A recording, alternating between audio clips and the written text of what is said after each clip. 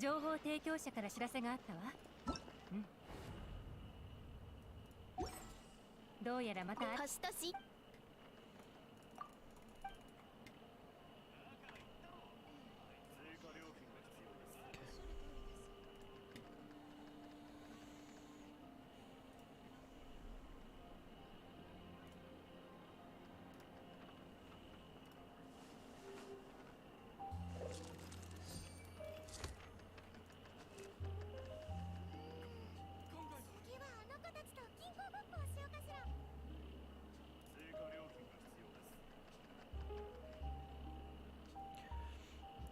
Hey Hannah, welcome back. 悪くない芽が出たわ。今日も引き続きサボりましょう。調子が良くなってから仕事を一気に終わらせるわよ。もう一度お試しください。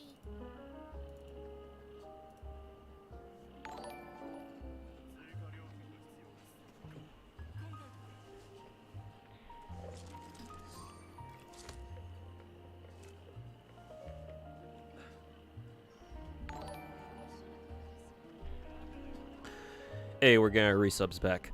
Valeric, thanks so much for the 46-month resub. Welcome back at tier 2. How you doing? And then Tyrera, how's it going, man? Thanks so much for also the 46 resub. Welcome back, everybody.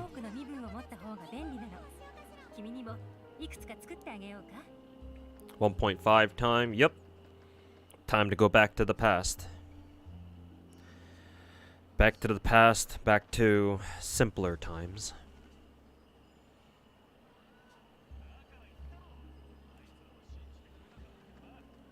Can't wait for Twitter to blow me again, like with Nahida. Wait, why is Twitter gonna blow me?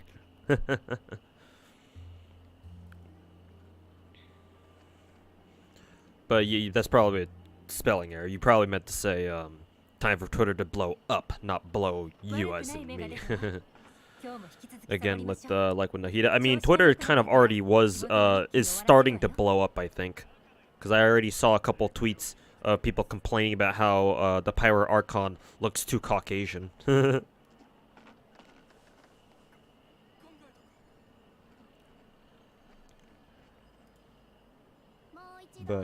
yes, I fully expect and look forward to Twitter having yet another meltdown over some dumb fucking anime character in Genshin Impact. 2 more months for the 4-year, yeah, man. 2 more months to go. And we'll start getting our first 4-year resubs. Real question, how's the RAM doing with all those games open? I mean, I feel like it's doing alright. I mean, I do have 32 gigs of RAM, so they seem like they're able to handle all these games open at the same time. Though, I will say, though, that my computer is definitely having a little bit more trouble running all these games at once than it used to. Because my rig is now over a year old at this point. Not saying that a year is a long time for a computer. It's relatively short, but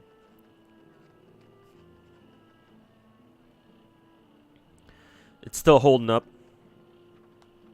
Though to be fair, I do need to do a better job with cleaning it on a more regular basis, but hey Eddie, welcome back. You enjoying the Niji EN dumpster fire? Oh, you bet your ass I am.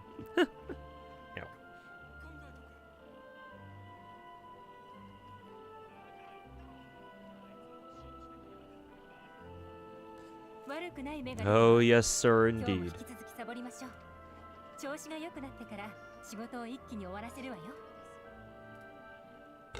Excuse me.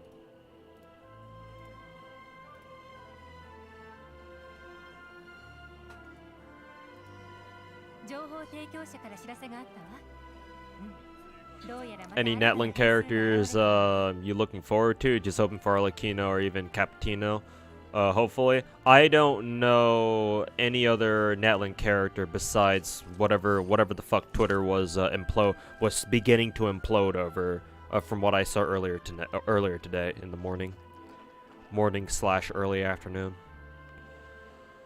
No idea. I'll wait until I'll hold my judgment until I see some actual confirmed, or maybe not confirmed per se, but leaked character designs, and I'll see which ones I like.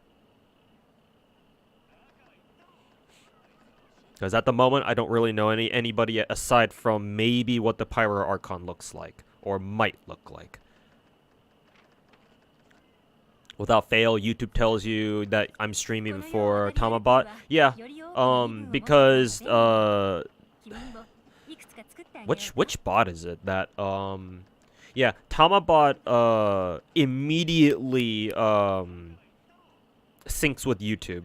I think it's better connected to YouTube, because every time I put up a video, Tamabot on Discord like immediately pings everybody that I've put a video up.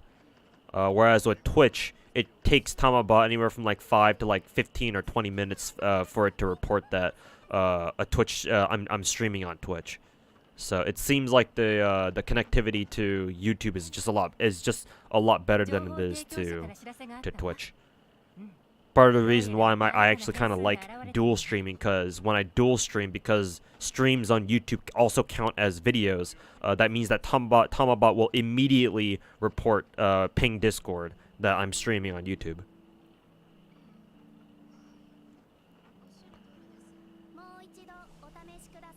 Parrot is losing his voice over all the new content. I know, right? Niji En is fucking Niji Sanji is fucking feeding the drama tubers fucking hella good these past couple of weeks.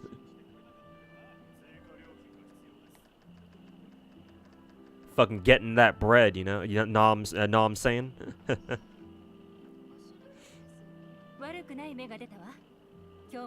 You got Shenyan, what does she do? To be honest with you, Naruto, I have no fucking clue. I do not know.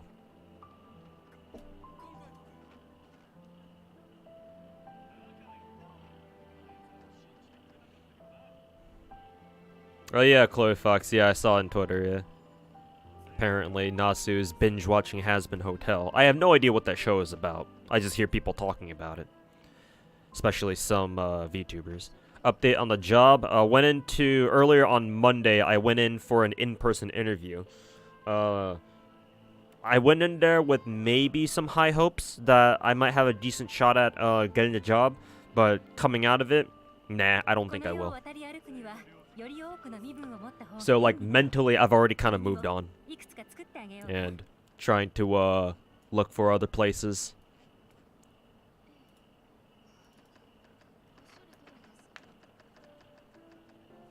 Hey Jason, welcome back. How's it going, man?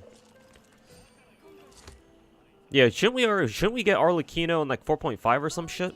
Yeah. So we don't need to worry about getting her during Natlin. We'll get her a lot earlier.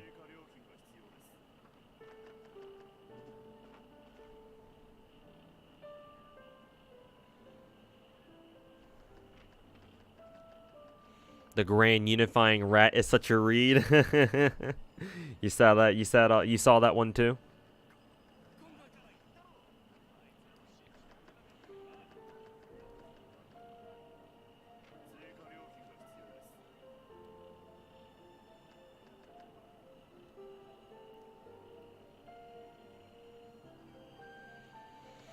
Is Scoured Atlas one of the best catalysts for Shenyan? Actually, let me check if it's been a couple of weeks now, so let me check the Genshin helper doc to see if they've updated it for Shenyan. They usually do a pretty good job of maintaining the Genshin helper spreadsheet. Yeah, because it has like Lynette on it, so it should have Shenyan, or at least I would expect it to. Maybe not, actually. I actually don't see Shenyan here. That's kind of a shame. Shenyun is Animo, isn't she? Yeah, she should be. Well, she's not on here yet. So. That's a shame.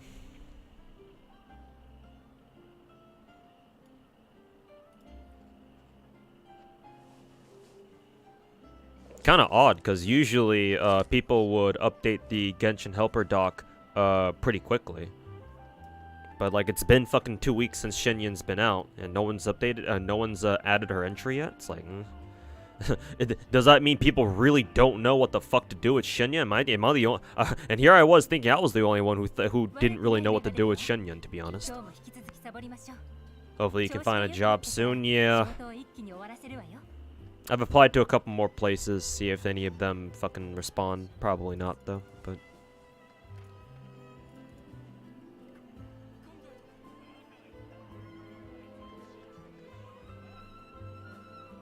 Hoping you can get Novelette next patch, and Star Rail is Daniel worth it if you have to choose between him and Sparkle. If you don't have a lot of other strong DPSs, then sure. I would still give Hanabi the edge just because support characters are kind of really strong in Star Rail. But that being said, you know, it's Daniel Alters, so he's kind of the best DPS character in the game right now, so it's like, yeah, obviously he's gonna help you out a lot.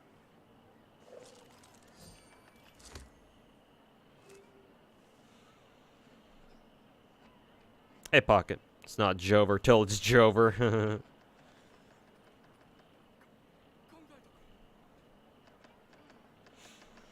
Bot didn't work for Twitch on Discord. Give it some time. Tamabot will eventually get around to reporting to Twitch or pinging everybody to Twitch stream.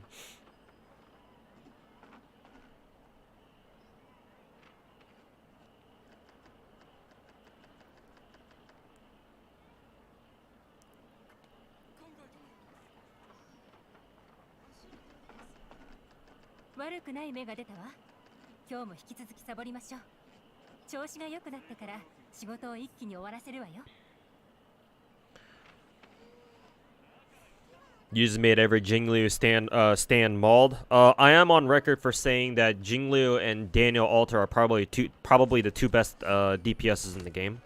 I just consider Daniel Alter to be slightly stronger.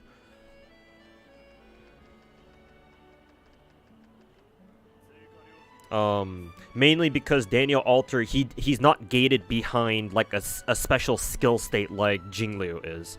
Because with Daniel Alter, you can just like fucking, you know, as long as you have the skill points, then you can just blast people immediately with his max enhanced basic. Whereas with Jingliu, she needs to reach her skill state first in order to be able to do damage.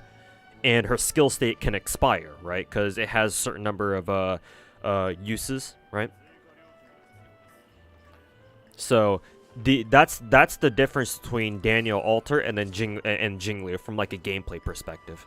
Like Daniel Alter doesn't need to rely on, doesn't need to worry about like entering this special state where he does more damage. He just does a lot of damage right out the gate. Like he doesn't need like any sort of like wind up time like Jingliu does.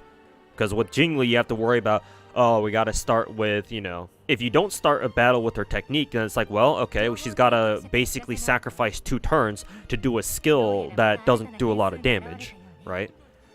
In order to then enter her special skill state, and then she could do a lot of damage.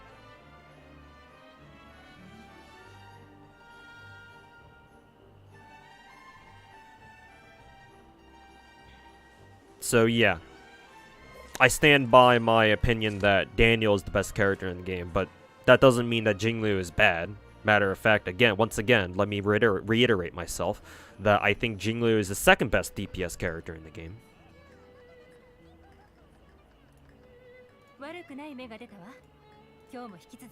If Daniel Alter did not exist, then she would easily be the best character in the game, or best DPS character in the game.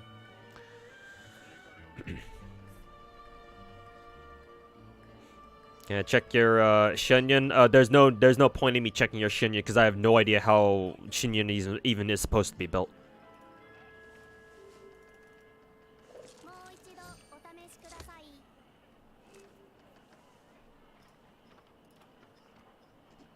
Hey, Monzi, welcome back. Why does Daniel kind of have to remind you of Gacha? Honestly, it kind of does. I kind of see it.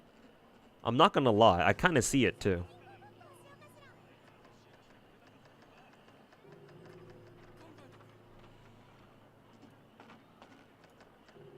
Zero clue to pull for. We'll just wait for like a new OP hydro character or something. I mean, if you already have Farina and Yelan, like, I'm gonna be honest, I don't know who can get better than Farina and Yelan, but I'm sure Mihoyo has a I'm sure Mihoyo can figure out a way, to be fair. But like, honestly, as long as you have Farina and Yelan, I mean, hell, you don't even need to have both of them. As long as you have Shincho and Farina or Yelan or whatever, you're honestly good to go. So you can just use your pity on, you're guaranteed on whoever you like, pretty much. Curious about the Pyro Archon leak. I think the only extent of the Pyro Archon leak was that we just know what she looks like. He, she. And I saw some people on Twitter starting to bitch that she looks too white, as in Caucasian. Which, you know, on brand for Genshin Twitter, so nothing to see there. With Bronya, it does get a bit easier to manage with Jingli. Yeah, that's true. As long as you speed tune Jingli to be faster than your Bronya.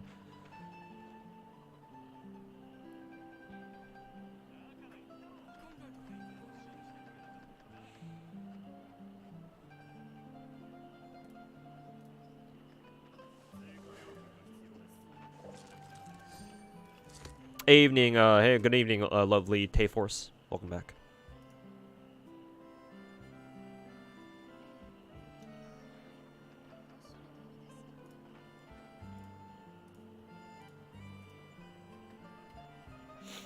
The Tamabot finally ping Discord. There we go.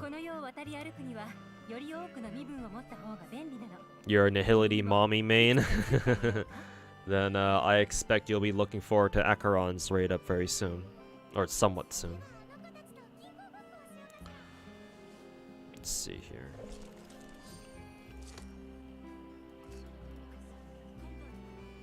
Do you have Shenyun? Yes, I do.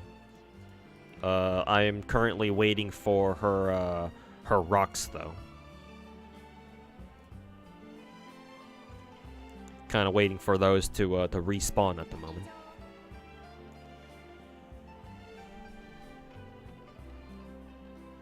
You've been grinding, the TB mini game. How the fuck do you get the 11th ending? I do not know. I really haven't been paying attention to that in game mode very much. I'm gonna be honest. Do I need to take yours? I mean, hell, if you don't mind getting on and letting me grab some, then sure, if you're offering.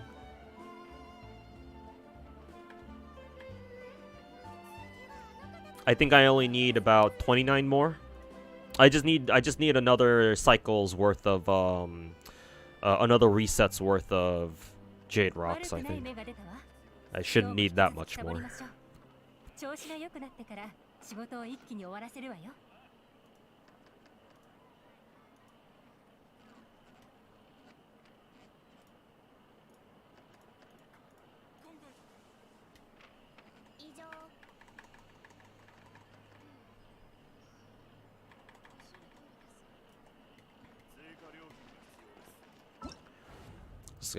Looks like we got another new event here.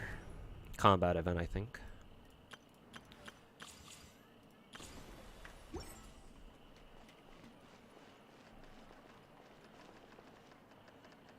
Don't laugh at your exploration percent. Alright, let's see. I'll try to, let's see. Oh, you're not even online yet. I'll wait for you to get online then. How do you play Shenyun? If you've been listening, Naruto, which you don't really, I told you that I don't know. Haven't really had a chance to, use her very often. Like, I could try running her in trial a few times to get a hold of her, but or get the hang of her, but I haven't really done that.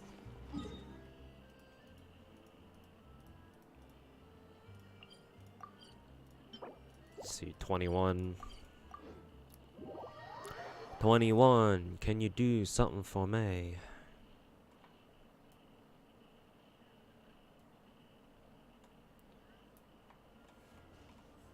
Making some dinner while you listen to me. You always thought Daniel and Jinglu were side by side best DPSs. I explained this earlier, but the reason why I think Daniel Alter is slightly better, is because unlike Jinglu, who needs to spend time to enter her skill state, Daniel doesn't have that issue, because how Jinglu plays is her whole game plan is to use her skill enough times to reach her to enter a special skill state, right? And that's where she gets all of her combat perks of 50% extra crit rate and fucking she starts going crazy with splash damage and all that. But not only does she have to enter that state, but also she doesn't stay in that state forever. Right. Eventually, you use her enhanced skills enough times, and she exits her state. You have to get her back into it again. So she has downtime, where she doesn't really do much, except maybe do a little bit of ice damage and maybe some decent chunk of like ice toughness damage, I guess. But Daniel doesn't have those problems because his only limiting factor is skill points. As long as you have the skill points, he can just blast people immediately, and he can keep doing it too. You just need to make sure that you just need to be smart with your skill points and be extra mindful of it. Though that being said, we're gonna get Hanabi very soon, in like a week and a half. So as soon as you get Hanabi, the one problem that Daniel has just kind of melts away. Because at that point, you can be a lot more liberal with your skill point usage if you have 2 more than usual, which is fucking insane. You're on now. Okay, let me clear this guy once. So that's why I think who is it? Daniel is still slightly better than Jinglu, not by much obviously, because they're both obviously extremely strong. But if I were to like commit to one character being better, or saying that one character is better, then Daniel Alter would be my pick.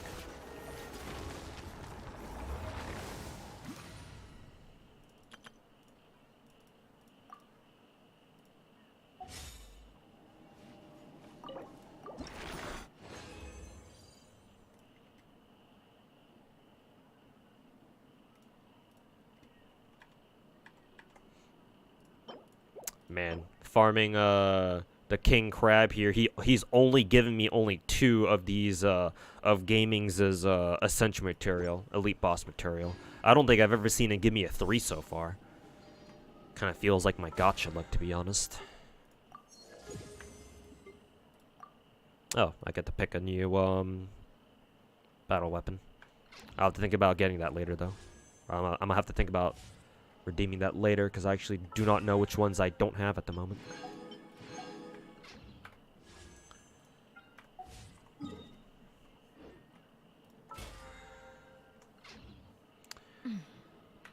Okay, let me join up on you.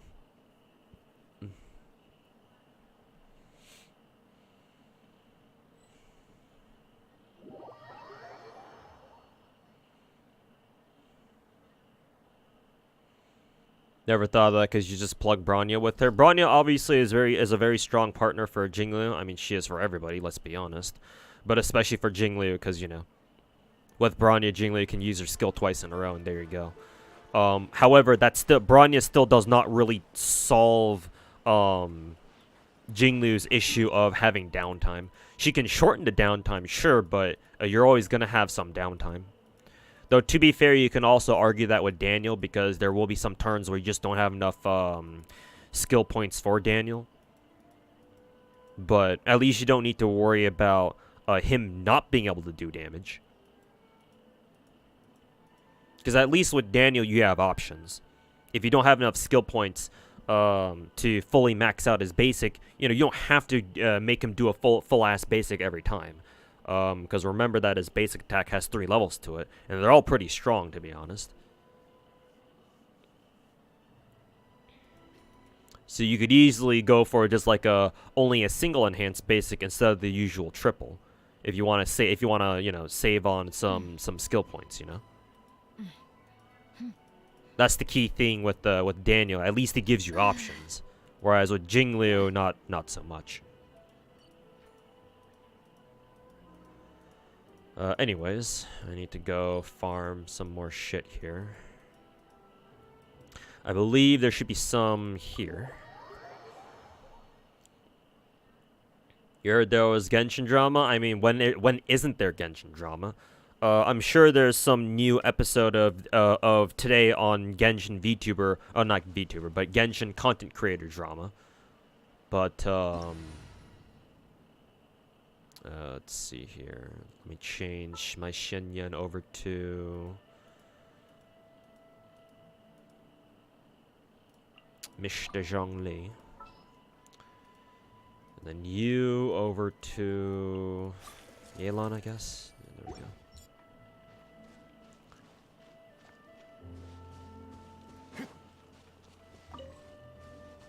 Cannot perform this. Oh, that sucks. I can't actually take that stuff in co-op. The more you know.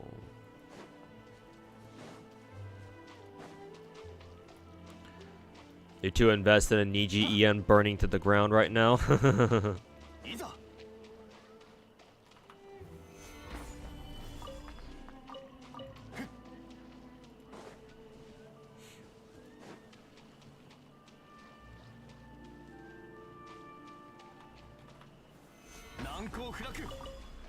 Anyway, how it do? Not bad, not bad.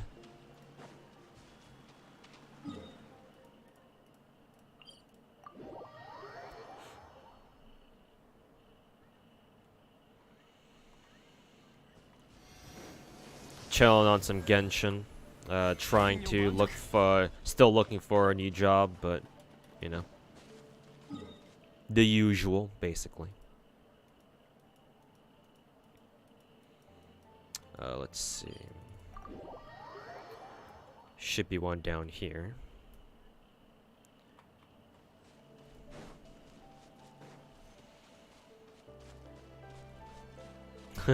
You're trying to explain the Niji drama right now, and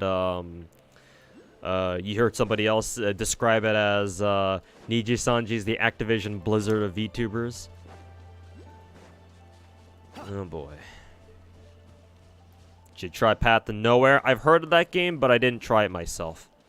I'm already playing a Tower of Defense gacha called Arknights anyway, so I didn't feel the need to play it myself. I hear it's pretty good though, so more power to it.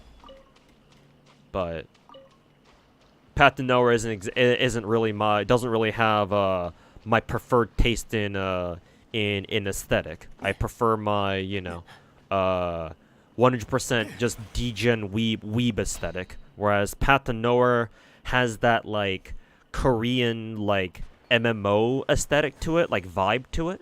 I don't know how else to describe it. But I don't have anything against that sort of aesthetic. It's just not my taste. So I don't really care much for it. Or at least that's what the aesthetic of that's what Path to Nowhere is aesthetic kind of reminds me of. So like I'm good on that. Nothing against it though. If that's your cup of tea, then you know, more power to you.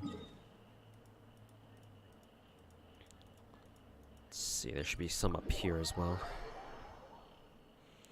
Path of what? Path to Nowhere. Like the dude in chat right above you mentioned.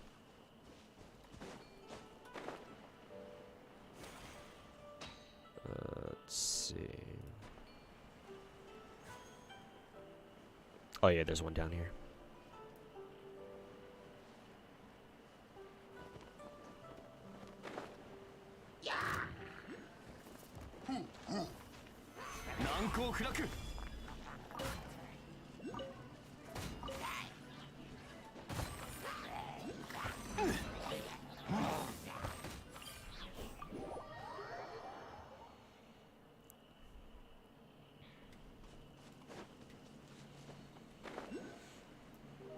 Traditional Lantern Rite Genshin drama. I mean, Genshin has become so big now that, like, you kind of have to expect there to be drama, like, anytime you get on Twitter. You're always gonna find people bitching about something. So, personally, I've just gotten super desensitized to it all.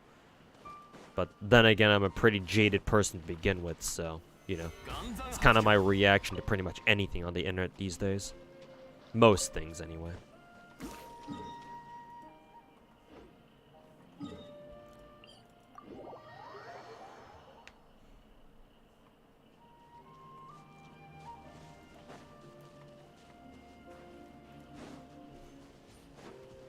You did the turtle thing? Yeah, I was just about to go up there and check. But yeah, thanks for letting me know.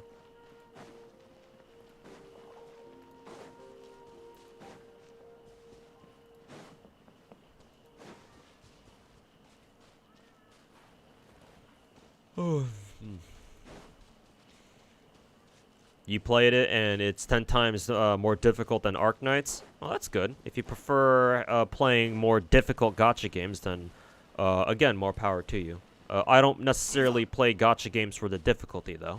I play them because I happen to enjoy them.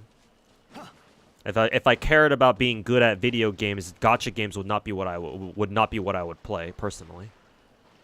Or if I cared about being good at gacha games, I wouldn't. Cared about being good at video games, I wouldn't play gacha games to show that. But if that's more your thing, then fair enough.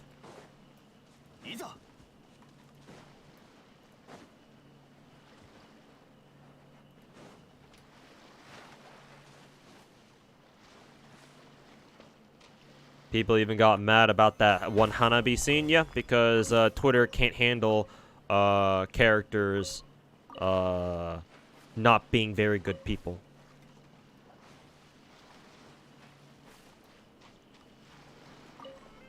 Oh, right, can't do that. Let me see here if that's enough for Shenyun. Probably not. I probably still need a couple more. Yeah, 5 more.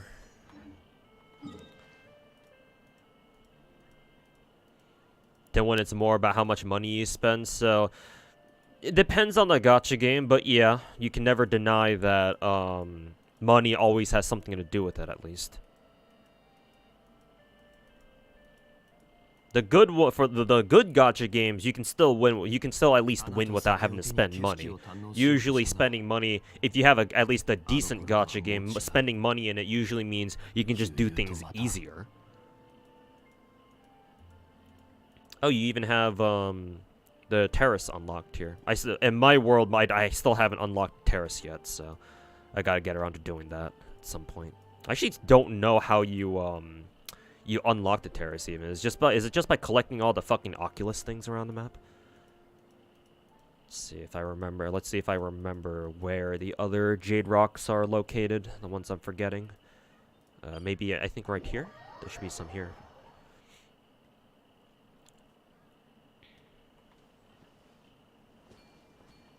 I think this way, yeah. Gotta do the world quest? Okay.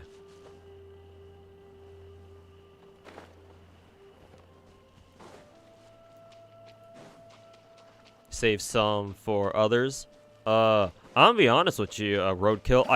I very rarely ask to go into other people's worlds so that I can farm shit. The vast majority of my characters I've leveled up without just off my own world and just waiting for material cycles to reset and whatnot.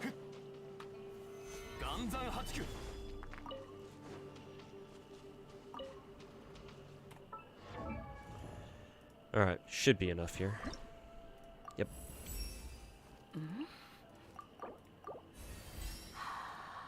Alright, there we go. Now I can start working on her artifacts now. I'm hoping I can roll a copy of her weapon, but goddamn, that's gonna be fucking painful. I expect to lose the fucking gacha another 2 times in a row, so that's always fun to look forward to. That was a joke. Sorry, sometimes I can't tell what's a joke and what's not. Alright, thanks, Alaric. That's, that'll be it for me here, so. Let's see, how do I exit co-op again? I always forget how to, exit co-op, because I very rarely, do co-op.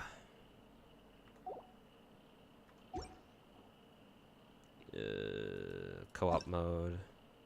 Okay, leave team. There we go. Yeah. It's like, how do I co-op? I hardly ever do this. How do I co-op?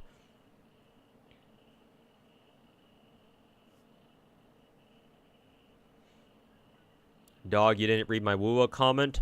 Do understand that I pay attention a little bit more to Twitch chat because that's kind of my main chat. If I don't happen to read your comment over on YouTube chat, or hell, it can even be in Twitch chat too, because I'm too busy answering and responding to somebody else. Don't take it personally. Sometimes it'll take me some time to get to your comment because I like reading everybody's comments.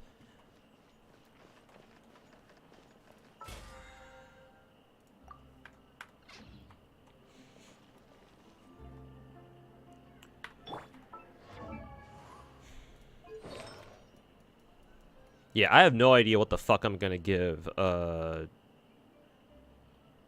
I have no idea what the fuck I'm gonna give Shenyun. Cause like, what does the trial even give her anyway? Test run, Shenyun.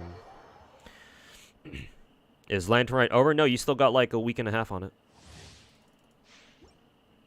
So you're good. Oh, actually, I need to check her gear. Yeah, she has fucking Songs of Days Past on this shit. Does Shenyun even fucking heal? Because last I checked, she doesn't have any actual healing capabilities now, does she? Because she's more of, like, we already know that she's a plunge attack support. But does she heal anyone?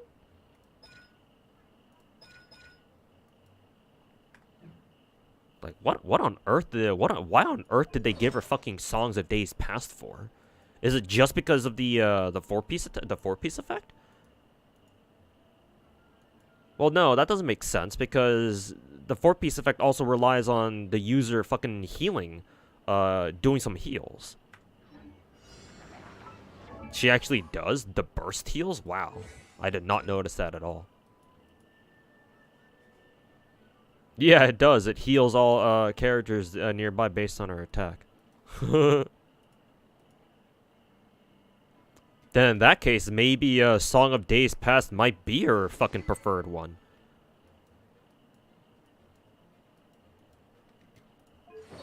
Unless it's not. I mean, trial characters can be fucking scuffed sometimes. Wouldn't be the first time that MiHoYo's put on a fucking scuffed ass set or like equipment for some of their characters in the past, or it wouldn't be the first time that they've done that.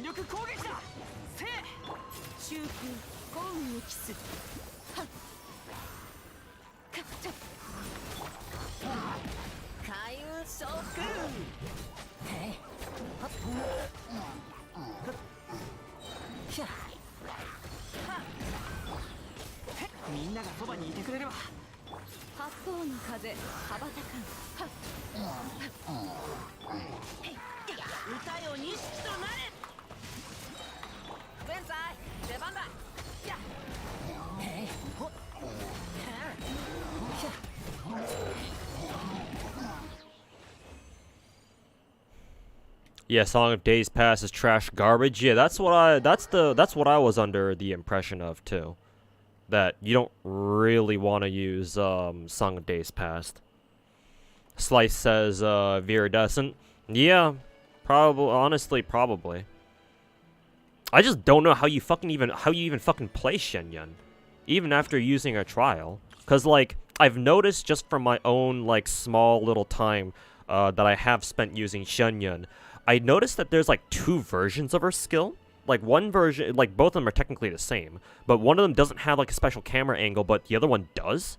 Like, it takes a little bit longer, and it, like, kind of focuses the camera zoom onto, like, one of her target, whoever she locks onto.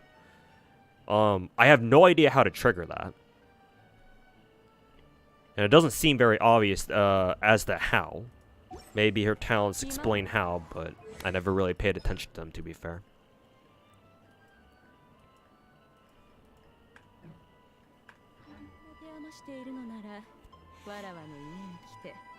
She heals with Q, she heals with her ult, and she needs full attack, and she caps the passive at 4.5k, 4,500 attack. Alright.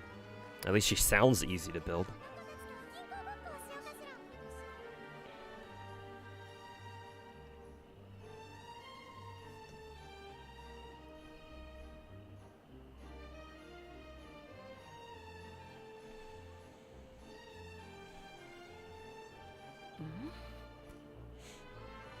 Shenyan basically turns everybody into Xiao. Yeah, that's the sense that I get. I just kind of have to wonder how useful that is.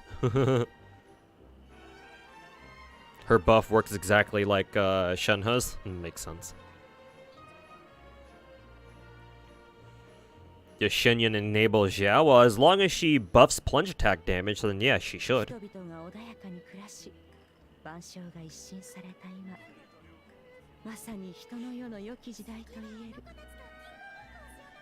But yeah, it's not like Shenyan like prevents Xiao from doing what he has been doing. So if anything, I would expect her to help out Xiao and make him even better. Because yeah, it's not like there's any overlap there. It's not like there's any overlap, to be fair. At least as far as I can tell. You have to use the E 3 times for the zoom plunge. Oh, is that how it works? That would make sense why it doesn't happen every time.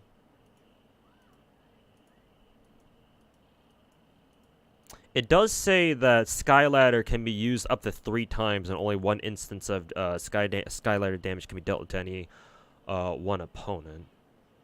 I didn't realize it was every 3 times, and their skill cooldown is kind of long at 12 seconds, too.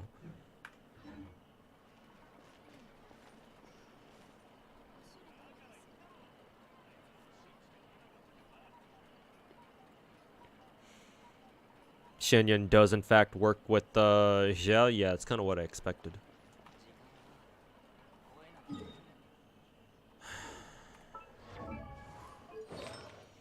Then in that case, I'll just try going the no brain route and just work with the Viridescent set. Then I should have some Viridescent pieces lying around. Keyword should.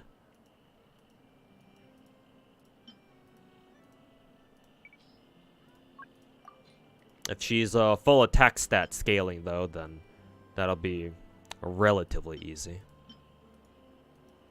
Relatively.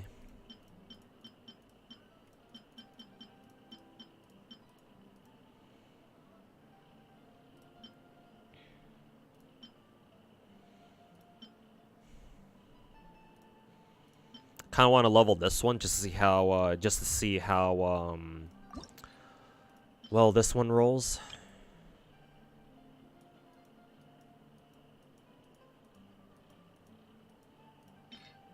Oh yeah, I can finally get rid of this fucking timepiece now. Yeah, vape Zhao, Kek. Is this one down the line? I think it is, yeah.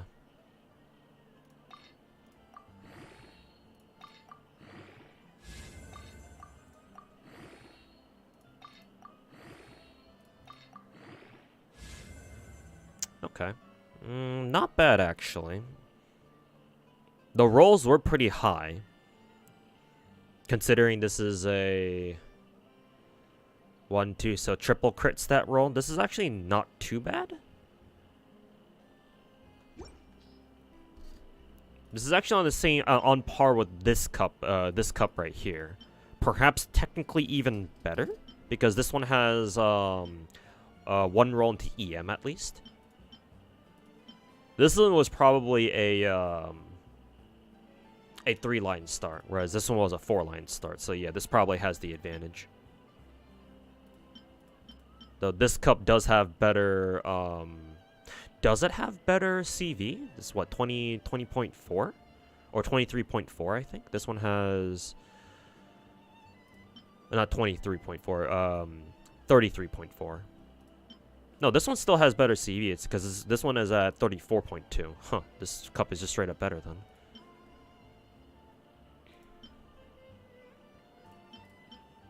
I guess I can use this then.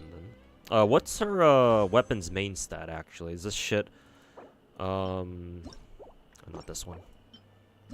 What is this? This is...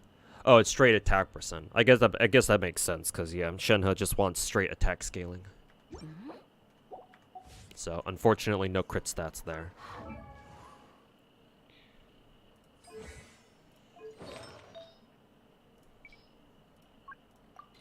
Then in that case, I'll just give her this one for now. And then we'll work from there. Problem is that I don't know if I have a crit rate circlet though. I mean, technically I do here. This one has attack percent, but this one has ER. How much does her ult cost? 70? Okay, so she needs a decent chunk of ER then.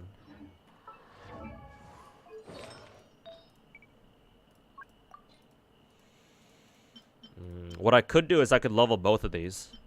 And then see how they turn out. You liked Hanabe being mean to that dude? Don't you just love it when assholes go at each other at the same time? That feel when two dipshits start meowing at each other. I can get rid of this cup because that one's not too good. Gives her a lot of ER, but I'm not too sure how I feel about this. Get the plus 20, see how it turns out. Okay, some crit damage at least. That's funny. And then we'll do the same here. See if it rolls a lot of crit damage and attack percent.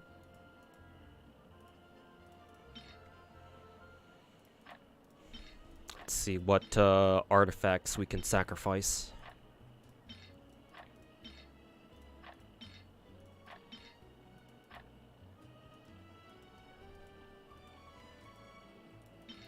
Maybe we could sacrifice one of these pyro. One of these pyro ones, perhaps. Ugh, excuse me. I kind of want to get rid of this flower. No, I'll keep that. I'll keep it around for just in case.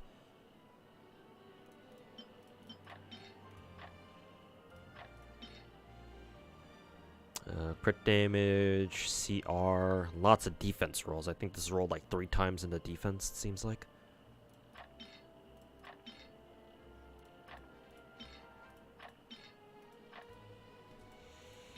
What can I get rid of here?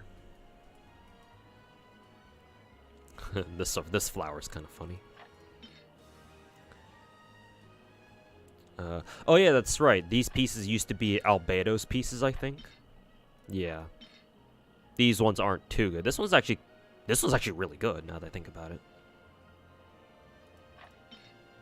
This one, not so much. I think I can get rid of this one.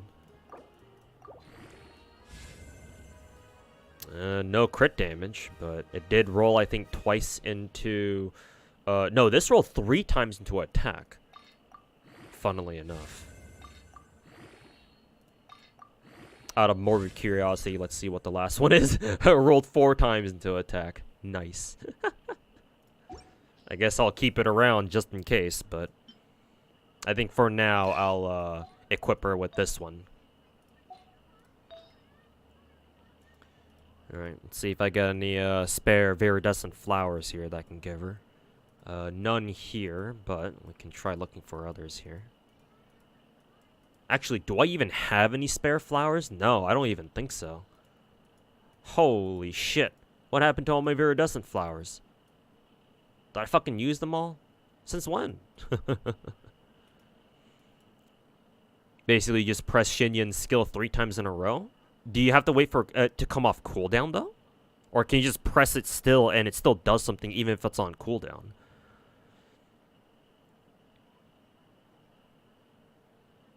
For now, you just use Shinyan to travel in world with her E, because it moves better than Yelan. Really? Because there must be something that I'm not doing right with Shinyan's E, because I still consider Yelan's E to be superior. So yeah, I assume there's something that I'm just not doing correctly with Yelan. If you're saying that Shenyan's E is a better mobility skill than Yelan's is.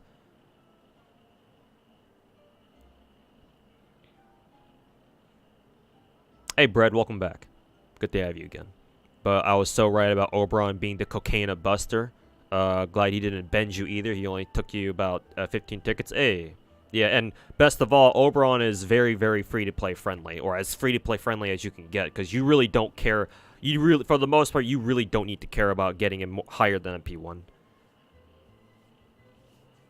Because you're never going to use Oberon himself as a source of MP damage. If you ever do, then that means that probably means you're fucking MP5ing the shit out of him, and you're an Omega whale. So at that point, obviously, free-to-play doesn't really matter. But yeah, man, Oberon is just kind of cracked, a little bit too much so. But yeah, glad you got him, man. Hey, Hinamakura, welcome back.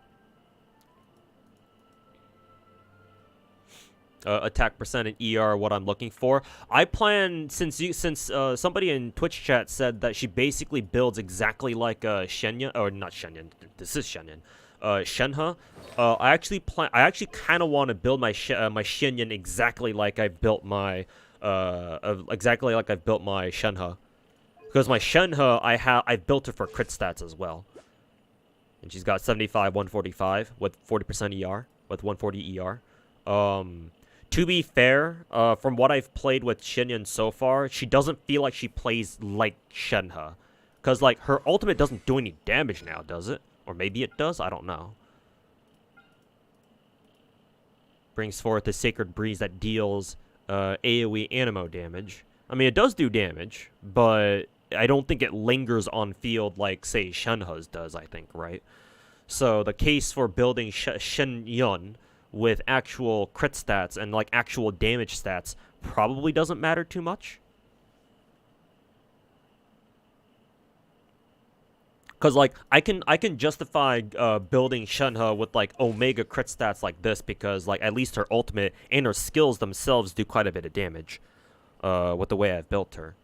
But with Shenhe, I don't know if she has as many opportunities to do damage, kind of like Shenhe does. Like, I'm sure her skill does damage. And I'm sure and obviously her ult does damage, but, like, does her ult linger? I don't think it does. It's just a one-time instance of damage, and it goes into supporting her team, I think. Am I a Black Swan haver? Yeah, Hinamaka, I did thankfully win my coin toss, my coin flip, and I did get Black Swan. So I'm trying to go for Light Cone right now, but I'm gonna have to see if it pays off or not. I gotta spam it. Let's see. Ah, I see. I was never spamming it then, yeah. Because I've only ever been tapping it. I never spammed it before, I think. There we go. Yeah. I've never gotten that animation before, so that would explain it. Never bothered thinking about rapid tapping her E like that.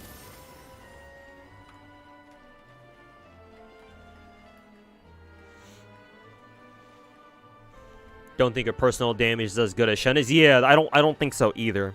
Just from the few times I've actually used her. Yeah.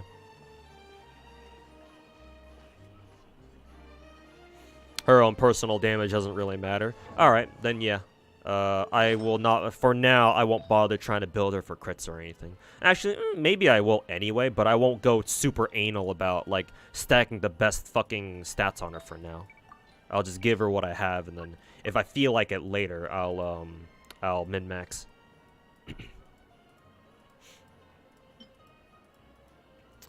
Part of me is actually very tempted to take Farazan's what is it? Her timepiece here, but I'll let her keep it for now. I need to strong box for more viridescent pieces anyway.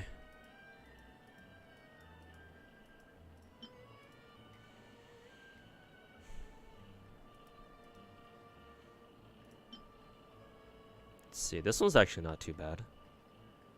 Has both ER and attack percent and quite a bit of crit rate, so I'll give her that one for now. And now I have to look for timepiece and then flower. Hopefully the flower won't be too hard to get at least.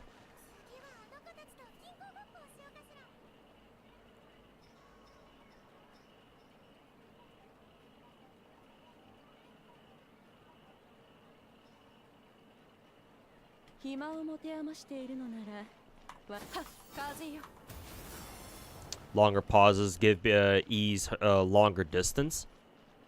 Wow, does Shenyan actually have a skill that requires, dare I say, skill?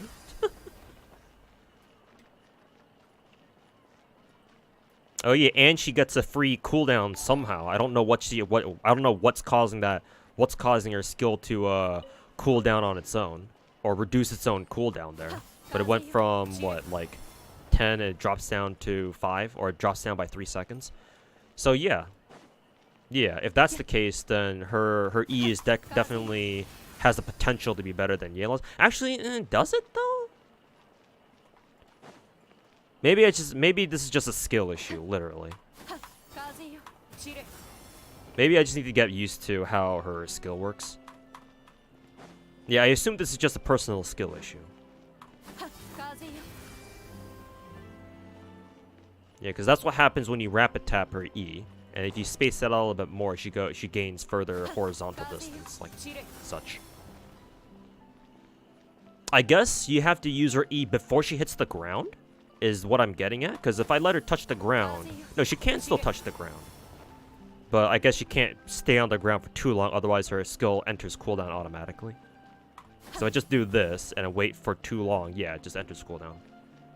So there's a bit of a window for you to use her to follow up her skill again. As such.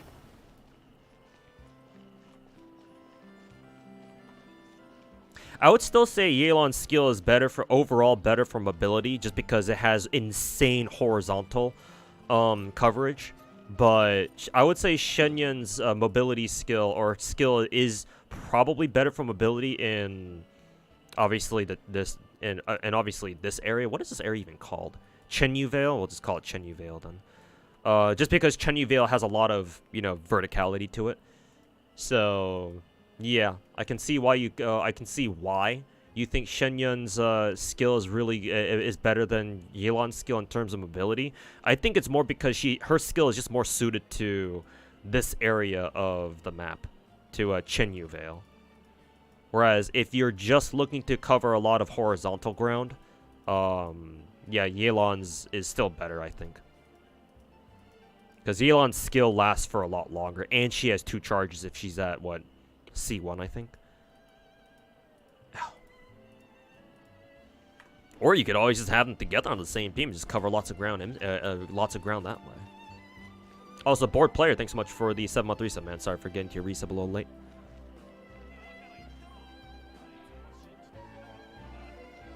If I don't play, oh, okay. If I don't plunge, and that's what saves me, so that's what reduces it by 3 seconds. As such, okay.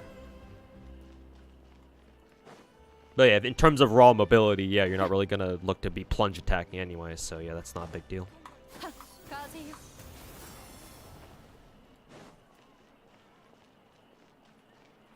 I wonder why Shenyan even has the rapid tap like this. Is it just because of her skill is based off your character's momentum? Probably. Kind of feels like it. Yeah, exactly. Why not use both? Yeah. Or if you don't have Yelan, maybe Sayu.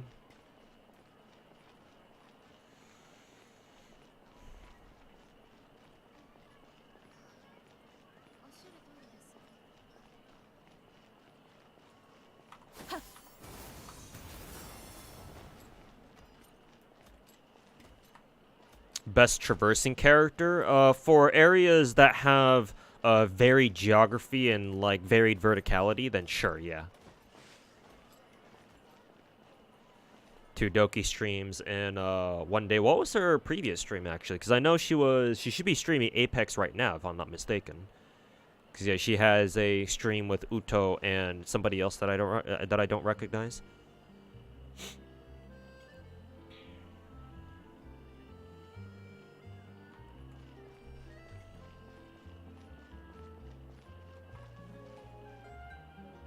Oh yeah, she did stream Batman, yeah. I recognize that.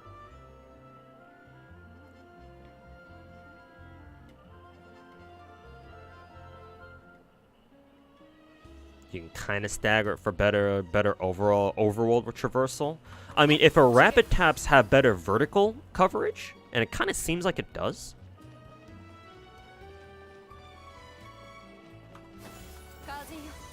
Yeah, it does for sure. So yeah, I see. So you rapid tap for better vertical coverage, but then you delay tap for horizontal.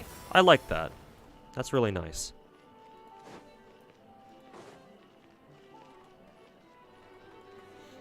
What game is the one that has the pale blonde fox girl? That's Blue Archive. The character's name is Kaho. She has huge tits and she's a fox girl shrine maiden. And bonus faster flying speed. Yeah, as her passive.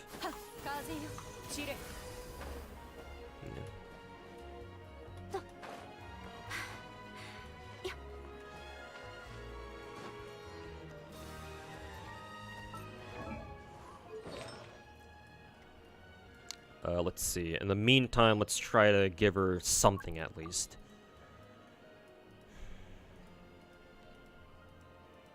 I should have a spare, yeah, I do have a spare attack percent timepiece that she can use at the very least. And then I will give her a gladiator piece here. Thankfully, I should have some pretty good gladiator pieces. Let's see.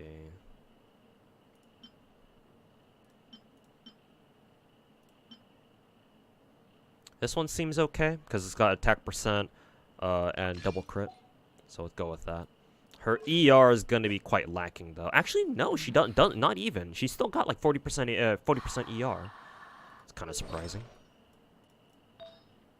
That means that we can go with an off-piece feather for now. So I get to look for... now I get to do the very, very fun job of looking for a decent feather.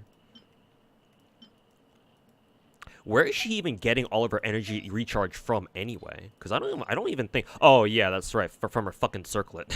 Duh. She's got 22% right fucking there.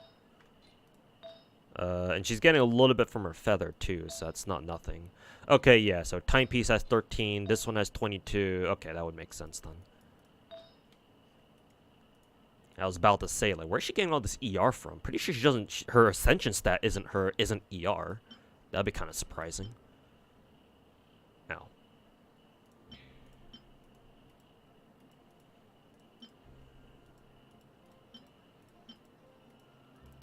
Let's see. Which feather was this? This one? Wow, I didn't realize this one was that good.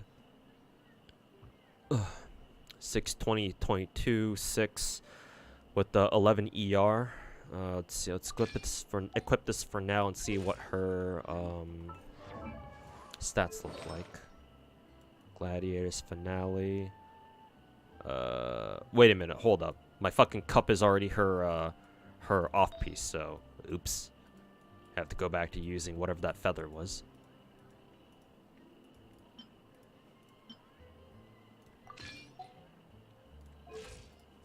Okay. So this is what I'm stuck with for now, I suppose.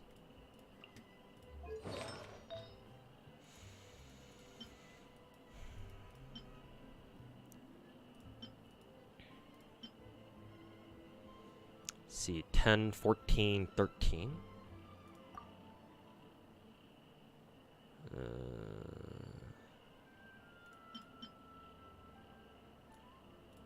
What about this? Slightly better.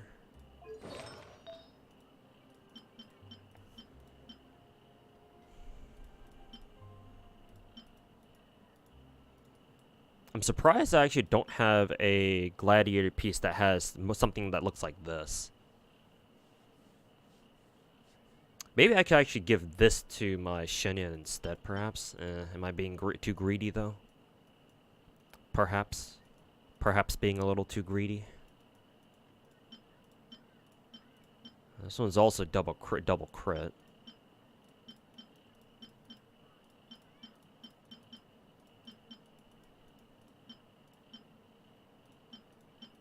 Too bad it's defense percent, but still willing to roll this shit.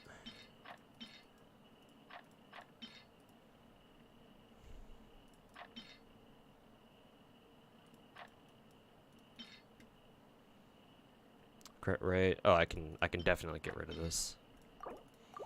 YOLO. Ew. Fucking trash.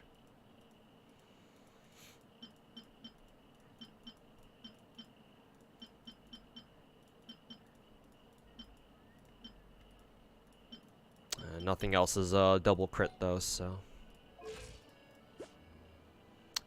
I'll work with this for now. Oh, I also have to give her a better weapon too.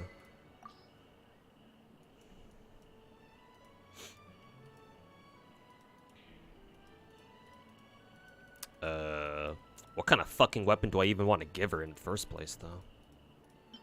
Solar Pearl? It's crit rate main stat.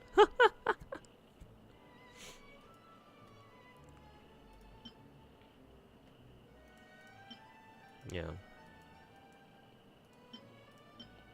She would prefer a more support-oriented catalyst, I would say.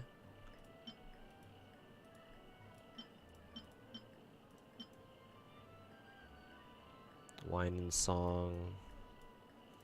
Send you recharge, though.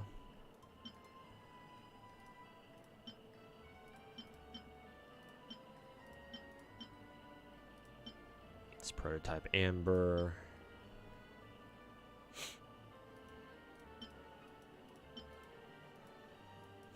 Favonius Codex.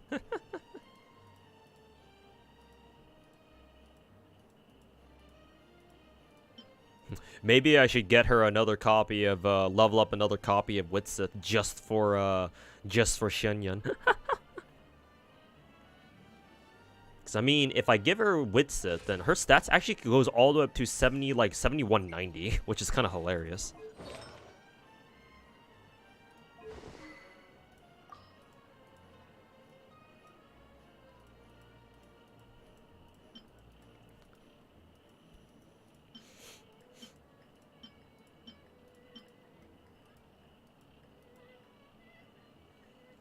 Actually, Even Star doesn't sound bad.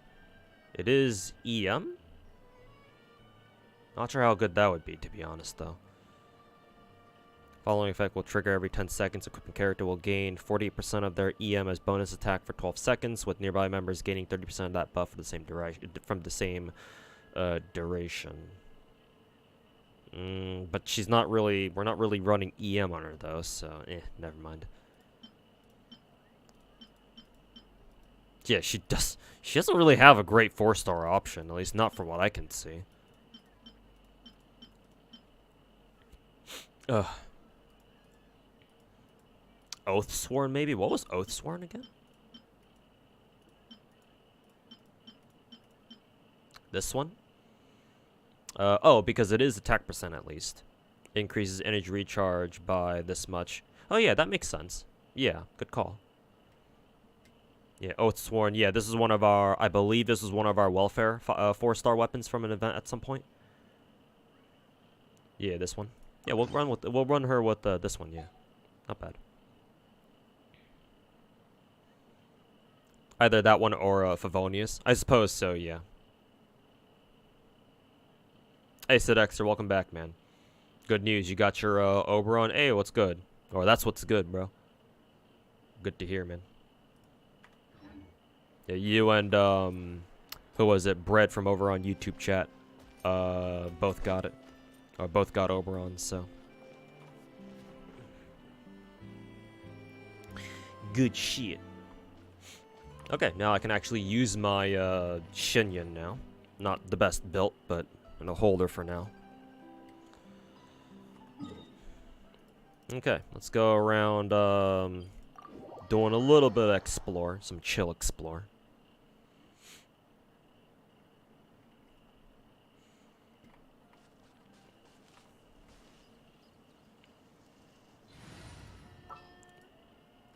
See if I can actually build a decent team for this, though. We'll run Shenyun, Kazuha.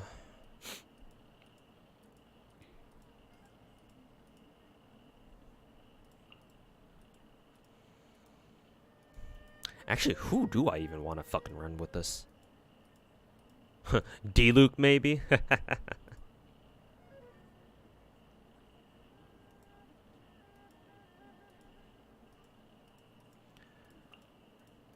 Yeah, fuck it. Sure. Well, we'll run the meme. The plunge attack meme.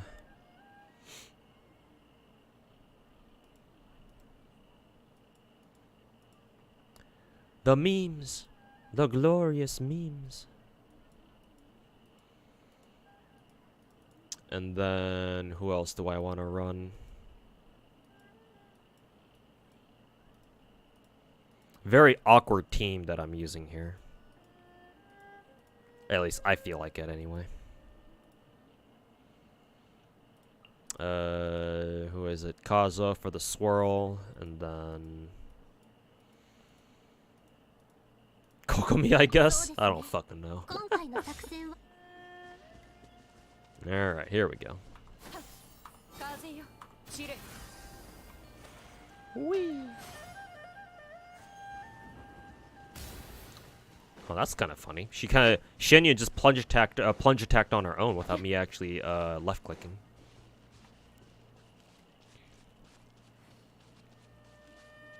We got value from Festering Desire 3 years later, and now with Oathsworn too.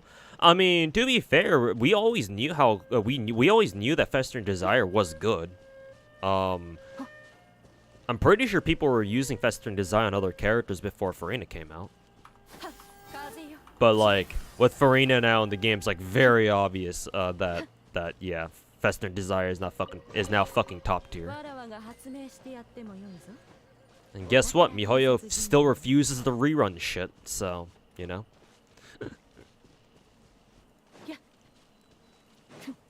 All right, let's see how this works.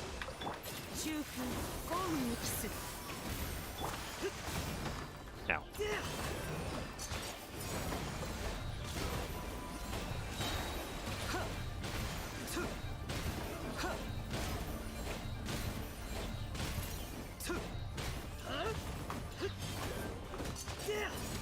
The meme! The plunge attack memes!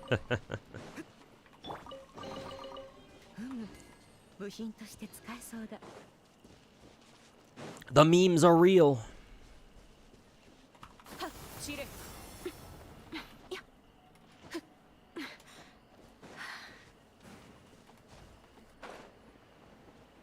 Too bad that Shenyun can't use her her verticality skill in midair like Kazuha can, though. That'd be pretty fucking sick if she could do that.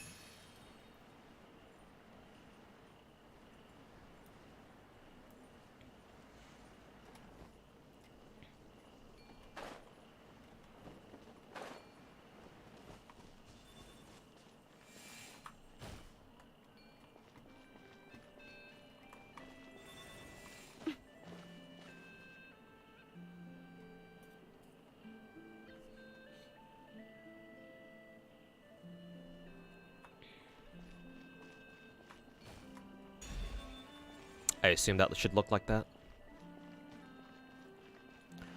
Now I gotta look for another piece here somewhere. God damn, there are games on screen. Yup. Whose stream do you think this is? Kokomi Dragon Strike is real.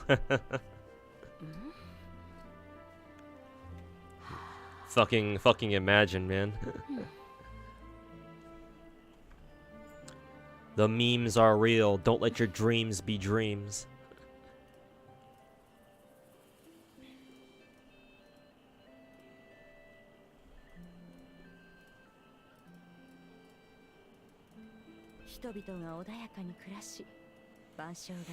Would she be good with the Zhao because of plunge? Yeah, apparently Shenyun is now one of is one of Zhao's primary buffers. Yeah.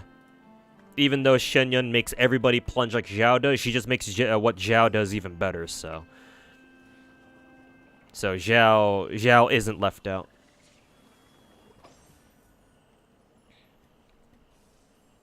Adeptus buddies. Hey, how should I say this? Adeptus buddies helping out other Adeptus buddies. You know. Actually, in lore, how well do Zhao and Shenyun even know each other? Or I should say, how well does Zhao and Cloud Retainer know each other? I'm sure they've got history because they're both being both of them being Adeptus and all that.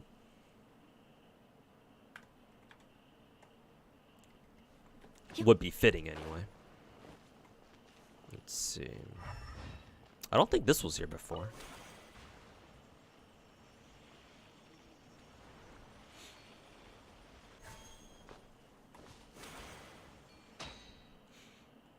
User more with gaming. Yeah, gaming. I mean, there's a reason why they put gaming with the Shenyun. Yeah, so it's obviously on purpose.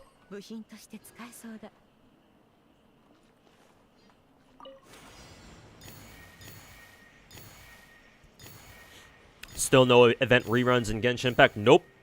None at all.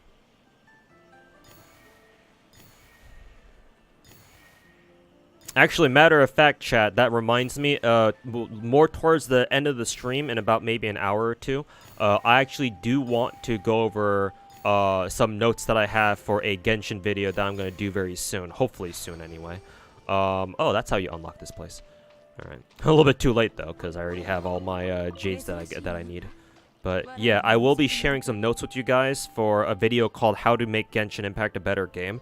It's a remake of a video that I did last year, and I want to do it again this year because now that I have a slightly larger audience now from my gacha addiction video, yeah, I think redoing that video again for this year would be a lot better. It will get a lot more views, or at least I hope it does.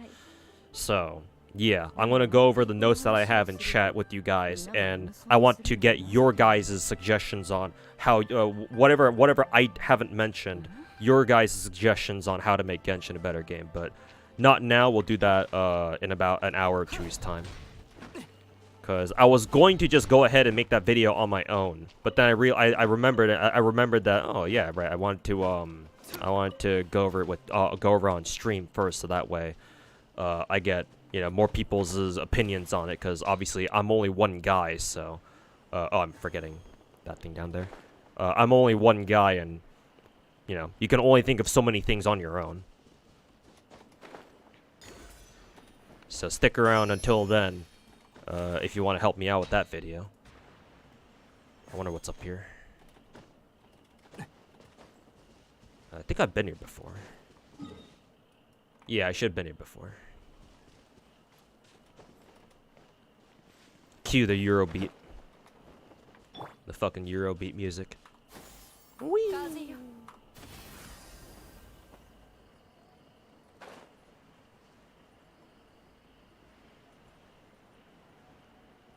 This view is fucking spectacular with that huge fucking ring over there.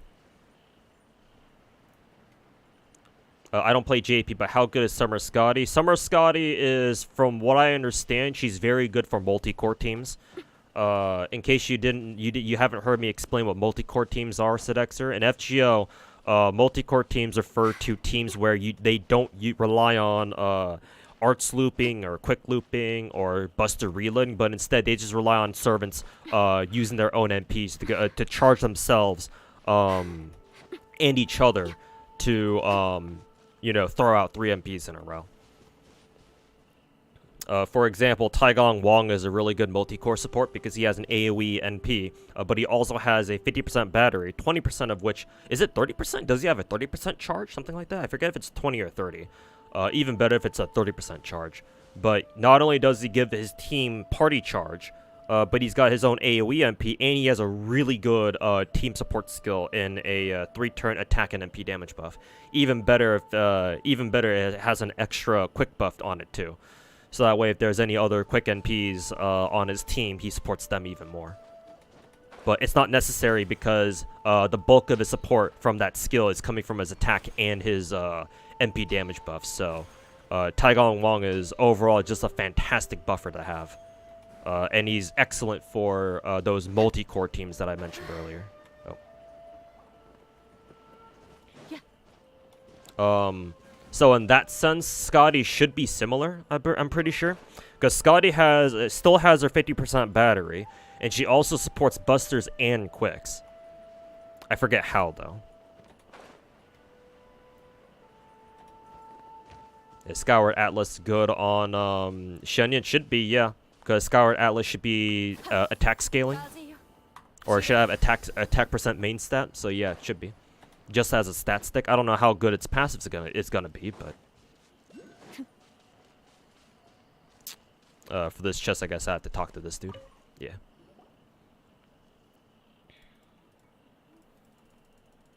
Minor spoiler: she even got Zhao some gifts. That's cute.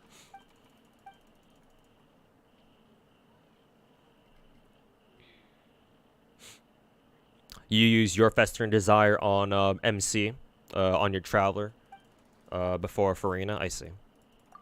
Makes sense, because Traveler does have some pretty good skills. At least Animo Traveler's skill is decent, so it makes sense. What was I supposed to do? Was not paying attention.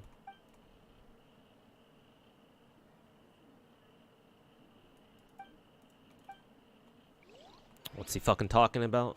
What's Blood even fucking talking about right now?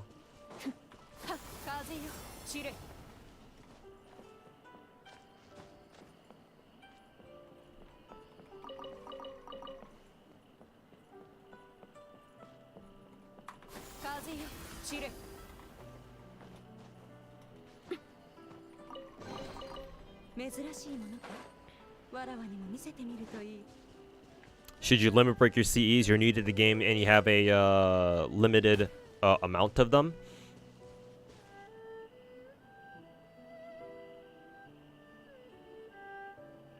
Yes, do not limit. If you roll on gacha and you're rolling on an event, if you have gacha CEs that give you like a shop currency boost, do not limit break those unless you have enough to where you can like fully stack your team, still be able to fully stack your team with craft essences.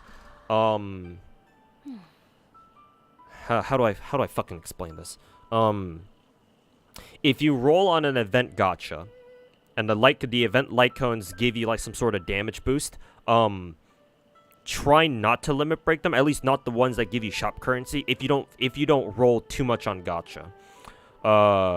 If you like try to go for like an MP5 servant, then sure, yeah, you can just limit break your event craft essences, because you're most likely gonna have so much of them that you're not really sure what to do with them. So you might as well just limit break them.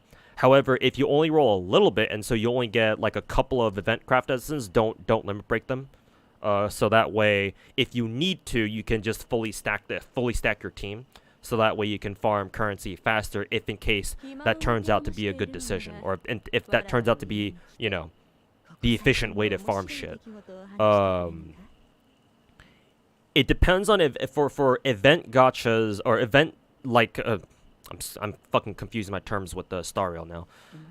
For events in FGO that give you free to play craft essences, like for example like damage CEs or like point CEs, the damage ones you should limit break right away. The ones that give you up to like 200% event damage boost, those ones you should limit break right away. Not really much of a point in having them separate.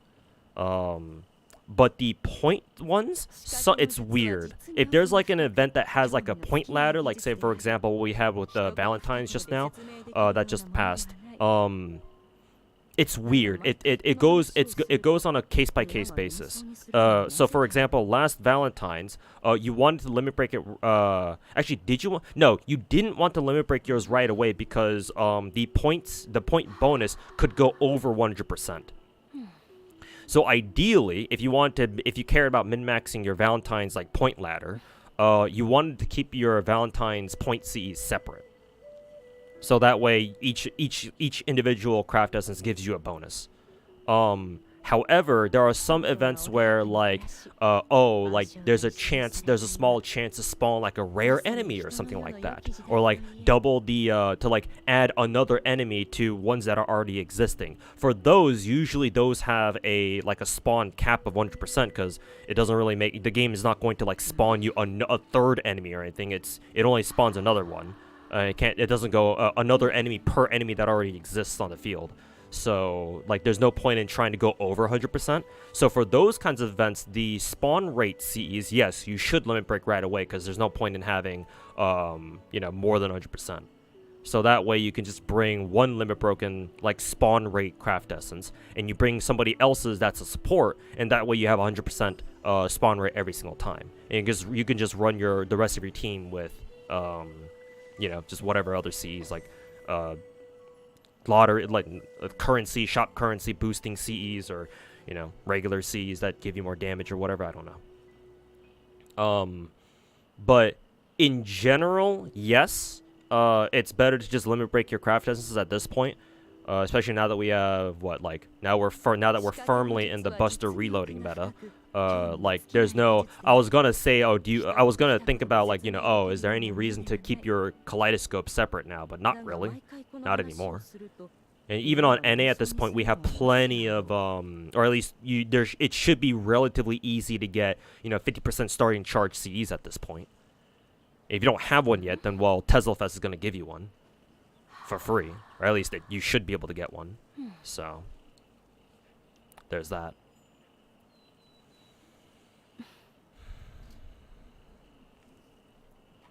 Sweet flower guarded by a pyro whopper flower. Oh, okay, I'll go back there then. If I remember to do that at least.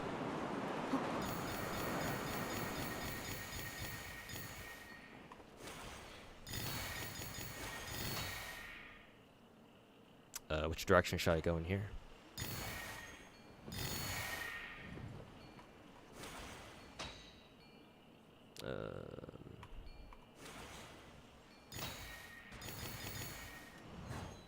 Whee! I do have to go back, though. I probably wasn't supposed to go here first. I was probably supposed to go pick up those other orbs down here first. Yeah, because the chest is probably back at the teleporter.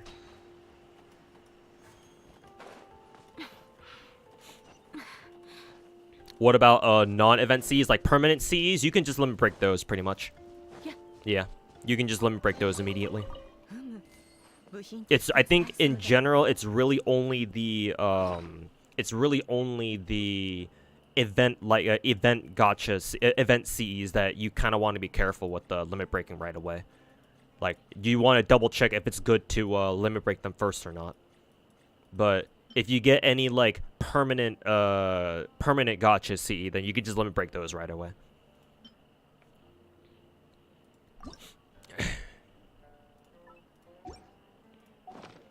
As far as I'm aware, anyway.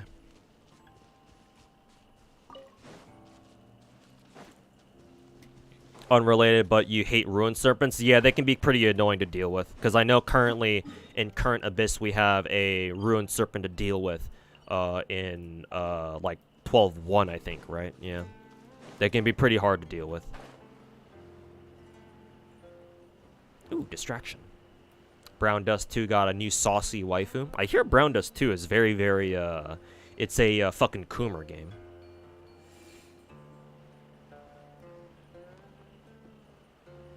Will this guy attack me? Or will this dude aggro? Or is he actually showing the, like the order in which... No, he's just kind of running around. I was about to say. But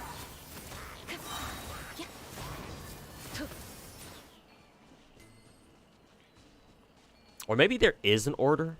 I don't fucking know.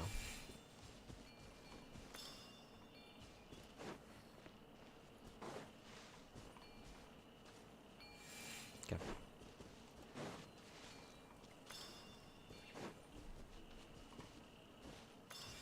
Nah. No need to overthink it. 部品として使えそうだ。 Oh. や。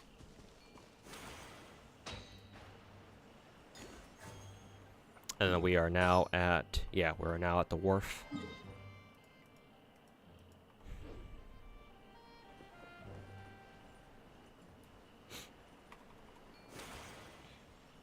Been helping you a lot with FGO. Yeah, man. That's kind of what I'm here for.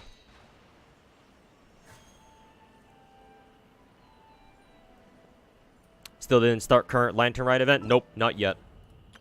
Been pretty lazy about it. We still have 10 days on it though, but I'll try to get started on it tonight. After I'm done doing a little bit of exploration here.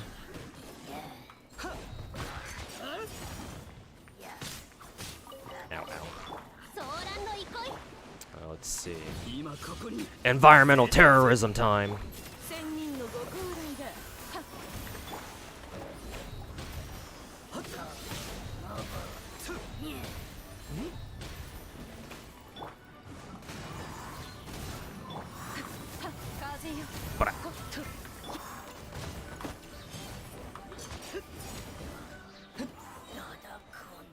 Motherfucker didn't even drop anything?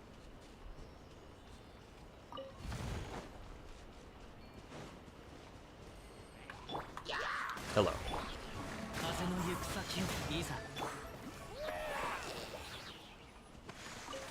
Let's see, resonate here. Where am I even supposed to go with this?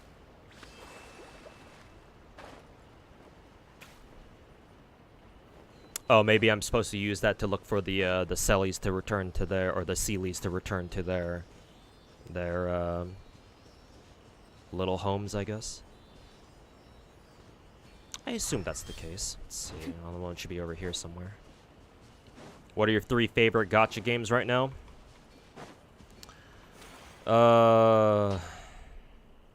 FGO, Star Rail, and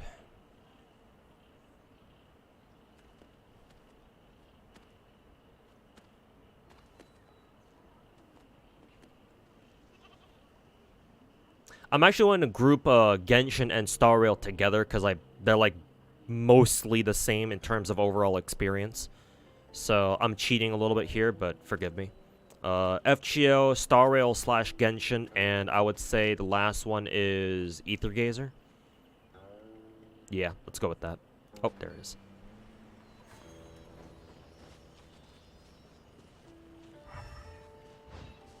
Oh.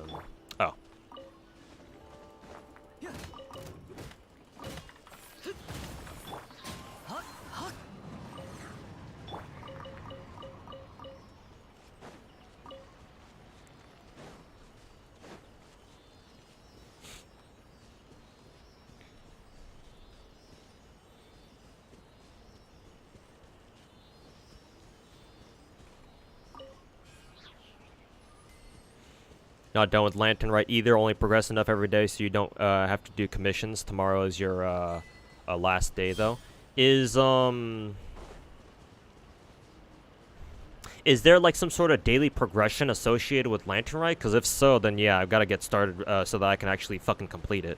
Like if there's something that I have to do to like fucking like for example 7 days in a row or something like that. If there's something like that in Lantern Rite, then yeah, I'm gonna have to get started as soon as possible.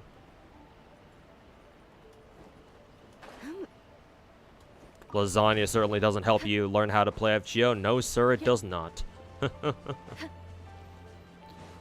And it's not like it's not like the gameplay is like simple enough to like kind of intuitively understand either, like Star Rail is.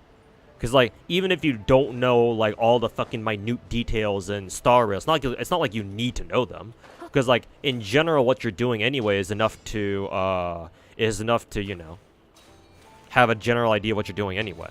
Well, I didn't even fucking say anything like that. I didn't, what did I even say? Jesus. What I meant to say is that in Star Rail you don't have to learn absolutely everything.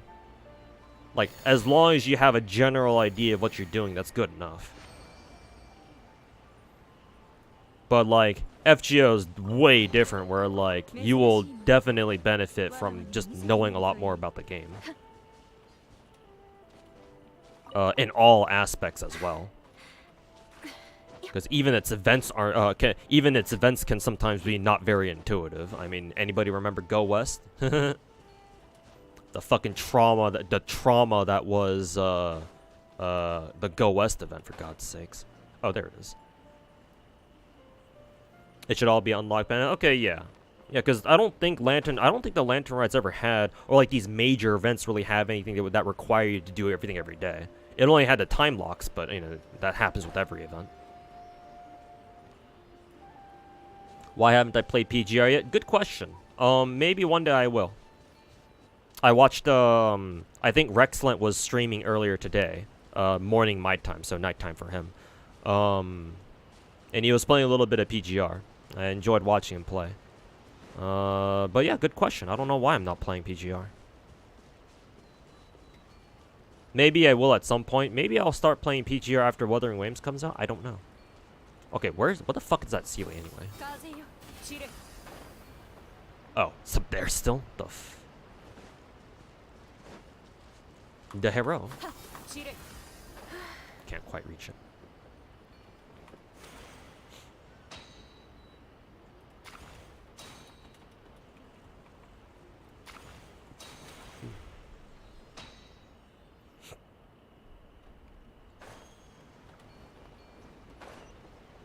There we go. One of the mini games is just forced co-op, but that's about it. Yeah, and I think in our previous event we had forced co-op too, so it's like whatever. Forced co-op isn't even that bad anyway. I mean, it's a lot better than have to fucking deal with what was that hide and seek game mode we had a couple times, chat? Wind Trace? Yeah, I think it was called Wind Trace. It's better than Wind Trace at least. Like fuck Wind Trace. Just the fact that you have to play co-op though. Obviously obviously I know I'm in the minority. I think most people really loved Wind Trace. So I don't have anything against it personally. It's just like, you know, it's kind of annoying trying to get all the achievements done. Like I think sometimes you have to fucking like yeah, there was some crazy ass achievements, I think. Well, they weren't that crazy, but like some of them were definitely RNG. Like, oh, like don't get spotted as like a survivor or whatever. Without having to switch into like your disguise. Disguise. What the English is not my strong suit. Who knew? Without having to change into your like your prop disguise or whatever. Like I remember managing to do that with Klee, with Klee on the I think it was it was one of the Mondstadt maps. I think it was probably like the first or second edition of Wind Trace that we got back in the day. So I got very lucky when I did that. I think it was the Diluc Manor map, I think. Yeah, I just hid behind one of the small stone walls and just prayed, just stood there and prayed. And luckily I didn't get seen, so. Yeah, most people really like Wind Trace. So yeah. I don't talk too much shit on it. Only the fact that it's forced co-op and some of the achievements that they want you to do can be a little bit annoying to get, but yeah, at least it's not Wind Trace. At least not that I can tell.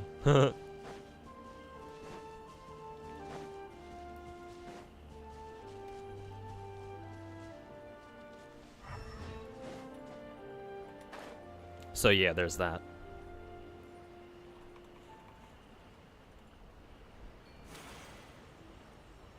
Was there something over here?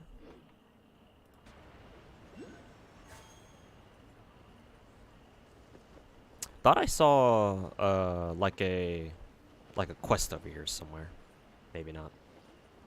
Oh, there is one of those things up there.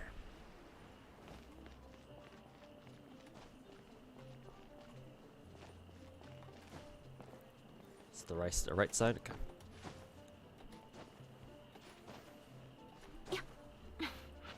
It's gonna be a really long day, bro. I know what it feels like to leave like a major event until the last day. I did that for can you ring this bell? I did that for the TCG event, and let me tell you, that was not fun. Though to be fair, I actually got the hang of before that event. I didn't really know how to play the TCG. But now I actually kind of do, assuming that I even fucking remember it, or I remember how. Oh, the lantern actually lights up. That's cool.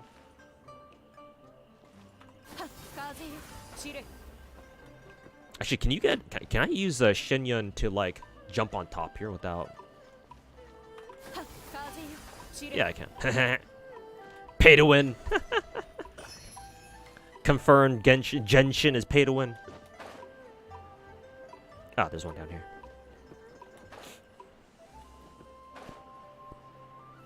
When Trace first PvP in Genshin, the closest we'll ever get to having a PvP in Genshin Impact.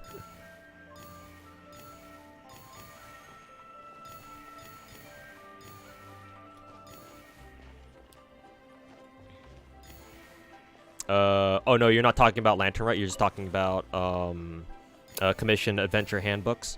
Are you trying to go for, like, the unique regional commissions? Is that what you're talking about? Because I saw Envy tweet earlier saying that he's of him wondering why he's been getting a lot of, regional, like, unique commissions. Oh, that's how you got that one. So maybe you're talking about the unique regionals? Regional commissions or whatever. Hey look, chat. I too am a mint picker.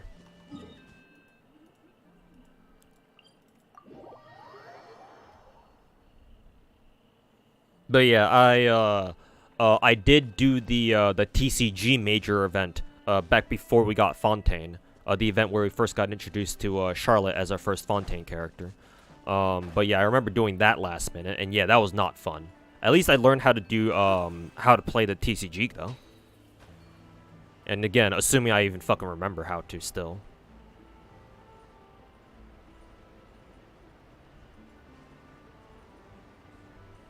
There's not really much over here along the cliff sides, I think. You can go this way and scan south, yeah. And sure enough, there's another chest over there.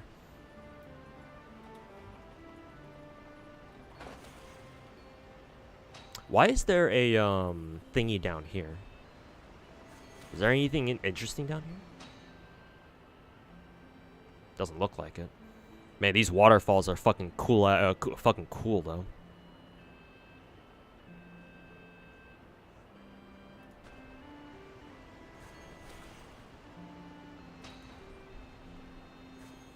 Mint picker. Did you watch Subaru and, who is it? Miko playing chess when they had no idea what they were doing? Oh, did they? I assume it was pretty funny.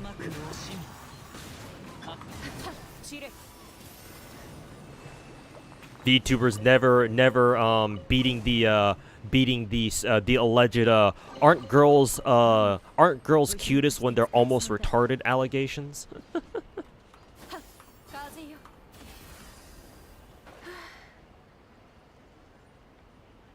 But yeah, I mean, it has Miko in there, so yeah, by default you're gonna have shenanigans. You've always loved how Genshin looks like for a free-to-play game, such an amazing game. Yeah, in terms of just overall vibe, yeah. Like, it's very easy to see just why Genshin has been so successful for, like, the normies and shit. Like, it's an amazing looking game. No other gacha game has done what Genshin did. Maybe there were some tries, but Genshin was the one that really fucking knocked it out of the park. And honestly, in terms of just raw visuals and just like, just, you know, overall experience of just running around the overworld, just doing shit. Yeah, no game has ever come close so far. Things may change soon, because now it's been a couple years and competitors are now starting to, you know, rise up now to try to challenge Genshin, so that's always good, because Genshin is in dire need of competition, like actual meaningful competition. But like the bar that Genshin has set is so fucking high that I don't think anybody's really gonna beat it still. Like, we're still gonna have to wait several years more at the very least to see anybody try to, like, anybody even come close to, oh, there's a random ass quest here, anybody come close to, yeah.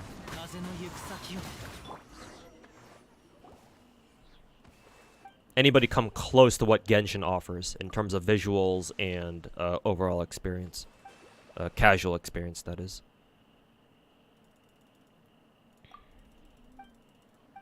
Haven't we met haven't we met this girl before? I think I remember seeing her, or her name maybe. Wasn't this the one girl where she sometimes shows up in Liyue commissions? Like you have to find like a box of shit for her and like she takes it from you or whatever? I wonder if it's that same girl. Maybe it is. Anyways, we have to do some sort of quest. I'll do that later though. Yeah. That's Bauer, I think? Okay. Similar name. Wuthering Waves, please save save the Soul Society. Well, they're gonna be the first real shot that the world has of perhaps offering Genshin some meaningful competition. So yeah, all eyes are on them. Also, I think CBT is gonna start up very soon. I'm pretty sure at this point people should already be getting their CBT invites. If they have been, then yeah, I didn't make it into CBT then, but that's just to be expected. COVID buff set Genshin up for success. Yes, for sure. Yeah. But it wasn't just COVID. But naturally, COVID had a huge role in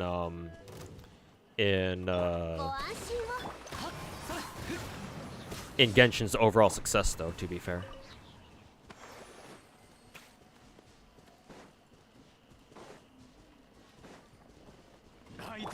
I assume this must be like a treasure hunter lair or something.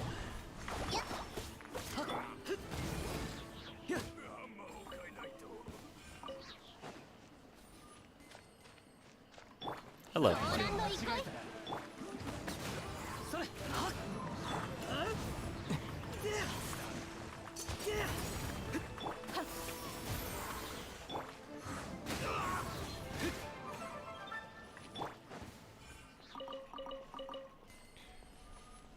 Some people used to think the game was an MMORPG. Well, yeah, because Genshin was such a huge success among normies. Normies don't know what gacha games are.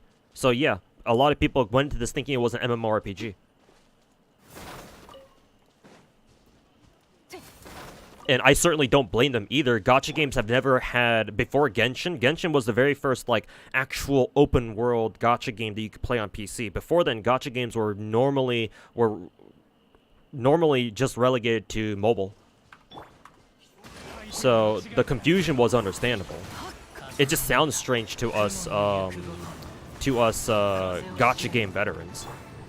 Like, it's very easy for us to make fun of people for thinking that, oh yeah, this Genshin is an MMORPG, but, you know, couldn't really blame them.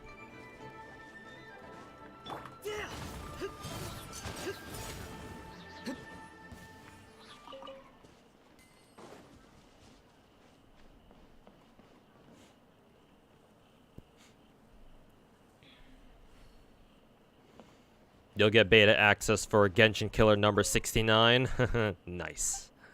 Looking forward to it.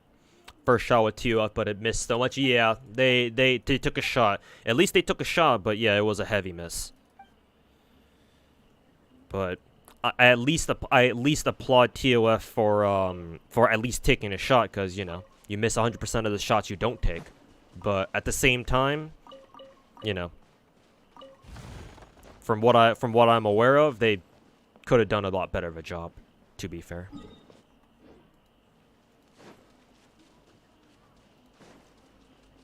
Can we open this gate or something? I guess not now. Also, what did those notes say?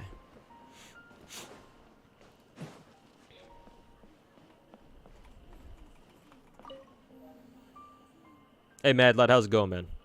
Have a nice stream. Hope finally you made it to, you're able to watch it live. Hey, thanks for hanging out, man. Appreciate it. You had no intention of playing Genshin when it came out, and now here you are after thousands spent. Exactly what happened with me, man. I didn't even realize Genshin was coming out. I had heard about people talking. I had heard people talking about it. I remember like a couple weeks before public release, full public, the game like actually launched fully. Like I'm pretty sure I heard, say for example, Mr. Slice, mention it before. So that's probably how I know. But yeah, I didn't have any plans to pick it up myself either. Because at the time I was like, 4 gacha games is already a lot. I don't know if I want to make. I don't know if I want to, you know, bring on any more or start playing any more. Nice joke.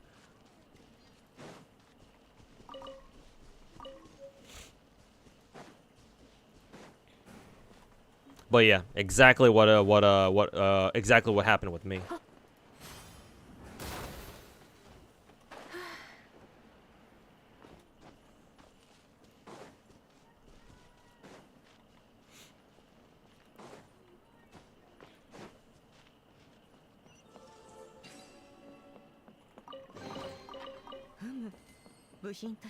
Yeah, we can open this now.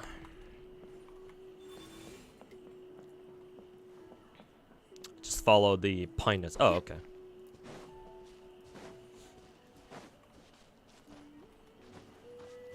Yeah, fucking 5 gacha games later, here I am. Who was my buddy in FGF Valentine's? I actually haven't even checked. I would imagine it's probably like Coin Sky Light or like Morgan, perhaps. Probably. It could even be Coin Sky Dark, actually. I don't know. Where am I supposed to go? He said, over there. I didn't like Uma Musume. Well, first of all, there's no global version, so there's that. Oh, Twin Nephrite. Second of all, I'm not too interested in horse girls. From the few horse girls that I know, I haven't really seen anybody that really caught my attention.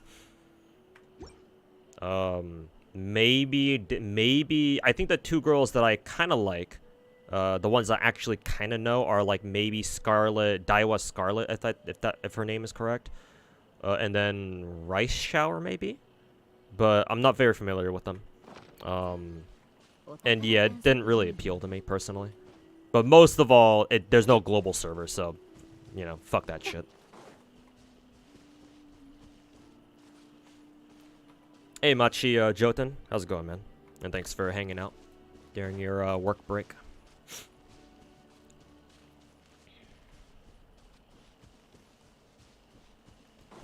Pocket. So when's Pocket having a collab with the Horse Girl game?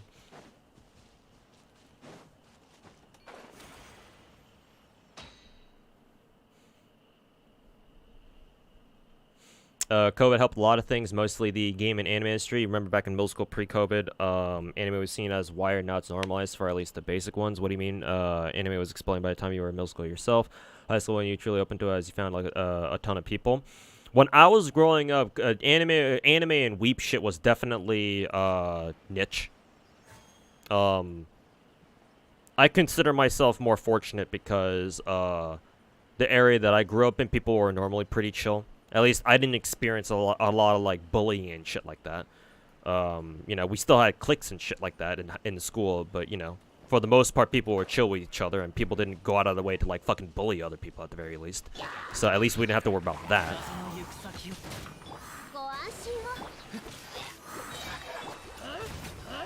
But definitely, even back then, even in the area that I lived growing up, yeah, weeb shit and anime was still definitely more niche.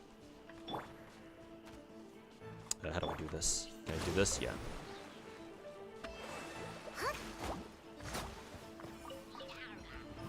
Oh, we got more friends. But I have noticed that over the years, yeah, people are being a lot more. People have been a lot more accepting of weep shit than they did like fucking 10 years ago or so. So it's nice to see. I mean, I think some of you guys may have seen the NFL ad, where it was like what, 2 football players for the Super Bowl. It was like 2 super football players, stylized in like that one Jujutsu Kaisen, scene, or one of them anyway. So it's like, man, we really have come a long way, huh? Obviously, there's no one single factor to this. Lots of reasons why anime is a lot more, you know, normalized these days. But I think we can all agree that weeb shit is a lot more acceptable, even here in America. Of course, it still depends on where you live, of course, but.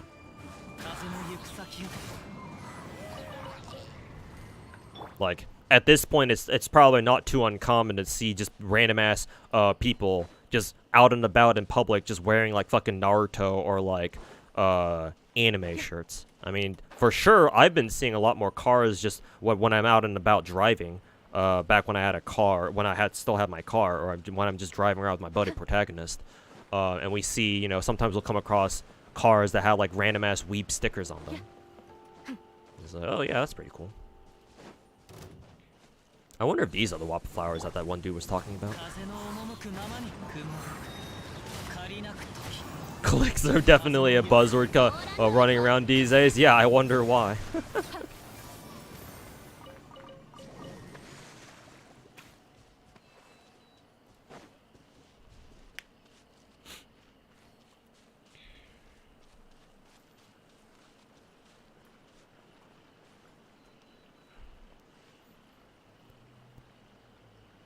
You gonna play Z3? Yes, I do want to play Z3. Let's see, I remember this part. Because, yeah, I did this yesterday, I think. Where you get the cup and then you put it down and have it serve tea. So I remember this area. Oh, I still haven't gotten this teleporter up here.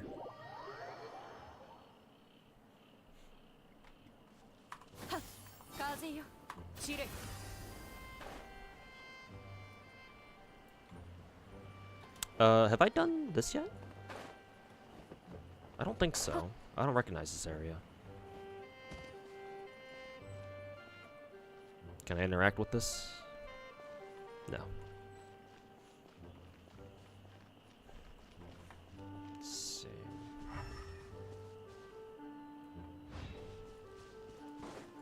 These are missing its like orb things. Maybe I need to go find it somewhere.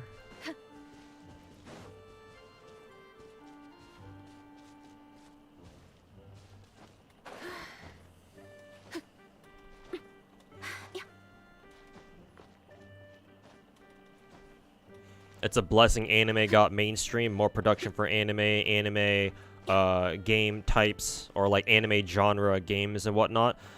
To be fair, Western anime is still a lot different from Japanese or like Eastern anime. It's not exactly the same experience, but at the same time, it's like, well, yeah. Like, more anime is more anime.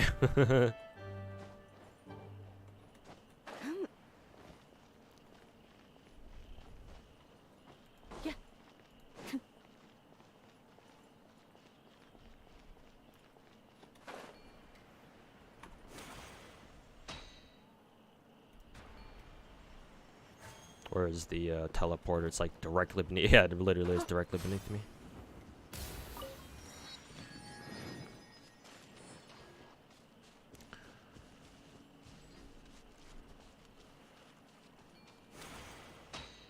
Anywhere else I need to go?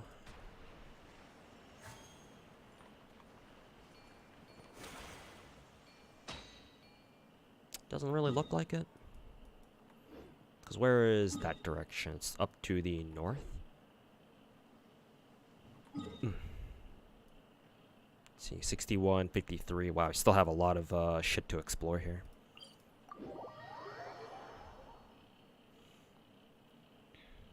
That's nice Unzen down at the bottom. Hey, thanks. Yeah, Unzen is definitely a character of all time.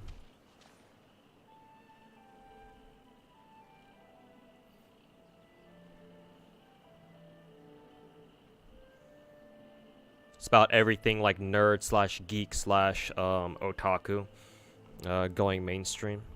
Yeah. I mean, especially with how crazy shit gets on social media, it's like, compared to that, yeah, like weebs and nerds and shit, they certainly seem pretty ordinary by those standards.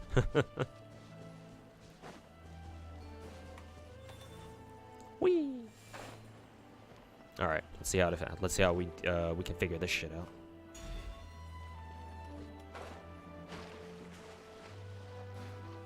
It's crazy that manga is more popular than comics these days. Well, to be fair, like Dr. Zero said, yeah, the comic industry just kind of imploded with all that woke shit.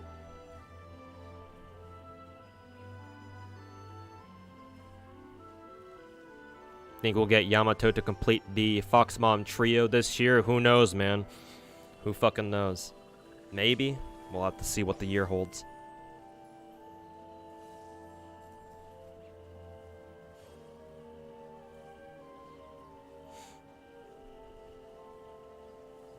And gacha, somehow China and Korea got much further than Japan. It makes sense. I've explained this before, but I'll say it again. I'll explain it again. In Japan, in Japanese culture, generally speaking, obviously it doesn't apply everywhere because you're always gonna have exceptions. But Japanese culture as a whole, from like a macro perspective, the overall mindset is if it ain't broke, don't fix it. Like, that's what the Japanese fucking live and die by, pretty much. It explains their history as far back as, say, like the fucking shogunate era. Where, feudal, medieval Japan, whatever you want to call that era. But that's how the Japanese have always been. Where, if they do something and they find that it works and it's perfectly fine by their standards or by their measures, they're not going to change it for anything. Even if the world changes around them, it still gets better at what, and ends up doing better shit than, or ends up doing their job better. They're still going to do what they've been doing until they perceive that, oh, like, we're starting to fall behind. We need to catch up. We need to catch the fuck back up. And then once the Japanese understand and accept that they need to change things, then they fucking advance their tech, or they fucking work on something until they don't need to change it again for another 1,000 years or another very long time. That's how the Japanese have always been, culturally speaking. And so because Japan, I want to say Japan was the first to come up with the idea of gacha games, right? Maybe it wasn't them, but they certainly, popularized it, or were the first ones to popularize it. But because initially a lot of the first few gacha games that really hit it big, Grand Blue Fantasy, FGO, whatever else fits that bill, and I'm sure there are older gacha games than even those, like say Puzzles and Dragons. I think that's Japanese. So they had an early start. Right? And they made a lot of, obviously they make huge bank off those, and probably still do, let's be honest. But yeah, because they were the industry leaders, they firmly, at least in the beginning, they firmly entrenched themselves into the whole market. And so, since they're already very successful in their with their home audience, that is in Japan, they don't really feel the need to expand much beyond that. And obviously Japan, at least compared to China, doesn't like fucking churn out like a dozen gacha games a week, or whatever that number is. Probably not that high, but you get the idea. Like, they don't feel the need to churn out fucking a dozen gacha games a week, in order to, like, for lack of a better word, advance the gacha agenda, or like try to reiterate on the gacha concept or the formula to like kind of work towards a better gacha model. So compared to like the gacha scene or like the gacha development scene in areas like China or Korea, Japan doesn't really feel the need to improve like their gacha development system. Like, they're completely okay with whatever they got going on here.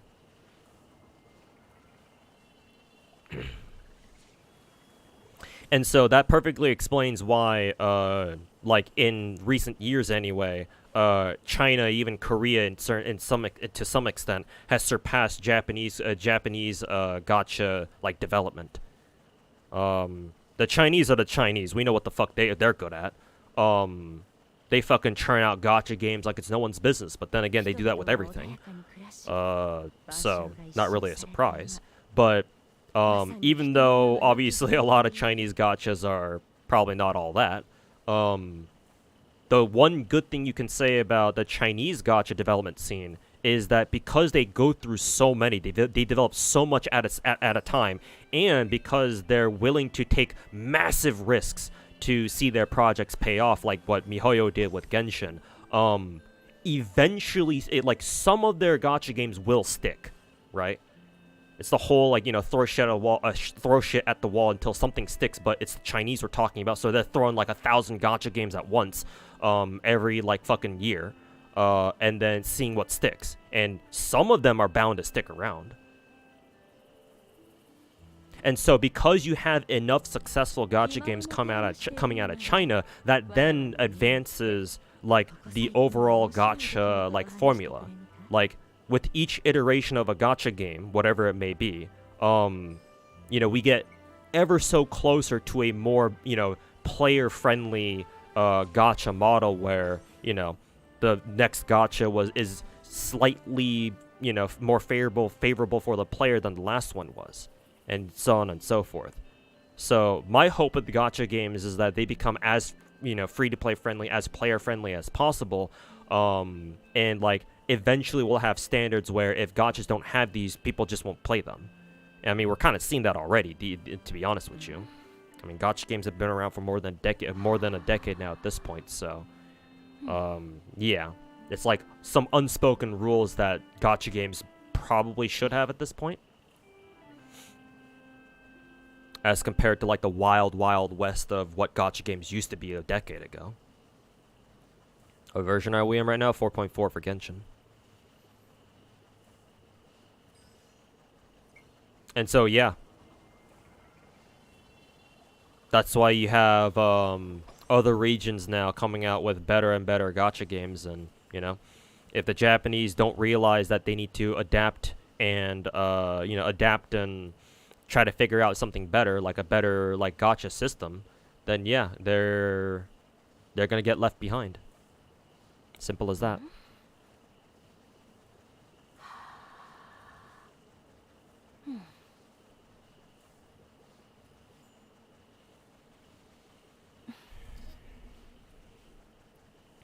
Wanted to ask my thoughts about the Genshin boycott. Are you talking about what, the Genshin content creator boycott? That's not gonna do shit.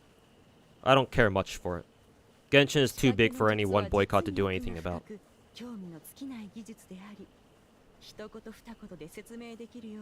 Wuthering Waves uses the Genshin formula and tries to improve upon it. Yeah, you're gonna see gacha games just keep doing that. Yeah. I mean, we already have gacha games these days that have already taken Genshin's model and have been making, like, small improvements to it. Like Ether Gazer, for example, that also follows the Genshin model, but for the limited characters in that game, instead of a 90 hard pity, the hard pity in Ether Gazer is only 70 only, but it's still at least better. It's even better than its soft pity, at least. And then the quote weapon gacha in Ether Gazer is a huge improvement because it's permanent, and you can get, like, signature weapons for the signature functors, as they're called, for any character, even the limiteds, at any time. So you don't need to worry about, like, missing out on a character's signature weapon like you do in Genshin.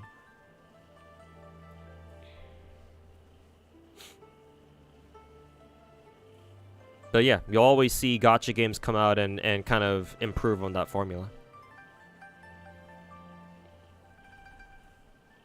There's a boycott. There's a fucking boycott on something every other week, to be honest. Let's be honest.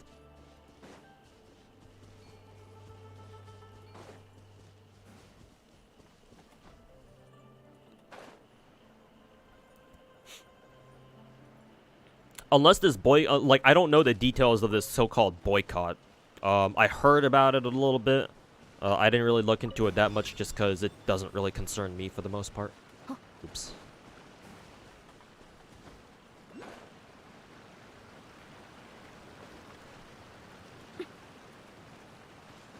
But like, unless there's something like noteworthy about it that like I should probably care about, I'm not going to. Is there anywhere I need to go with this? Actually, it looks like there's something right straight ahead or straight above me. Yeah, right there. Let's see.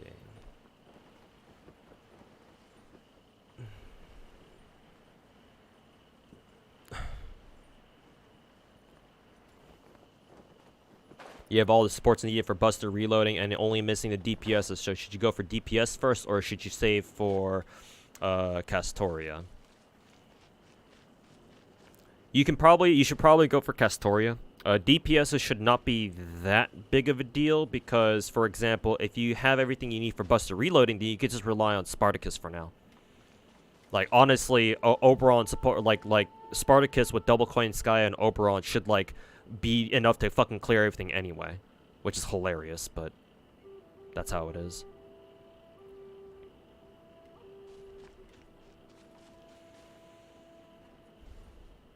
But yeah, like, DPSs should not really be that big of an issue because at least you have, if you have Buster reloading, then yeah, Spartacus is your go-to option. Like, even Spartacus can handle most shit on his own.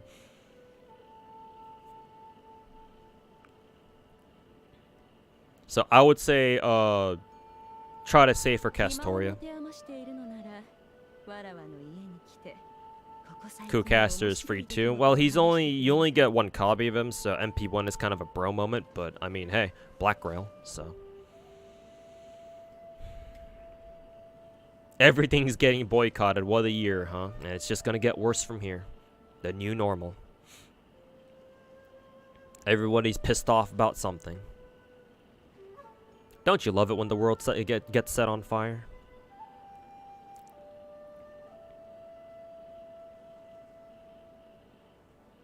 No, it's not really real. Just drama. They say they're boycotting, but you know damn well they're gonna log in the next day for Primos and Resin. I mean, I think Tectone really doesn't care. Like, say what you will about Tectone, but like if he wants to boycott Genshin, he certainly can. Not like it's gonna really hurt him much, obviously. But you know. But yeah, most people will just say they're gonna boycott, and you know, you'll see them on Genshin tomorrow. Wuwo CBT invites are being sent out, but you haven't gotten one. Yeah, me neither. So I'm assuming that I didn't reach CBT. Are you gonna get an event that gives you evil bones soon, FGO? Doesn't Tesla Fest give you bones? If so, then Tesla Fest is in about a month. So very soon. Do you think Genshin dev team will have an epiphany and add a new endgame content, better rewards? Eventually. However, when I say eventually, I don't mean like this year or next year. I mean literal years from now. Like, give it at least 3 years for them to add like any sort of meaningful endgame to Genshin Impact. I think eventually they will, just not anytime soon.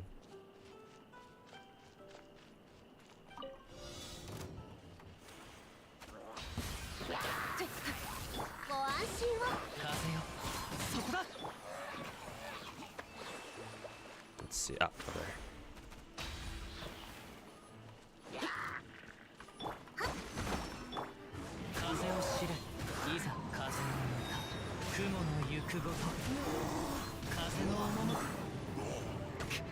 Ow. Sent flying.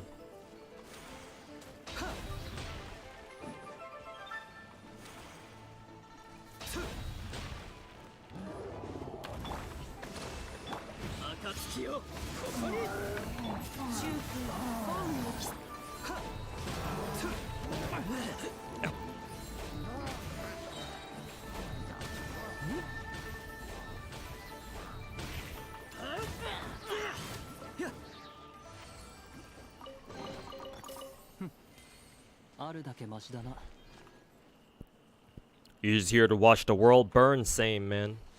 Same. If my world is burning because I don't have a stable job, then fuck it, man. I don't mind watching the rest of the world burn with me, too.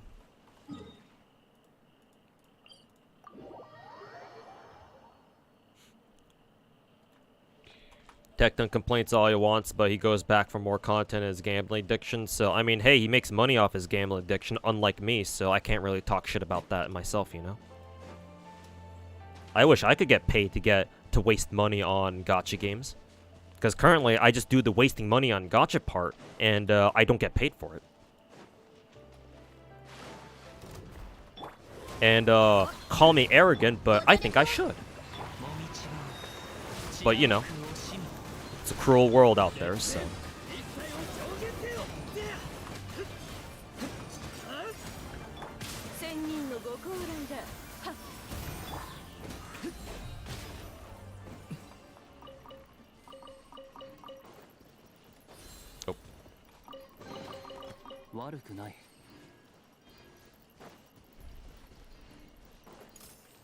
I just realized that Shinyan's little gadget looks like a little drone.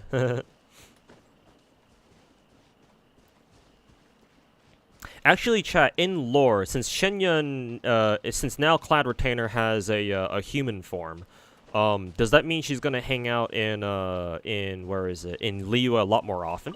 Because I imagine she could probably like single-handedly like advance Liyue's technology by a fuck ton, because you could just, you know, constantly just mess around with her gadgets and such. Anyways, that's kind of what I would expect. But.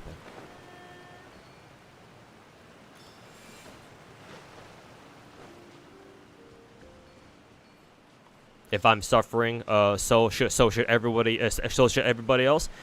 I'm not saying everybody else should suffer, but if they're already suffering, then you know.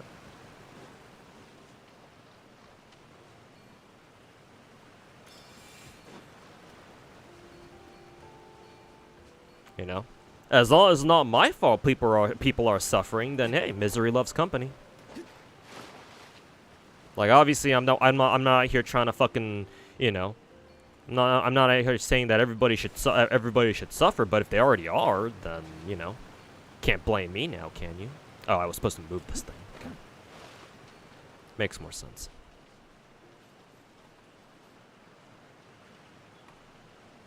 There we go. Oh, and I should probably move this over too. Boxes give bones, lanterns, arrowheads, hero tropes. Oh, the proof heroes, or hero proofs, and then bullets and QP. Nice. Then yeah, there you go.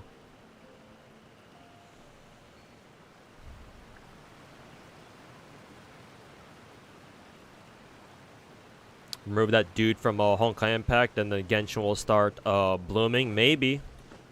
Maybe.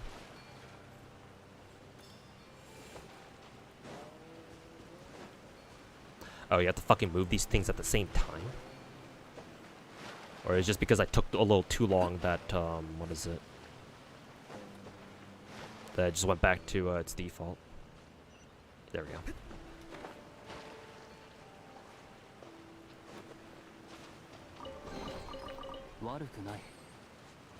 Reintegrating themselves into Liyue because of Lapis Rex, or because of Zhongli, lore-wise. Yeah, that is true, because I remember seeing on Twitter tidbits of the event story where you run into Mooncarver and another Adeptus that we know from story, and they've shown up in their human forms.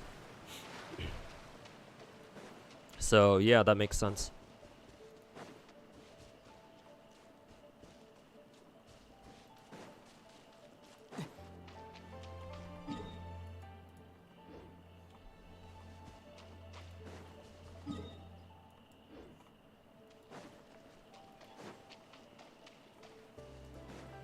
I like how you can just straight up just walk straight into Sumeru from the north here. It's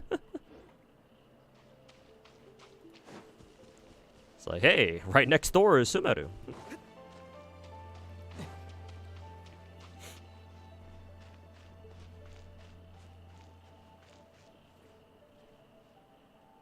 You're expecting endgame content focused around hunt characters in Star Rail?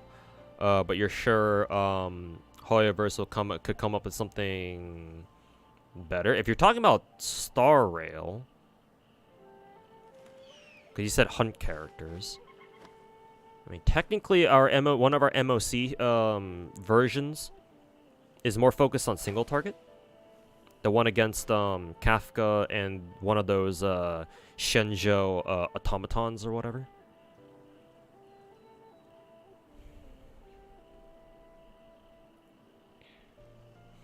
Well, will it be the catalyst for Genshin change? No. I'll tell you straight up, no. Even if Wuwa did everything better than Genshin did somehow, and it won't. But even if that were the case, no, Genshin would still not be budged. You would need several games. So here's what it would take to finally start getting Genshin to actually change its shit. One, either remove its current like general operations manager, that one dude who people said worked on Honkai Impact. Get rid of his ass and replace him with somebody who's more receptive to player criticism. Let's just put it that way. Or you have multiple games, multiple Genshin clones rise up to compete with Genshin. And, like, let's say at least 3 to 5 years of those games popping up one after another, where Genshin's normie player base will finally start to shift their attention to other games that isn't Genshin. Because you start to mess with Genshin's normie player base, and then they will start listening. Because the normies, the casuals, are what pay MiHoYo's bills, as far as Genshin is concerned. But until that happens, Genshin will not change for shit. And even then, it's not a guarantee. Not a guarantee that... Ow. Not a guarantee that Genshin would even change to begin with.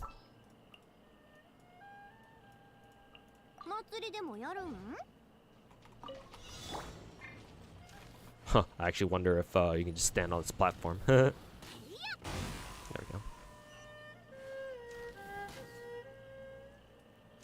Oh, I was supposed to wait for the, or I was supposed to move the, what is it?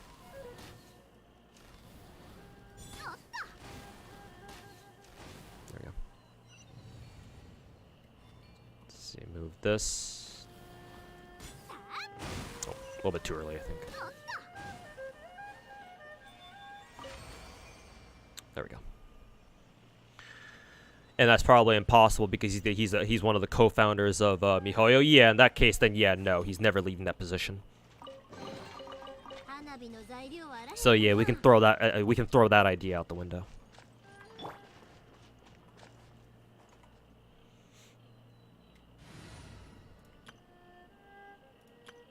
Probably another game needs to dethrone it. True, but again, how are you going to manage that? Genshin has had the last 3 years, 4 years even, to entrench its position. The only competitor it had that's, you know, I mean, it wasn't even worthy of name competitor, but, you know, for you know, just to be pedantic, the only competitor Genshin had was Tower of Fantasy. And yeah, some competitor that was.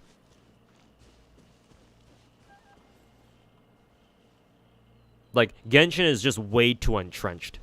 And it was able to figure out a way to beat FGO and all the other, like, big-name gacha games back in 2020. And they did that by expanding to, you know, not expanding massively to overseas audiences and putting their game on PC.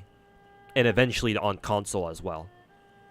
So, like, they found a formula and they stuck to it and it fucking paid off for them big time. Like, I don't know what else you'd be able to do to, like, really step up your promotion game in the way that Genshin did back in 2020. But I mean, I'm not a game developer. I've never worked in, like, you know, promotions departments and anything like that. So, or like marketing departments, so I wouldn't know, obviously.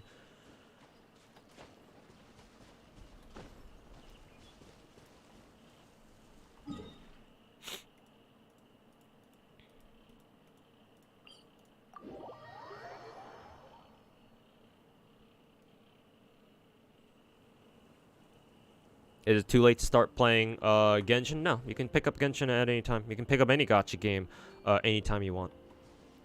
Genshin especially, because this game is mostly casual, so who cares? If you want to play Genshin more as a hardcore, then I mean, it's same thing. Like, you can come back to the game as soon as you want, or anytime you want, pretty much. Even if you even if you miss out on characters, like MiHoYo does a decent job of bringing back old characters on a regular basis, somewhat, unless your name is Eula. But even then, who the fuck actually rolled for Eula?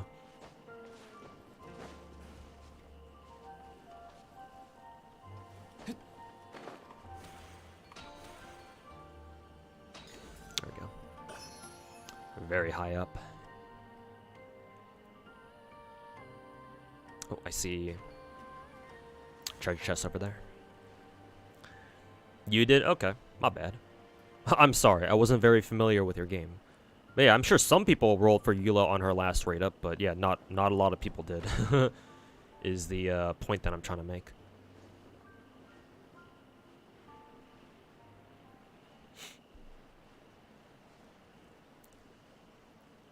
And not to mention Genshin released during the pandemic. Yeah, exactly. And no other game had that perk, or no other gacha game had that sort of perk.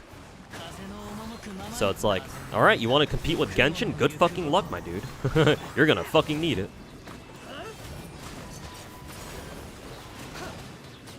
You are going to fucking need it.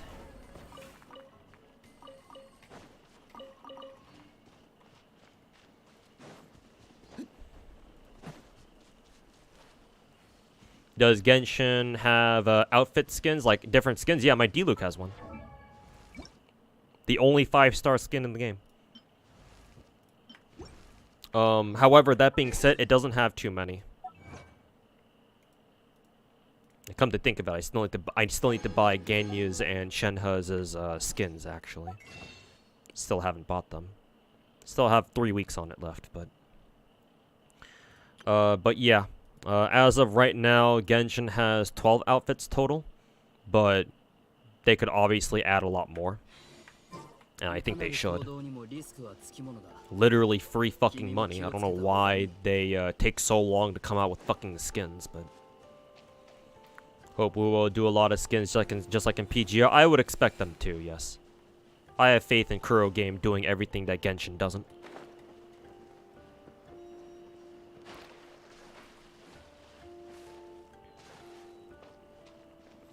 Huh, that one actually came closer. Did the other ones come closer too? Okay.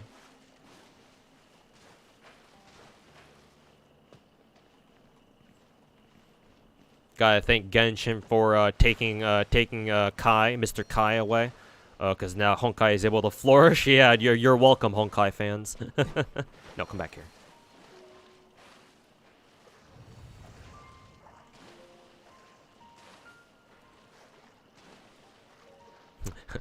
Genshin holding back the one reason that Honkai Impact couldn't flourish. Hey, come back here. There we go. Why is it a 5-star? The reason why Diluc's skin is a 5-star is because it has different animations. Different animations, different voice lines. So, for example, if you're seeing this animation here, where his eagle drops this, like, scroll on him, and then Diluc burns it to get rid of it.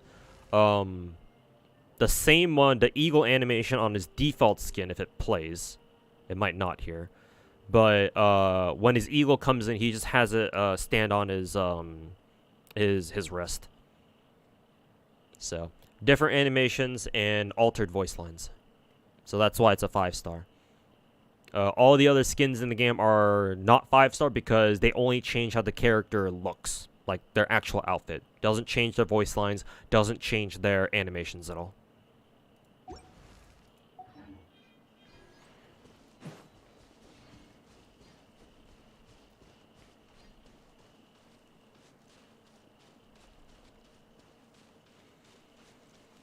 They don't release skins like how FGO doesn't. Yeah. Yeah. Remember that Genshin is actually very similar to FGO in that Genshin people like the devs for both Genshin and FGO fucking are super anal about lore. Like they want everything to make sense in lore. So that's what their adherence to their fucking anal adherence to lore is what holds them back from like going full fucking degen on like skins and shit like that. When it could make them so much more money to begin with. But they refuse to do it. So,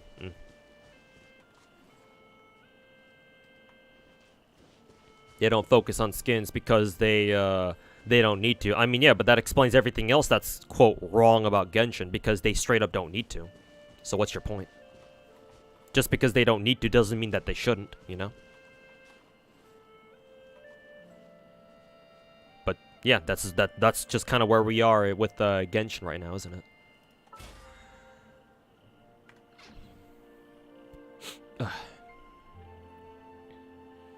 You remember when half your friend roster in FGO went dark after a year, after half a year of Genshin being out? I remember when Genshin first came out. In FGO, we just got off a lottery event. I'm pretty sure it was like Guildfest 2 or something like that. And a ton of the farming whales in our whale Discord at the time, like a ton of them missed out on redeeming all of their boxes, and could only like grab like a fraction of them. Because they were so obsessed with Genshin at the time. Oh, another chest down there.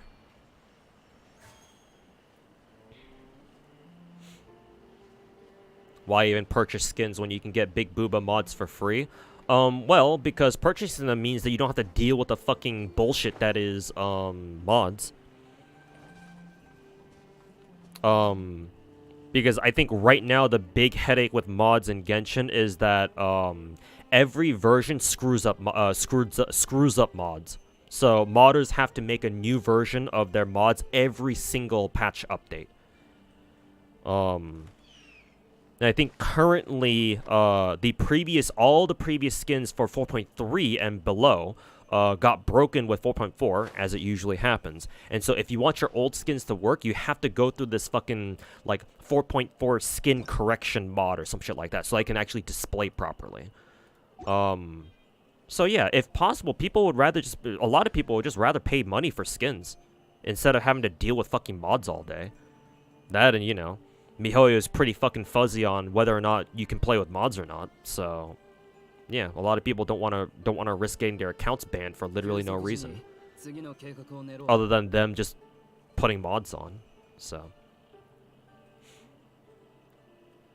why doesn't Genshin do a lot of skins? Because again, they don't need to. That and you know, their director or whatever probably said, "Oh, don't do a lot of skins for Genshin. Only do a few of them."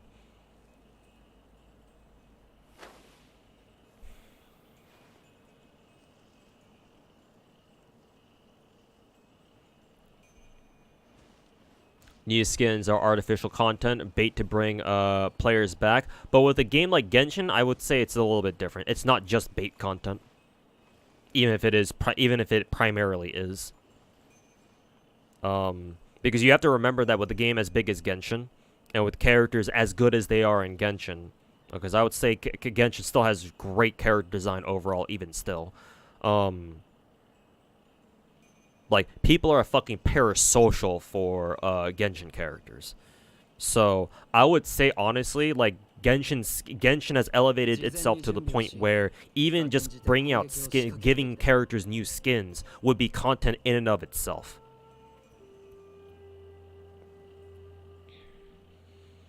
Because people love their characters so much in this game that, like, they would be perfectly happy if a new patch did literally nothing other than just put out a new skin for a character they really like. Like, oh, my waifu fucking Ganyu, for example, got a skin this patch? Okay, best patch ever. Like, unironically, that's like a huge percentage of the player base.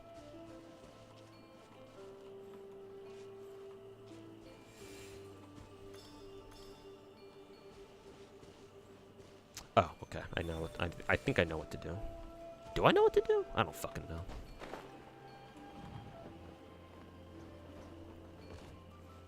I need to grab that.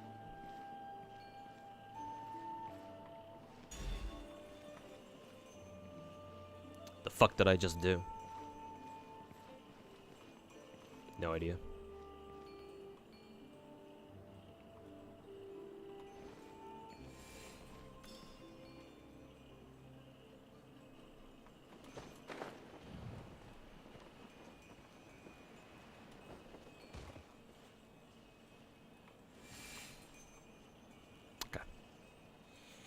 You think FGO needs to change or improve their UI? I mean, I'm not a UI designer, so I wouldn't know. I don't know how to answer that question. But in terms of improvement, then yes, obviously. It's just that at this point, I don't know how FGO would improve to where it can regain its like 2017, 2018 levels of popularity. I think that ship has long passed. Also, what the fuck do I need to do here? Oh, just that. But it can certainly do things a lot better.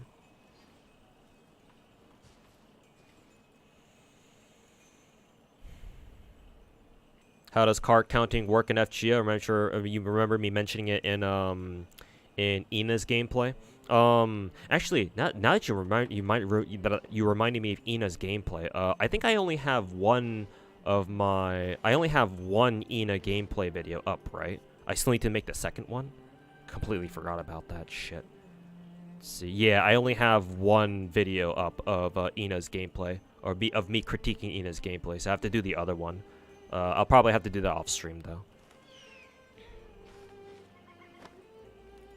But anyways, to answer your question, Sedexer, card counting is basically counting a character's cards as they come out in FGO, because you're probably familiar with how in FGO. Each servant has their own deck of 5 cards, and they consist of a varying number of buster, arts, and quick cards. You basically just count each servant's cards, or you don't need to count all of them. You just need to keep track of one, because if you know what cards are, if you only concentrate on one servant's cards, then you can. By the time it becomes the third turn, you know exactly what they're gonna get for on turn 3. So, like, by turn 2, you know how a servant's deck is just distributed. I think it's mainly... It depends on who you want, who you're focusing on.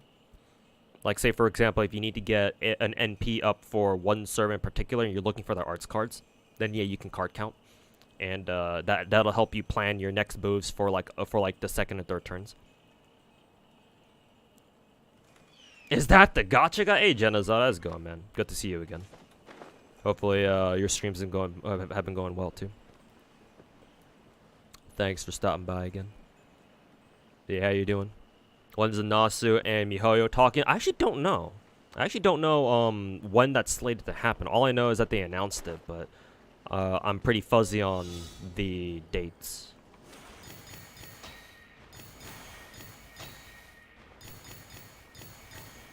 Oh, you can actually activate that as soon as you pass it. There we go. Oh, did I accidentally... This one's kind of confusing. There we go. Whee! Time to revive the FGO primer series. Huh, maybe so, man. Maybe I should do that. Also, where the fuck am I going? Oh, over there.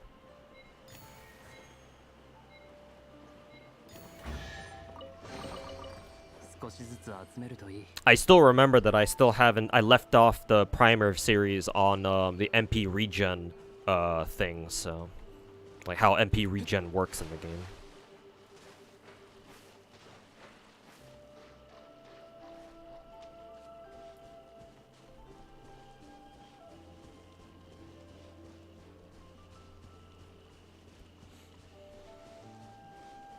They also mentioned in the recent dev video that they're updating older models in future patches. Which game are we talking about? FGO or Genshin? Things are alright, waiting for Wuwa to escape E7. I assume you got beta access, CPT access, because I sure as hell didn't. To be expected, though. But yeah, assuming you got CBT access, then yeah, hopefully you enjoy Wuwa. I'll probably watch you and a couple of others play through that game and see how the game looks like, or see how that game turns out. No, you didn't? Oof. Alright, we're in the same boat then. Fucking oof. Guess we're stuck watching everybody else in the meantime. Let's see. Banks of the pond, admire the lotuses. Oh, which lotuses? Because there's lotuses in both places. Let's see. Oh, we gotta find a friend now. Okay. Where's your friend? Friends. Gura played Pal World with a Gura Dyna mod. Yeah, I saw some tweets about that, I think. Did you Core 7 Pravati made? Yeah, as if I have the fucking money to do that. Fucking wish.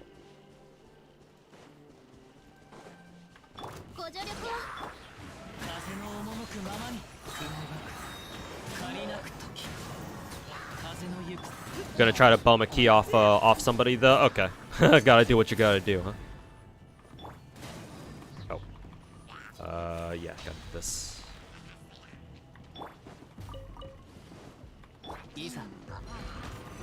But yeah, hopefully you find a way to get into CBT.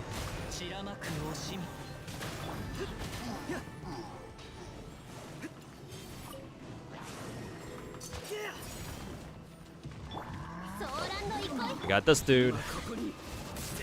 Let's fucking do it.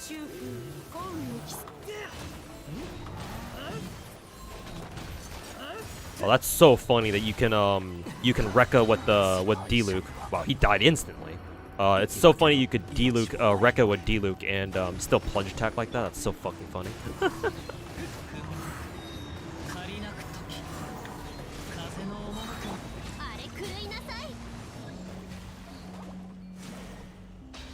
we go. Can you ask an Arknight's question? Yeah, sure. You can ask me any question about any gacha you see on screen. Or maybe you can want to ask me a question about a gacha that's not on screen. I'll try to do my best to answer. I just don't know if I can. But yeah, sure. Go ahead. Shoot your shot.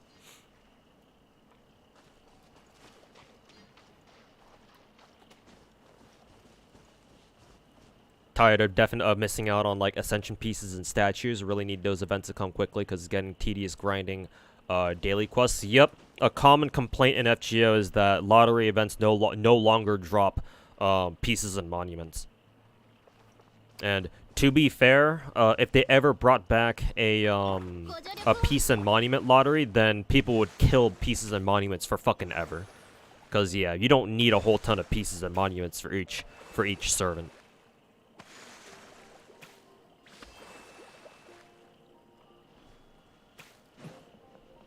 And with your average FGO player, like your average FGO player doesn't have all the characters in the game. And even if they did, they're not going to level up everybody anyway.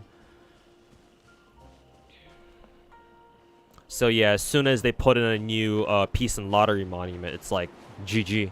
You don't need pieces. We have another generation of FGO players who never need pieces or monuments ever in their lives. So that's exactly why FGO will never do another piece and monument lottery ever again. Because they know exactly how good it would be for the players, so they don't do it.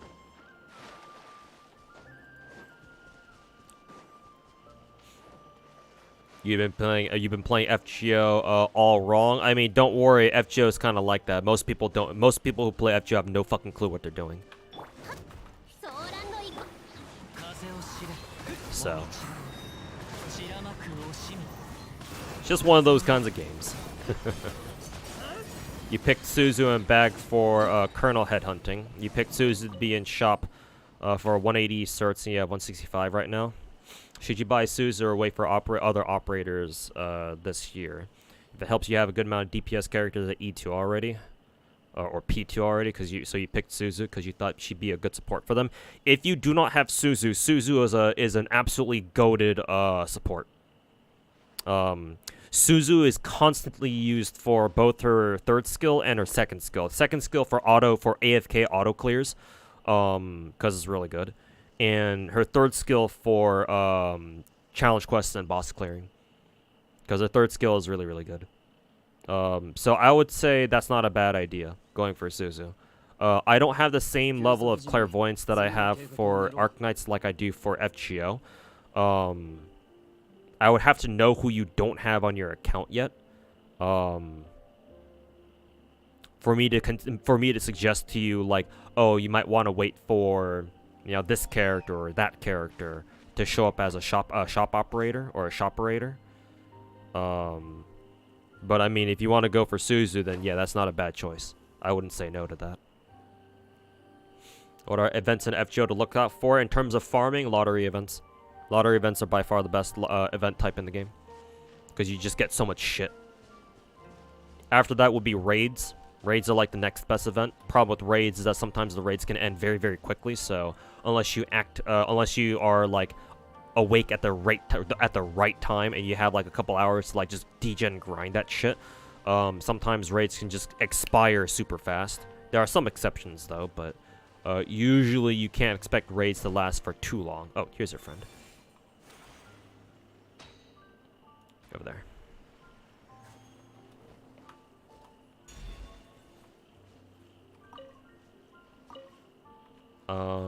You made a promise. What about you, actually? Enjoy the beauty. Is this not your friend? Okay. I assume there's a third one around here then, because there's another one right here. Your Star Rail characters are terrible. I mean, don't worry too much about that. Star Rail's only been out for a year, and if you're completely free to play, which you probably are, that's just kind of to be expected. It takes it's taken back in Genshin, it's taken free to play players a long ass time to get their accounts to where they are now. So that sort of shit just takes time. That's just kind of how it is in any gacha, though, to be fair. Because gacha games are all about investment and time. Alright, Dehya, thanks for hanging out, man. We'll see you next time. Have a good one. Spiral reset today? Yeah. At next reset.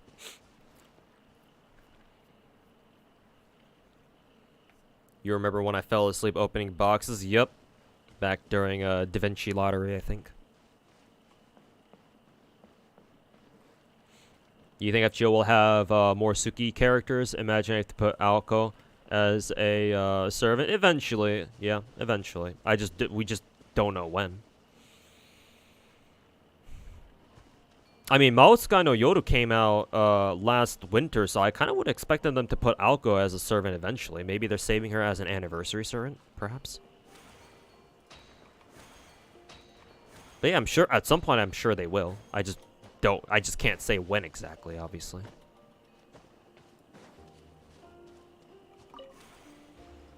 You need a good preservation character so bad. I mean, Yorokobe Shonen. Because we're gonna have both Fushuan and Aventuring show up for 2.1. Yorokobe. Soon you will have no shortage of preservation characters to pick from. I mean, not too hard anyway, because Fushuan and Aventuring are gonna be our two best preservation characters anyway. What was that? We only have 4 preservation characters in the game, and our 2 gacha characters are the 2 best ones in the game so far? Or the 2 limited ones are the best ones in the game so far? No! Say it ain't so.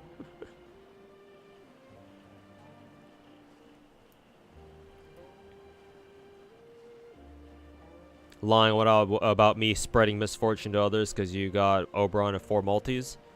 I wouldn't call that top tier luck, but better than nothing. Or better than if it were worse. So, congrats. And yeah, people tend to a lot of people have told me that they get pretty lucky watching my stream whenever they roll gacha. So, wow, that actually is there some sort of fucking gimmick to this? Why is there only 6 seconds to do this? No? Okay. I thought there was some sort of like some sort of like catch to this, but I guess not. So, okay. Let's see. What is this?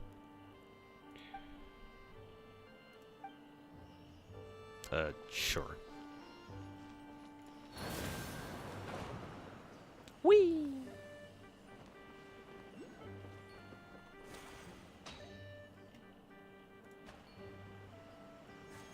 Oh, another couple of Sellies here, or Sealies.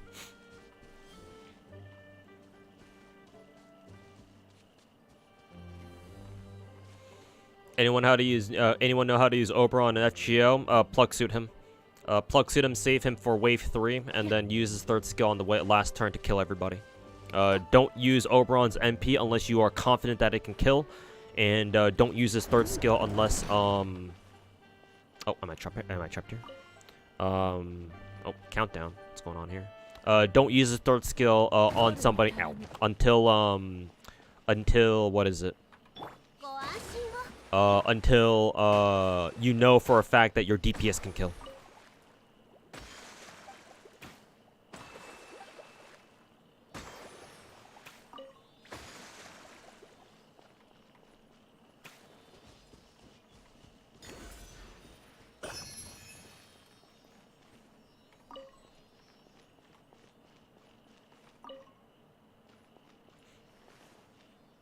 We're gonna blow up again.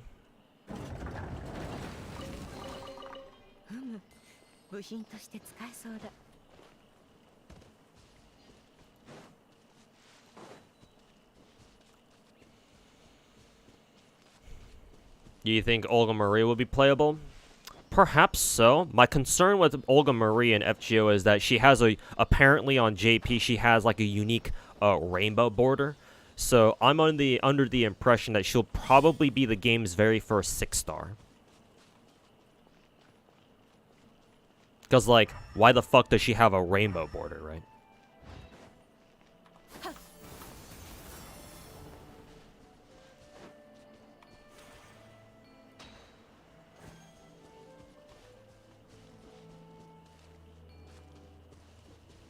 I wonder if the Sealy is in that tower over here.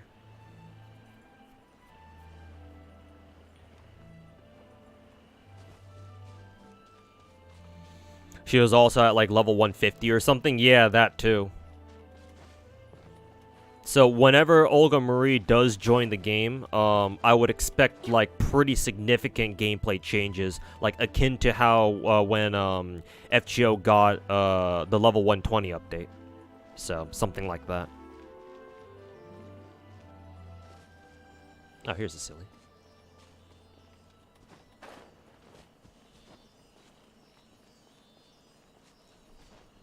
Six-star, what? 6-star servant in FGO. Because we were talking about Olga Marie.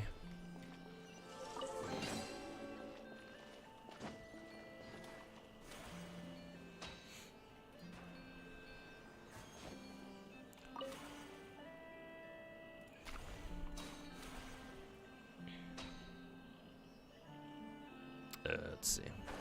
Let's do this.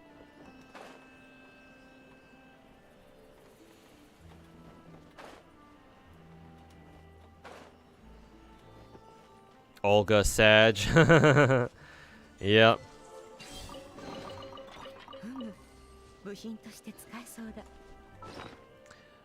Poor Olga, but don't worry. She gets the Firefly treatment. Actually, now that I think about it, now that I've played through Panacony, actually, now that I think about it, Olga Marie is basically our Firefly.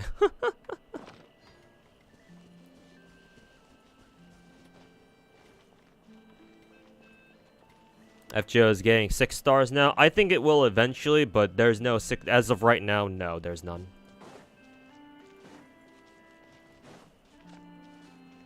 I can have your account, your Genshin account. I don't care about having other people's accounts, I'm gonna be honest. Thanks for the offer, but I'm good. I'm pretty happy with what I got here. Did you get into Wuthering Wave CBT? Nope. I didn't get an email. At least as far as as far as I know.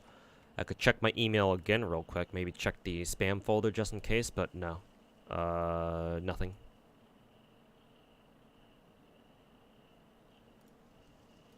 Okay, so Random ass Tectone video.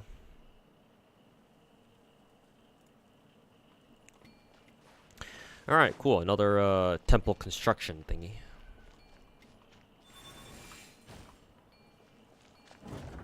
Cool. Yeah, so far Olga Marie is only a story support, or you Olga Marie.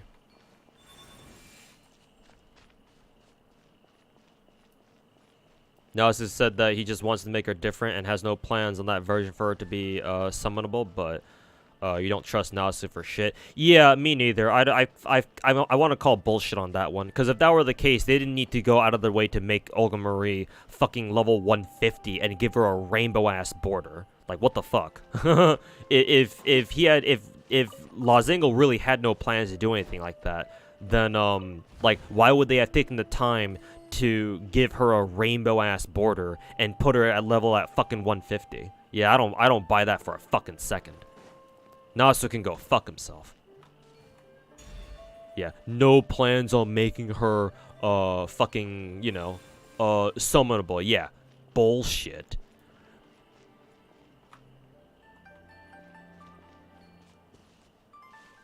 I think this is where it belongs. Yeah.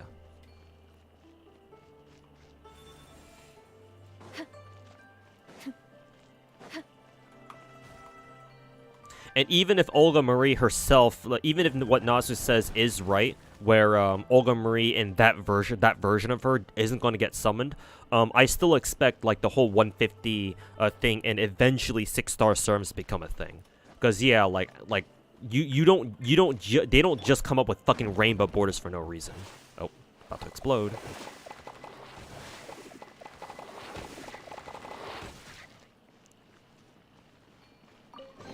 Because remember, FGO is just like Genshin, where the devs take their lore way too fucking seriously.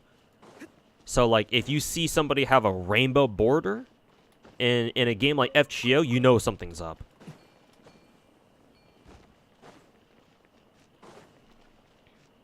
Like, you just fucking know something is up, bro. Okay, this is an arch. Let's see. No, that doesn't work. Maybe here? No. Yeah, there. Take that. Not there. Maybe here? Yeah. And we need one last piece.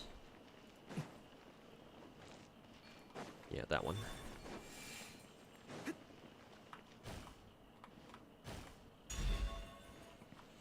There we go.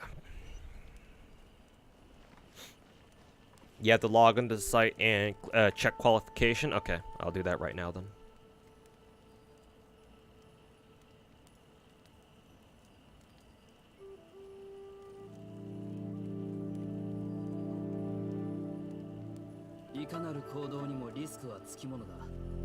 You guys can actually hear the music from the what is it? The thingy.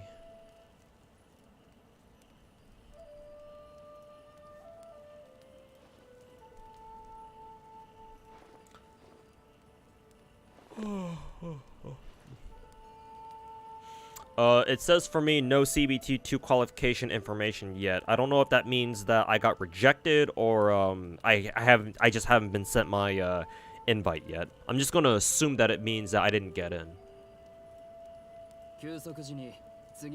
But I can say for sure that I didn't get anything there, so just haven't gotten sent anything yet. Okay, maybe I'll check back later and see what it says next time.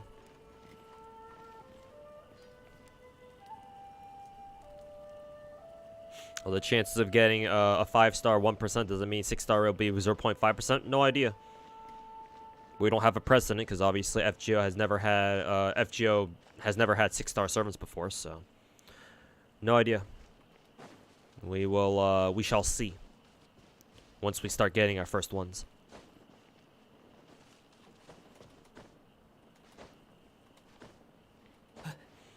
There are bad lottery events as well. Yeah, some lottery events aren't as good as others, for sure.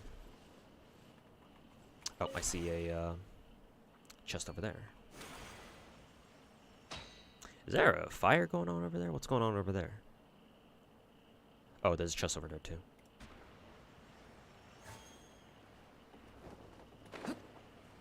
Sending him out slowly but surely over the days. What is it? Will be for some days? Okay. Really hope the game is April, May release.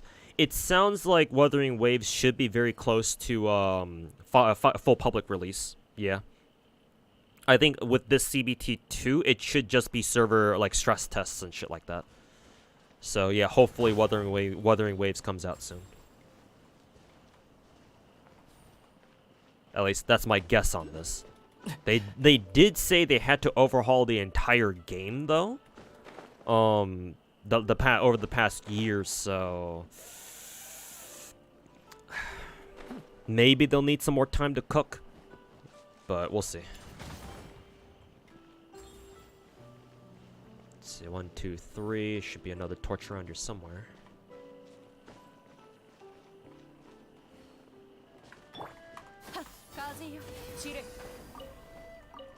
Nice.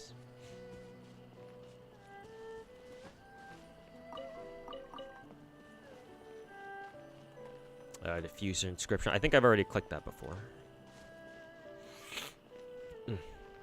Nasu likes Hazbin Hotel. Latest FGO drama. I knew there was something wrong with that dude. Nah, just kidding. I don't even know what Hazbin Hotel is, other than the fact that it's like some sort of like animated series on like Netflix or some shit. Let's see. Torch over there. Torch over there. I know there's another torch over in that direction. So where is this last torch? Huh, kind of surprising to find one of those guys over here.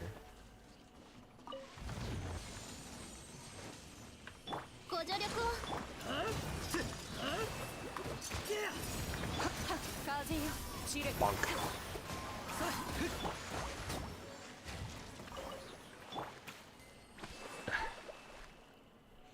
Should be insanely close. Okay, then I'll trust your word for it. Yeah. If they're testing monetization in China, yeah, it's usually a good sign that a gacha game is ready to enter full public release or full release.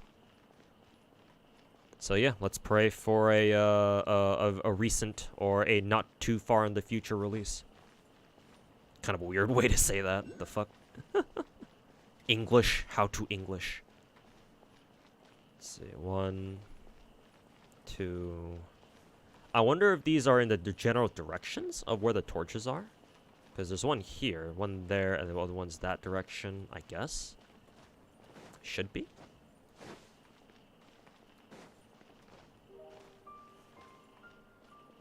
Where even was that torch anyway? Oh, it's literally right there. Oops. There we go.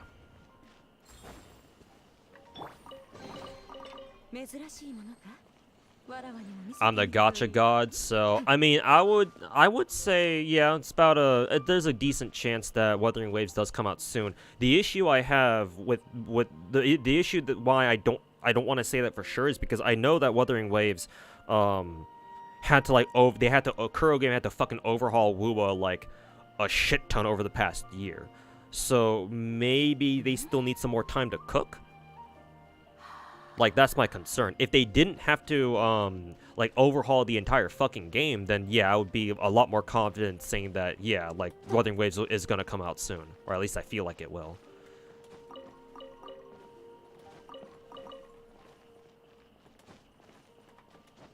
Like, unless Kuro Game really didn't overhaul their game, but I don't think they would lie to us like that. At least I certainly wouldn't hope so. What was this? Oh, it's right here. Just some lore shit.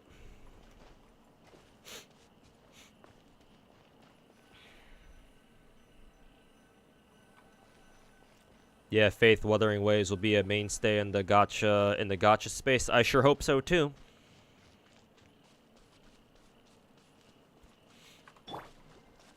Oh, excuse me.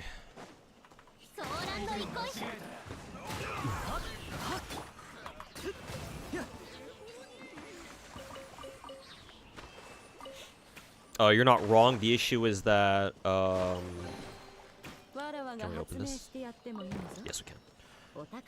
The issue is that they have until October max, and it feels weird to test monetization and then not release the game for like 6 months. I do know that there have been, well, actually no, I was gonna say that like there have been gachas where you could gacha during their closed betas, but usually for those gacha games, like you can't actually spend money, so like whatever I was trying to say there is kind of a moot point, so ignore me on that one. Okay, we need to find another Selly here, or Sealy. But yeah, no, logic checks out. Like, why would they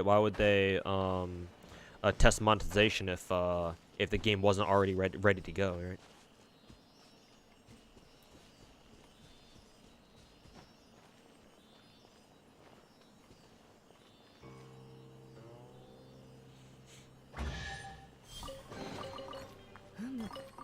Did I claim my 10 cent quartz? Did it reset?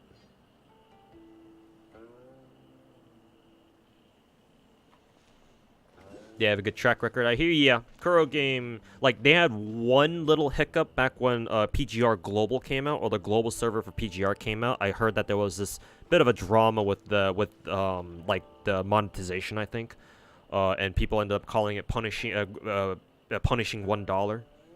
The punishing $1 memes, but I think that got smoothed over, so now it's just a thing in the past now. And so far, PGR Global has been sailing pretty smoothly, but that's just me as an outsider looking in.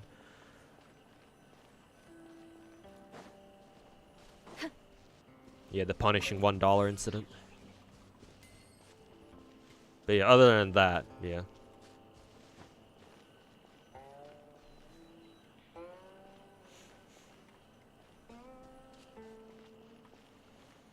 Character designs aren't that great, besides maybe 3 or 4 characters.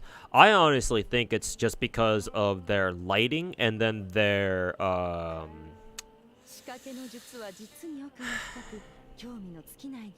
yeah, probably their lighting and shaders. I think their characters could look a lot better if their lighting and shaders were much better. Like I think they've got their environmental lighting down pretty good. I still think Genshin's is better though. But like the amount of improvement that they've made to their environmental lighting, I think is fantastic. So like I'm willing to accept it. I'm willing to accept whatever we get out of CBT. But yeah, I do agree that their character models could probably use some work still.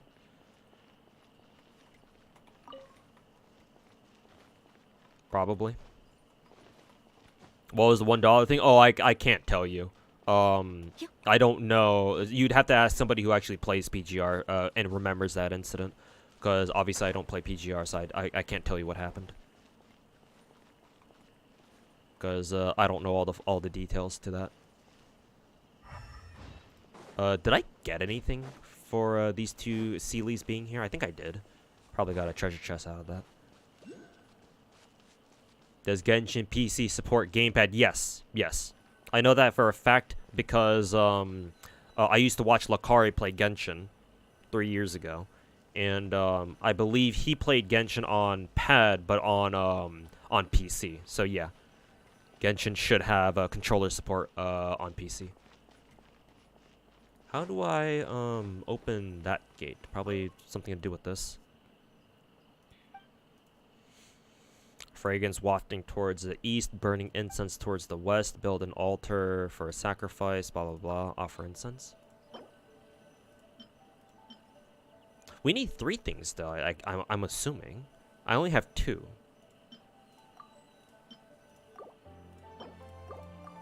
Well, I guess that'll do it. Huh, I thought I needed 3 things, but I guess not.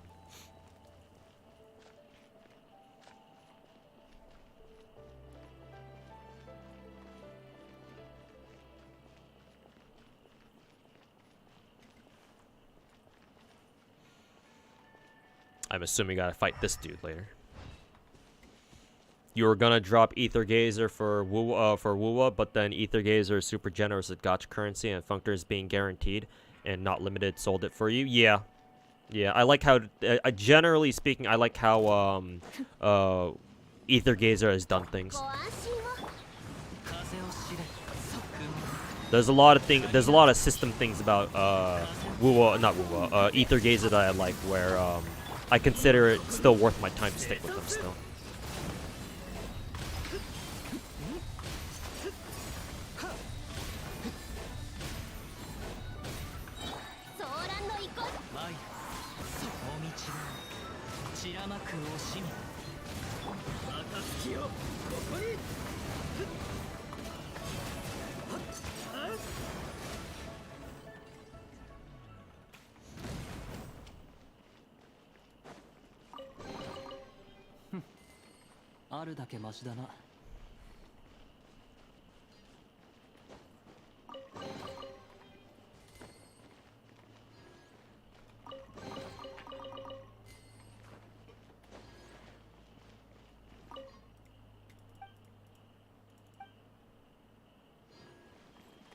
What did it say?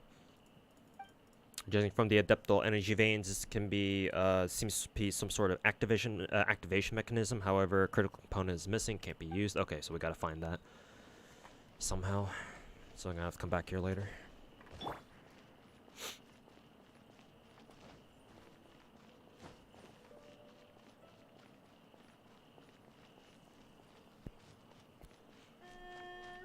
As a new player, anything noteworthy about Seraph that you should be concerned about, because you completed LB6 already. The Fate Extra CCC event, I believe you can do it, it's a main interlude, so you can do it anytime you want. Pretty sure anyway.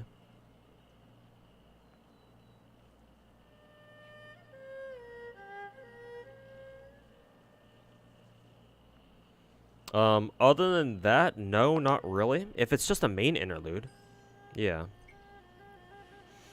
I think at this point you mainly play through it for the story. Either for the story, or I think that's how you get copies of BB now. If I'm not mistaken, anyway. So, if you want, Welfare BB, the 4-star Moon Cancer, then, yeah.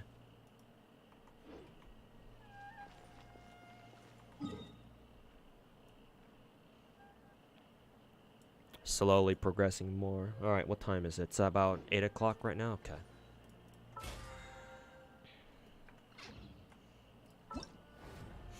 Let me do the first stage of whatever this is. I don't know what the fuck this is, but sure.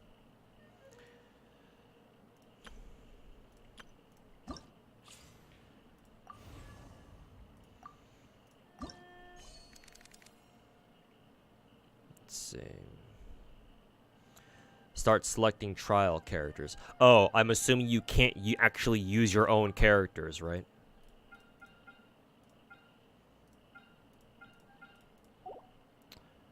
Let's see. Miko, Kazuha,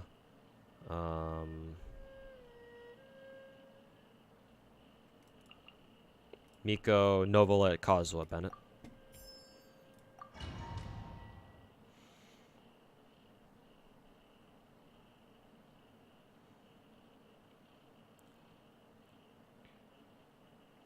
You get Saint Quartz and enemy drops from doing main interlude. Huh, I actually didn't realize main interlude gives you Saint Quartz. Yeah.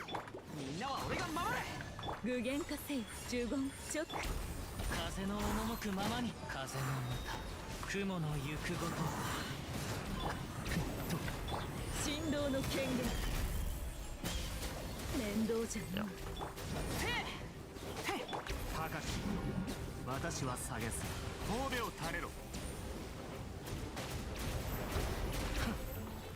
みんながそばにいてくれるわ姿を残すそれ雲借りなく時か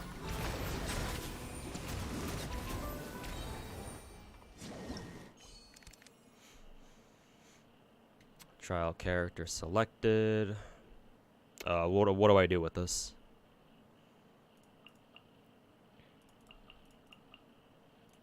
Just take those two then.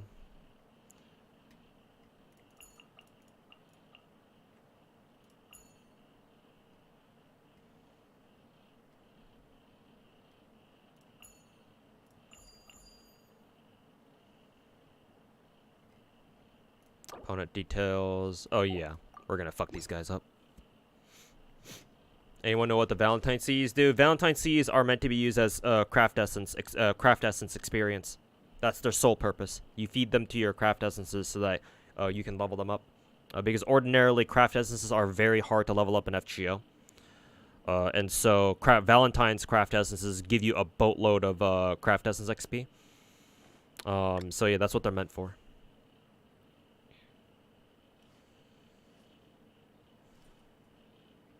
How much time does this event have? Maybe you can cram it. Oh, this event? This combat event? Oh, it just came out today. So, if you want to cram it all, just wait like, what? Like 5 days or so? So, yeah, no, this just came out today. So you don't need to worry about it for now.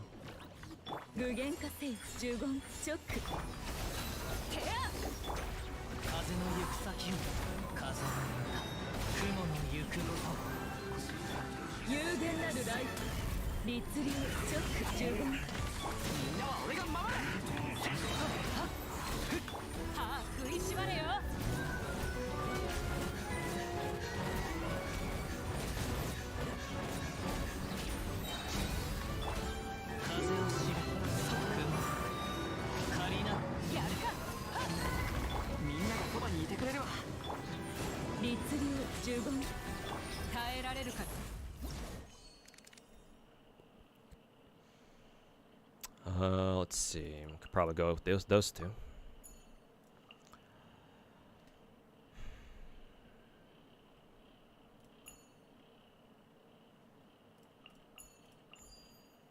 Oh, we don't have a healer.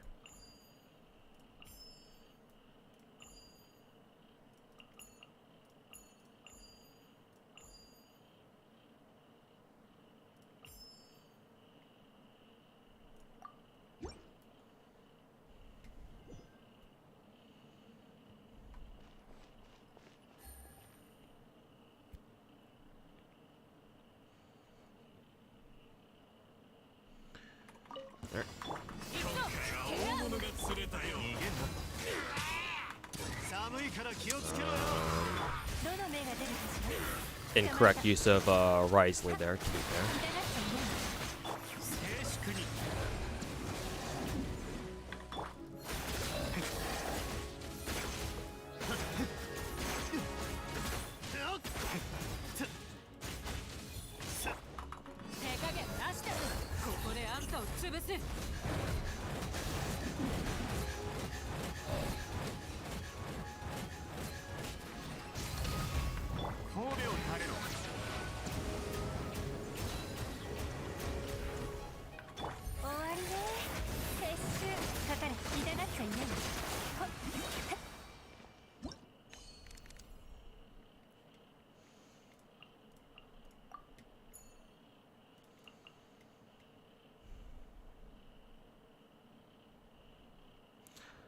Oh, this will be funny.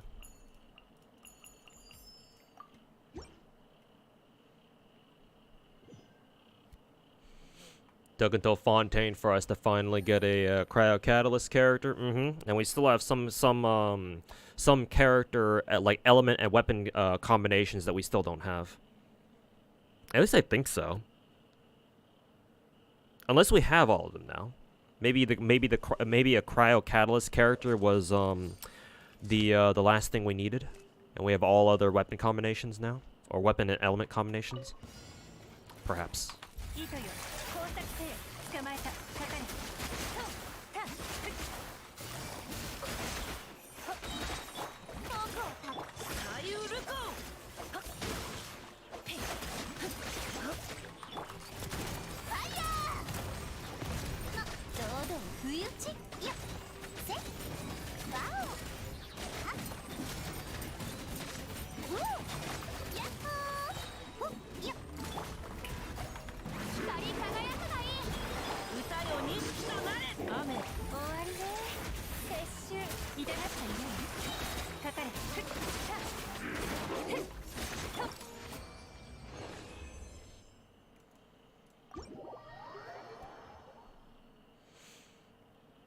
Do you need quick looping if you can already do Buster, reloading, and arts looping? Not really. Quick looping is, at least in terms of farming, quick looping is pretty much inferior.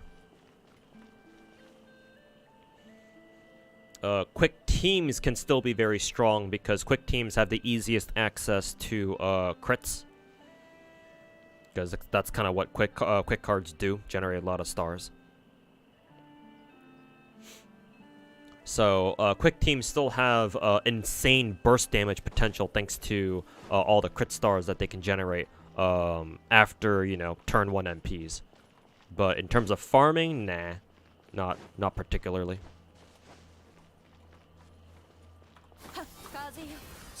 That's funny. Shinya can actually reach that.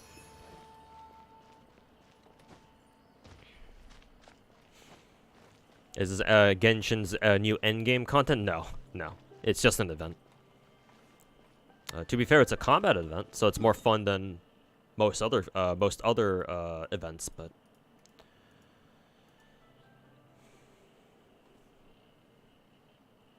Hydro Claymore. That's right. We still don't have a Hydro Claymore character yet. Nobody in Genshin cares about claymores. May I introduce you to Navia?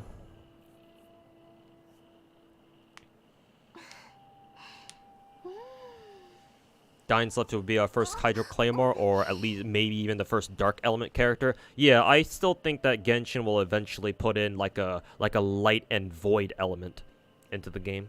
Like, it just makes too much sense. And yeah, Dying's Left will probably be one of those new elements.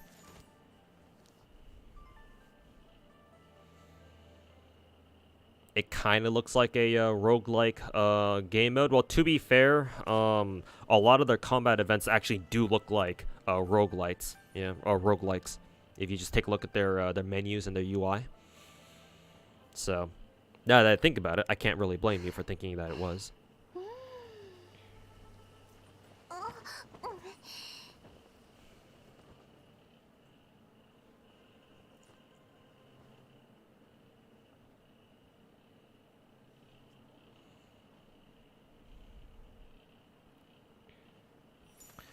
But yeah, Vadim,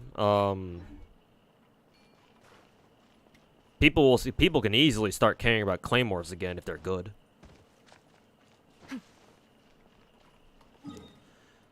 Anyways, let's screw around a little bit with the event stuff.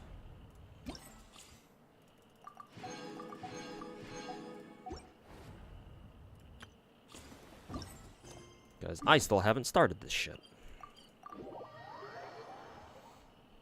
Just you wait, Genshin devs are cooking. I mean, to be honest, it's not that hard coming up with the Genshin endgame content. And matter of fact, as I mentioned earlier in chat, guys, later towards the end of the stream, I think the last hour of the stream, I want to get your guys' thoughts on how to make Genshin a better game. Because I want to make a video like that very soon here. It's like my next big long form video idea that I want to put out, so hopefully you guys will stick around until then. But yeah, we'll discuss that shit later. Hoyo said that there won't be any new elements added to the game. Yeah, not for now, but maybe perhaps eventually. But again, as I mentioned earlier, when I say eventually, I mean like fucking years from now, so no, and not anytime soon.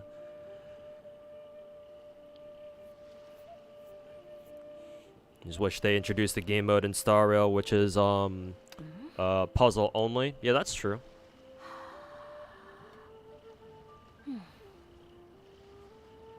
And yeah, we'll talk about that too later on. Yeah, no more anxiety. Yeah, give me 1 second, chap. Here, go to the bathroom.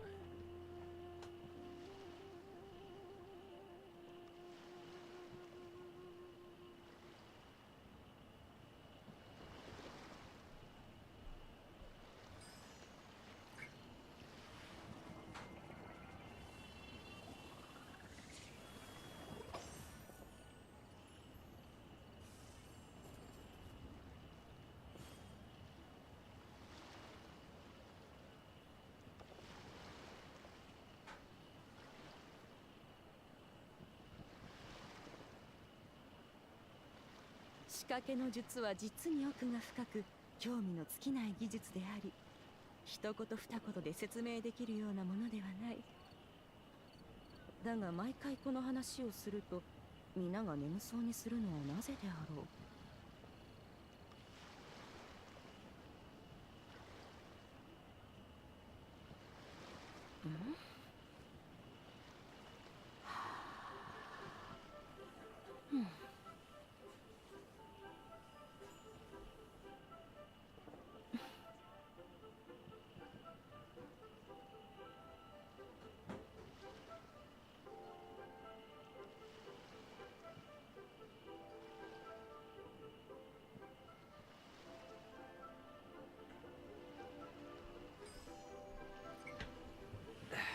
All right, we're back. Once Natlin and Snechnaya come out, they might expand with new elements and or Celestia. Yeah, perhaps. Would make sense. Wait until we get all 7 regions and then work from there, or go from there. Anyways, let's go fuck around here. Let's kick back and chill a little bit.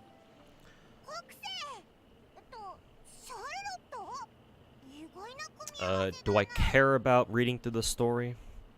Yeah, whatever.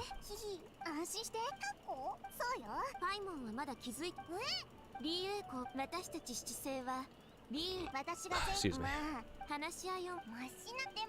タコって風の答えはそのタコがどれだけ高く風のない日だと。その通り。それに気軽に遊べて楽しいものであればあるほど大勢の人が参加してくでしょ。シャルロットさんのおかげで価格設定 Oh yeah, I forgot that the now that we have Fontaine, we got some Fontaine characters in here. I've been seeing the memes about how no, Zhongli doesn't want to meet up with Novelet. あまり想像できないかも。古い詩集でこんなものを読んだことがあるわ。支援に託せし言葉。旅昔のリーユへの詩人はもし今の私さすが物知りなタコにまつわる Just like me, for real, for real. 祖父がまだ細いタそして空をタコに名前その絵柄そうね。へえ他にもツバメ飛びは一番伝統的なもので幸運やリーユエではそうでもし興味があるのなら Oh, here's the Adepti in their human forms. リアルで生き生きとした記事 Dainsleif and Skirk are definitely not one of the 7 elements. Perhaps not, yeah, considering how important they are to the lore. High chance that they're not one of the basic 7.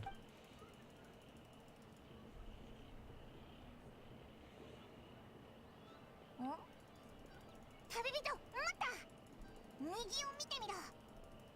こっそりお前が気づいてたかどうか知らないけどいや、あいつら強盗団なんてやっぱりここは待ってるだけじゃダメだぞ。先手必勝陣営のごとくオイラは左お前は右からな。 Paimon being retarded again? Sounds like Genshin. I mean, it wouldn't be Genshin if Paimon wasn't acting retarded, so. 我らを捕らえようとするその気迫、どういった了見だ。 Genshin event yappers. Yap, yap, yap. 古めかしい喋り方だな。お前たちの方が人の会この二人にならば、こたびは属性を有歴しておる。信じるもんがパイモン おいらの名前を知ってるくらいじゃ信じ Also, I just noticed that they gave Paimon, like, movement contours. Like, what the fuck? What was that? まさにその通り。我も昨月とともに人の世へ降りてきた。 Our Adepti buddies. こいつらよく知ら今から洗顔軍を呼んで仙人のふりをしてる何を言っておる。しまようたか。 They go by Hochang, and I don't know the other guy's name. Jehu, I think? Jehu? そうだぞ。ま、前回の怪盗祭でのこと、あの即席エンドゥシェンの味は悪くなかった。 Also, why are we doubting that these dudes are, あれから龍雲に陣を are, 借りて yeah, Mountain Shaper and Moon Carver? Like, what the た fuck? まに料理の趣を楽しんでおる。たまに。前回我が山を訪れた時 Acting kek. その姿を見るや否や人魚を背後の琥珀に隠して Turn いたではないか Adepti into NPCs is a fate worse than death. I think people are being a little bit too. I think people were overreacting to it a little bit too much. それを Because like 常々先ほどお前は Madam Ping has been an NPC since fucking forever. Nobody complains about そも her. そもこの二人が信じないのが悪い であっても And if Mihoyo really wanted to, they could easily turn Madam Ping into a 5-star character too. まあいい Because all they would need to do is come up with an excuse to turn her into like a young, well, you know, younger, human version of herself. おいらの誤解だった And み like, たい there you だ go, な playable Madam Ping. 悪かったぞ And she can just go by a different name, just like Shinyan 器も does. 大きいよなサンガを飲み込めるくらい Do you think Star Rail Panakini story good or mid? In a vacuum, its story was okay. 一つ聞いていい Like, か I'm not particularly impressed with it. That being said, what I will say is that out of all the Hoyoverse stories that I've お前はどうして experienced so 町まで降り far, てきたんだ and to be fair, it's only Genshin and Star Rail that we're talking about. If I also played Honkai Impact, then perhaps it's a different story. But out of all the Hoyoverse stories that I've experienced so far, Panakini has left the biggest impression on me. So that's something that I can't say about most other stories. I do want to read through 4.2 story for Genshin on stream because I also heard a lot of good things about the Farina arc basically in Genshin. So I do want to read through that on stream at some point and see how I feel about it. But so far, Panakini's story has left the biggest impression because I actually applaud them for having the balls to actually kill a character. Well, kill. どうやらの話をしているのを耳にし現状を大まかに把握したそこでいろいろと思うことがあってな Apparently, we were supposed to have a more unique design, but they were scrapped. Yeah, I heard about that, yeah. 探しに行かないのか But, like, when people say, like, more unique, what the hell do they even mean?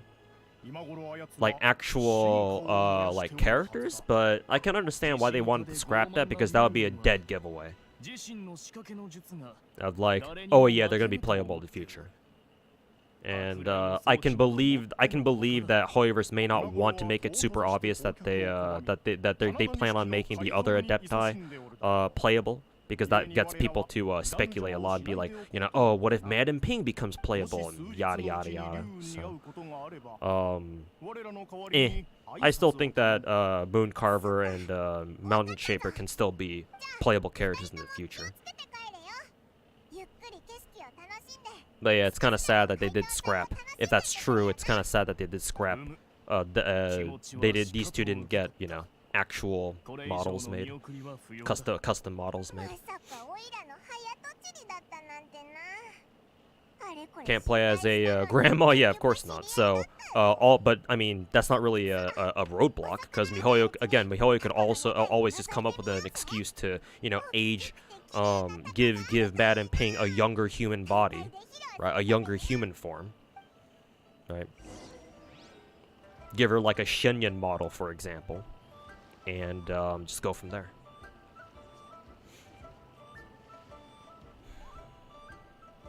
We also saw what young Madam Ping even looks like too. Yeah, that too. So they could just work with that design.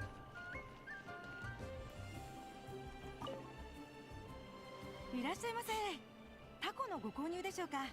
You hate Paimon? I've gotten used to her autism at this point.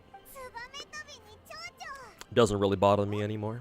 I mean, never did, but and now that we know this is how she acts all the time. こちらの動力角のタコは最新のものですね。ここ最近よく売れていますよ。 Farina arc is good, just not Panakini good. Okay, 意味があるのか gotcha. もちろんです。 Firefly was supposed to be sad. But we only knew her for like 30 minutes, and it's supposed to be sad. Like how? Yeah, meme or meme. Sorry, I don't know why I called you meme. But yeah, I agree. Like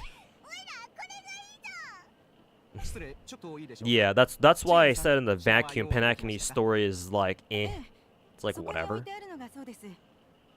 But that's only because I'm used to stories where the people I care about fucking die by the dozens. So it's like, okay. Not only that, but it was super fucking obvious that Firefly, they would off Firefly like that towards the end anyway, so it's like, yeah, okay. The most thing I enjoyed was just watching Firefly die, because I at least enjoyed the shock factor of that. At least that left an impression. But yeah, overall, it's like, if I could rewrite that story, at the very least, I would not have Firefly die right away like that. Like within the first, within like the same story arc, like hell no. Like you gotta let it cook. Like Firefly's death, quote, death would have been so much more impactful if you kept her alive for a couple patches maybe. And then killed her, because that would be a lot more impactful. Yeah, and not only that, but yeah, it being so obvious that something would happen to her, something bad would happen to her, didn't really help either. Like they should have toned down all the fucking obvious red flags that she had throughout the story. So like they should have toned that down and like kind of spread it out over Penacony's story. Like leave them there, but just don't make it obvious. Or make them to the or better yet, make them to the point where like you can see them, but you're not sure, right? It's like there's some red flags here, but they're not obvious. Or maybe they are, but like just from them you don't know if like Firefly's gonna something's gonna happen to her later or whatnot. Yeah. And by Firefly not dying in just 2.0 story, that means that it gives people hope that Firefly will actually survive and nothing bad happens to her, or maybe something will, but like maybe she won't die, right? But yeah, no, they kind of squandered that. So.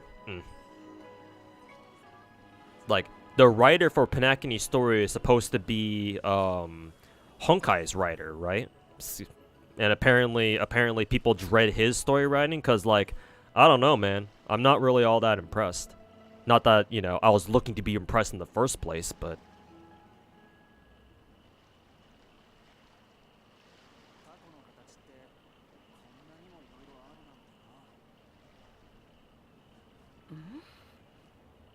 Paimon likes food and Mora, good writing, Omega lol. I mean, you can make characters still pretty deep, even if their two basic character attributes are money and eating.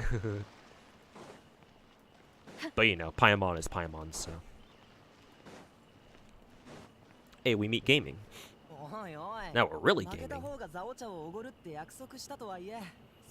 Musashi's death was impactful. Yeah, exactly. Yeah, because she kept appearing throughout all the Lost Belts, or most of them anyway. Yeah, and then when she finally dies in Lost Belt 5, it was for it was because she was sacrificing her to save the main character. Yeah, like it was for a noble cause.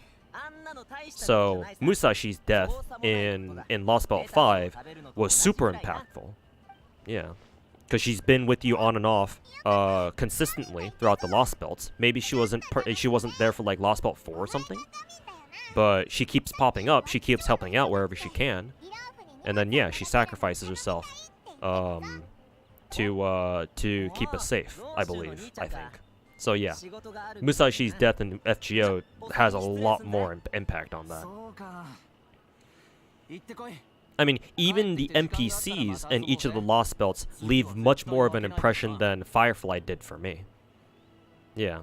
Like, who was it? What was the wolf dude's name? The furry wolf dude's name in, Lost Belt 1? It started with a P. I forget what his name was. That dude in, Lost Belt 1. Gertrude, I think her name was, in Lost Belt 2. Lost Belt 3 we had... Actually, did we even have an NPC, like an NPC that stuck with us for most of the story in Lost Belt 3? I don't think so.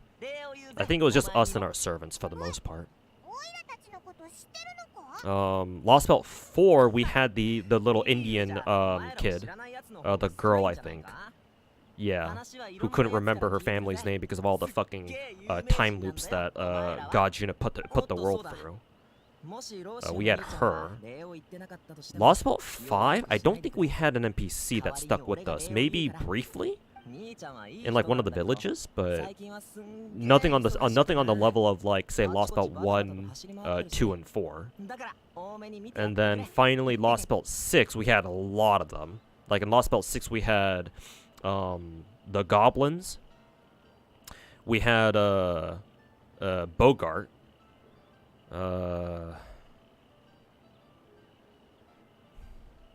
Yeah, the goblins, Bogart, technically Habitrot, even though she's not an NPC per se. I mean, hell, even in Lost Belt 6, we had the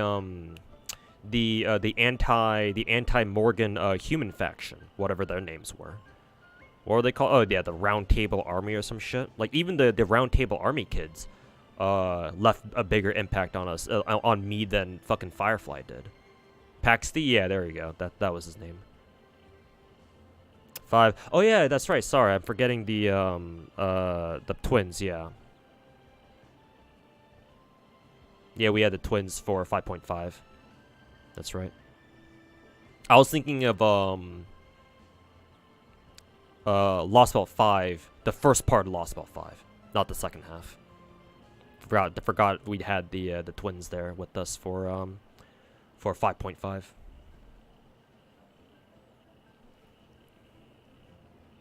Firefly being attached to us is understandable, but vice versa, it isn't.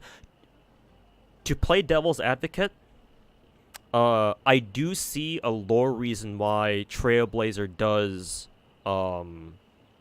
what is it? Why Trailblazer does start liking Firefly. Because Firefly, as far as I'm aware, maybe I missed some excerpts in the story or whatever, but Firefly, I think to Trailblazer, Firefly comes off as like the first genuine friend that they actually had. Like, I think Trailblazer views the rest of the Astral Express crew more as like co-workers, right? Co-workers, yeah, they're friends for sure, but more on a like a professional level, right? Because if nothing else, nobody else has really opened themselves up to Trailblazer as much as Firefly did. And remember that Trailblazer just like it hasn't really been that long since we like woke up, right, from our cryostasis or wherever the fuck we came from. So I think for Trailblazer, like having a friend like Firefly was kind of a unique experience for us. Yeah, that's what I'm led to believe, cause like you saw Trailblazer, like how they reacted to Firefly literally dying in their arms. Like it's fucked them up for sure. So like I think it's understandable that Trailblazer does get canonically attached to Firefly. I can see that. I can actually see that. It's just personally, yeah, Firefly hasn't really been with us for so long that I actually, like care about her beyond her dying in the story, beyond her just being a plot device. But that's what I'll say about that. この時期のリーユエは1年で一番賑やかだからな。オイラたち、お前に But yeah. 色譜を見に。 But you know. そうだ、食材はうめえの。新しい友達の前なの。 People still really like Firefly, so and I understand why. It's nice being nice and innocent like everybody who plays Star Rail was or is.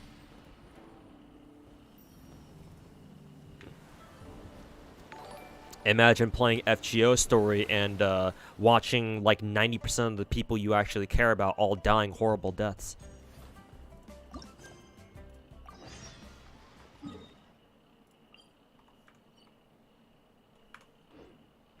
Also, Irish War Turtles, thanks so much for the 43. Is this 10 times maximized gacha gaming? Yes, sir. Well, I'm just really playing Genshin for now, but I just have all my gacha games up. Where the fuck is the marker even telling me to go? Dehya. I remember this. I think we had this last year.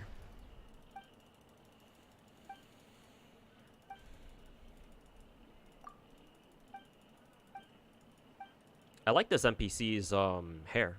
Her hair looks nice.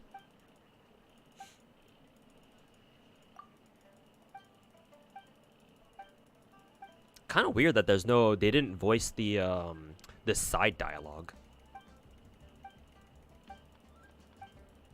Considering this is Lantern, right? You would have expected them to do that, but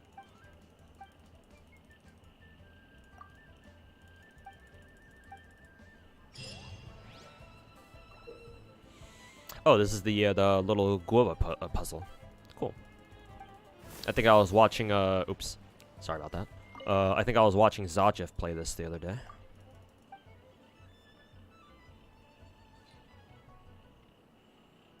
Actually, hold up.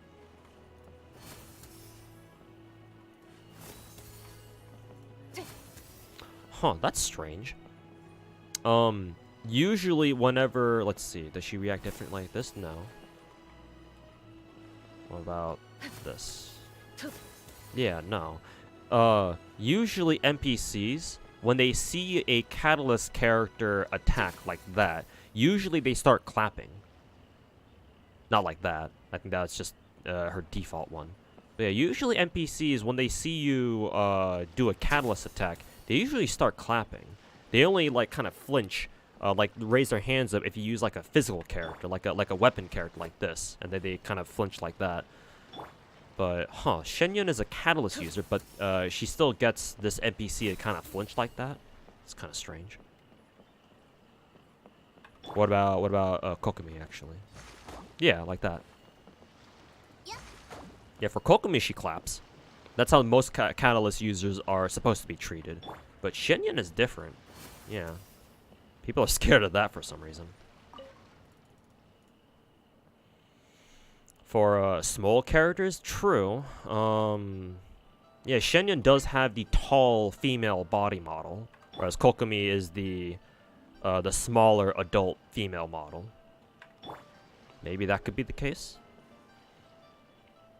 Yeah, now that I think about it, I never thought it like that, or I never thought of it like that. Maybe Hydro? No, it can happen with other non-Hydro elements too, I'm pretty sure.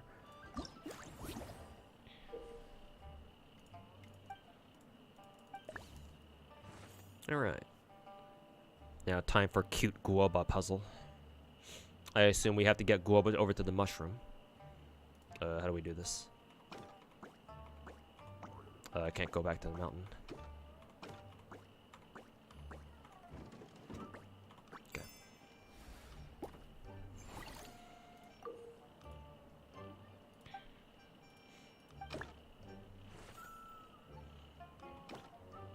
How many moves do we got?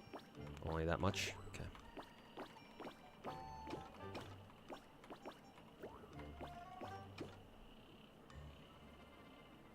We only have 5. There must be something that I am not understanding here, because how do you move 5 times to get the key and bring it all the way back?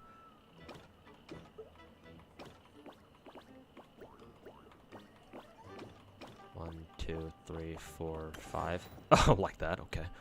I did not expect that to work.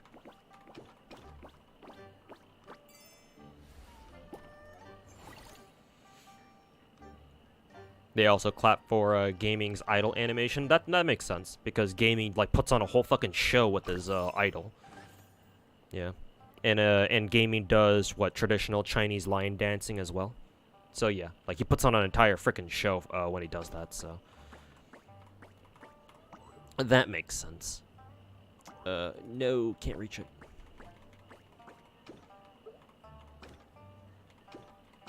Let's see, 1, 2, 3, 4, 5. No, not quite. Oh, okay, no. I just move that box over there and then finish a job like this. There we go.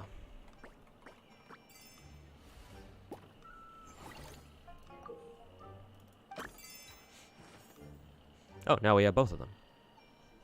And we can press 1 and 2 to switch between them. Let's see, let's move that one out of the way. Switch over to you. Let's do that. And then pull you back. Oh, it's over here. I can't move that. It's fine though. You just got the Valentine's chocolates for, why is it not ending? You just got the Valentine chocolates for the girls. Melusian one is sus, but you liked it. I mean, remember that Melusian is still technically an adult, so technically it's not sus, but... Oh yeah, they got them both together, okay.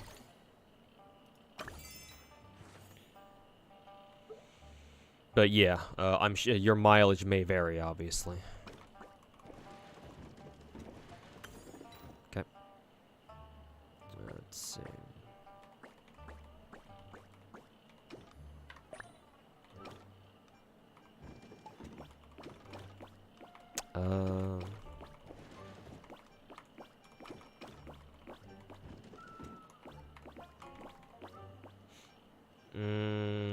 I can't push the box. Oh, I know.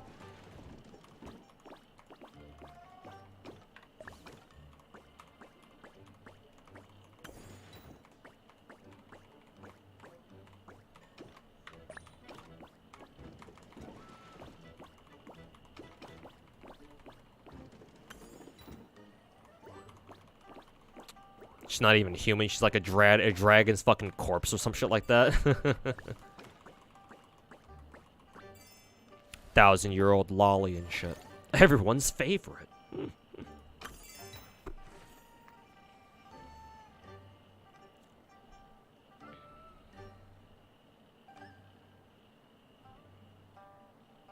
Just 36 starred your first abyss. Back A. Good shit, Valeric. Let's see.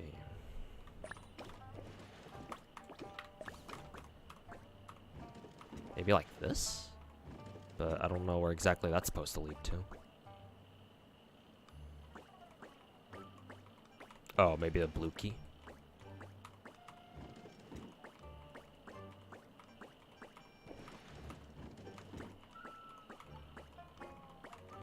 There we go.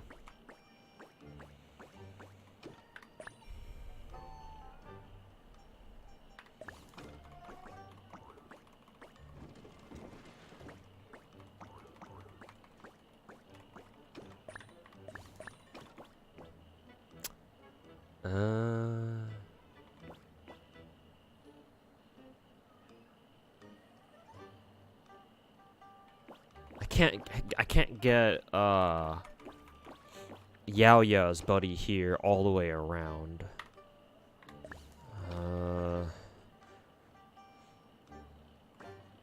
I think I fucked up with this. Maybe I have to reset.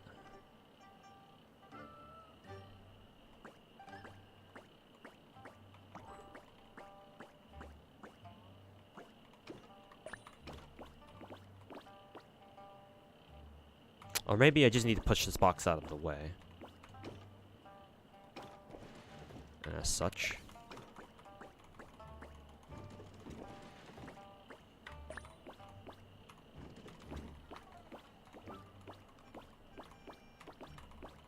Yeah. Should be okay.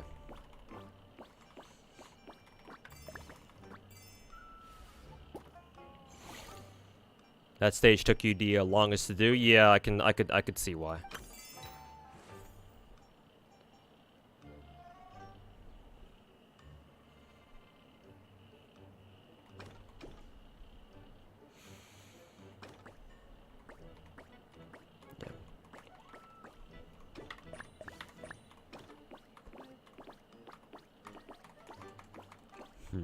All right. Ah, okay. They can push each other. Didn't realize. Oh no, actually, first we gotta push Rabbit over there too.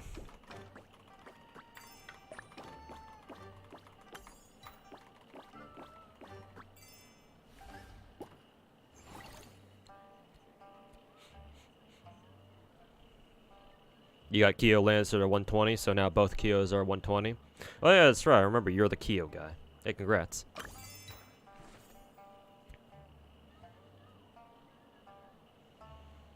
You have none of the new meta units too, so you thought you'd struggle meta wise, but no. Yeah, no. This isn't Star Rail where you need every new character in the game.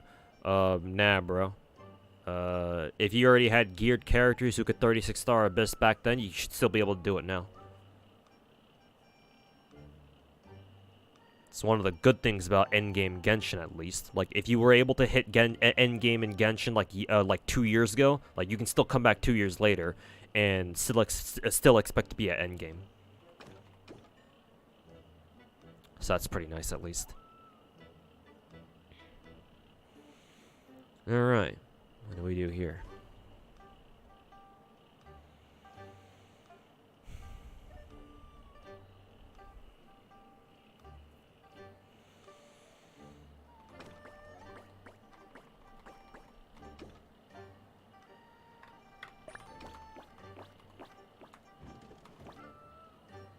Can I actually do this?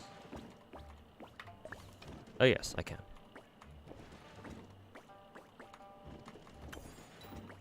Okay.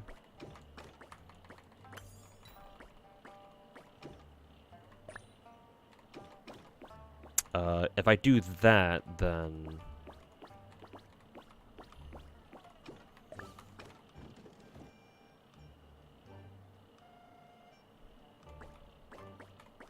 Yeah, no. Yeah, I need, Rabbit Dude to push this guy down a little bit.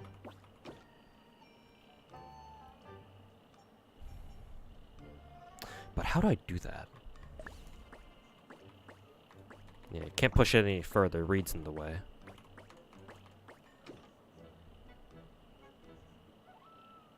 I need Guoba to push the rabbit closer to himself, but I think I've stuck myself. So maybe I will retry that here.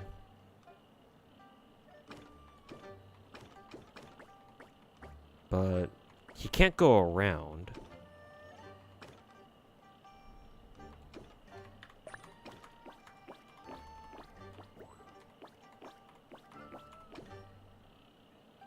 Oh no, I think I would think I was on the right track. Yeah, just do this. Yeah. Overthinking it.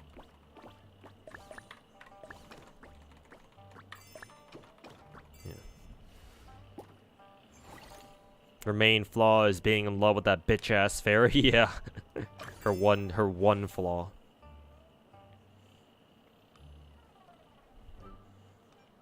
Alright. What next?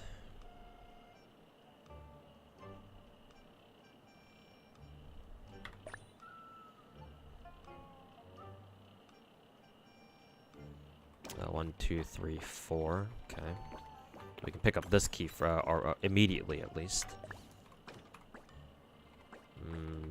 We'll have enough to reach the red key. Actually, we should be able to push Guoba over 1. Then Guoba should be able to reach the red key here now. There we go. So now we can push Guoba over there 1, I believe. Oh, okay, I see it.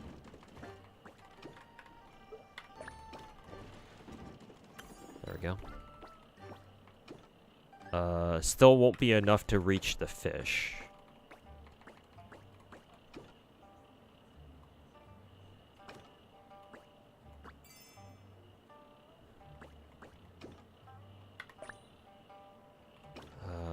Oh, okay, I know.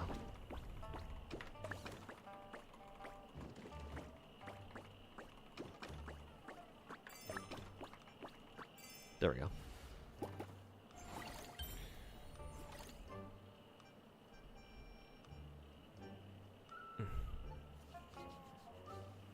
It's fucked up when you search Melusine and it shows the furry Genshin character. I mean, when I first heard about the Melusines in Genshin, that's exactly what I thought of. That's the first thing I thought of, was like, wow. FGO collab?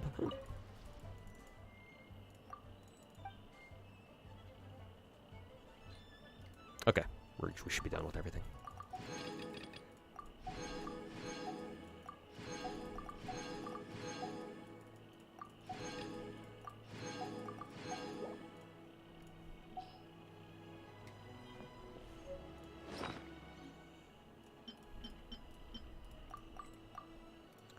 New recipe. All right, cool.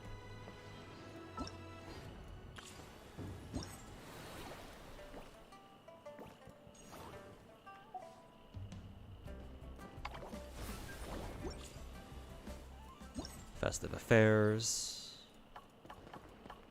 Oh, I assume these are just like the main quests or whatever.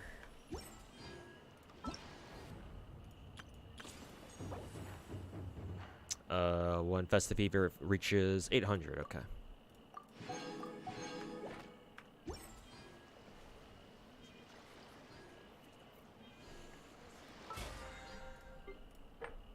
BP. Here we go.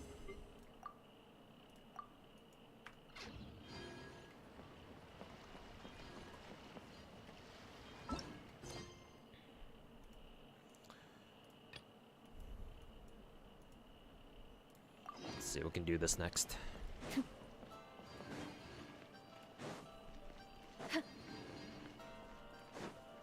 Next is PvP. If that's what this quest is, then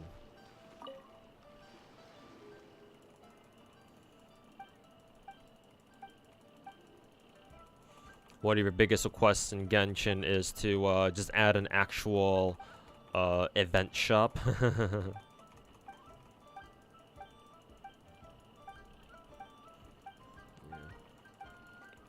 I don't know if you can convince MiHoYo to do that though. Because like farming in this game is not that hard. Really the most annoying thing about farming is that you have to like run around the map and actually pick up shit, but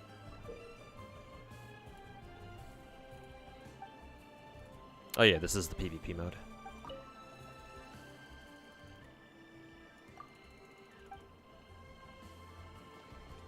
Let's see. Let's try to see if I can do the other one first. Assuming I even can.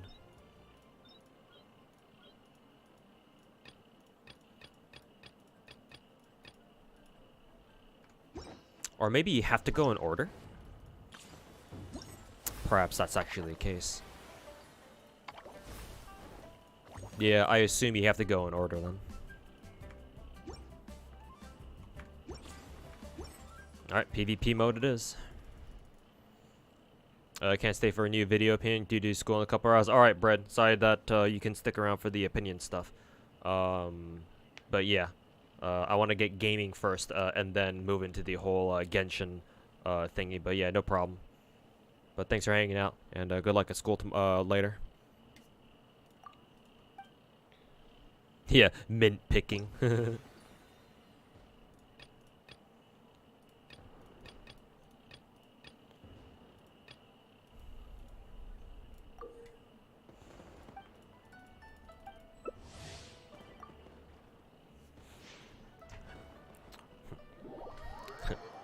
Hey, look, guys! Genshin PvP! Story quest add not this PvP. Oh, okay. I misunderstood then.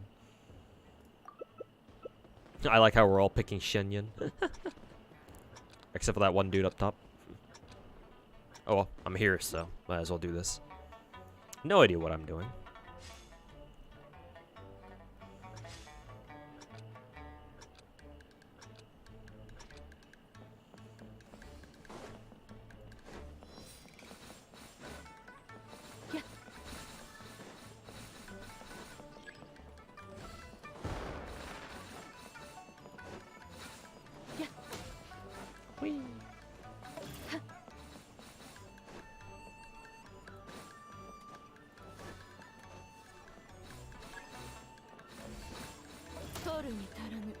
Oh, he's got the bumper car.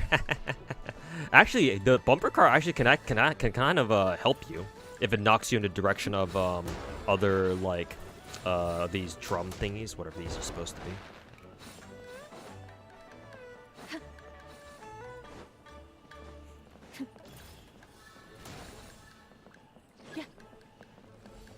be. Yeah, I'm just kind of doing this without having to use the bumper cars. I'm just fucking chilling, bro.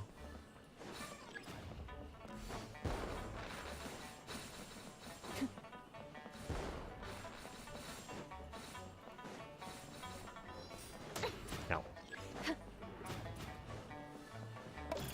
この程度 Ow.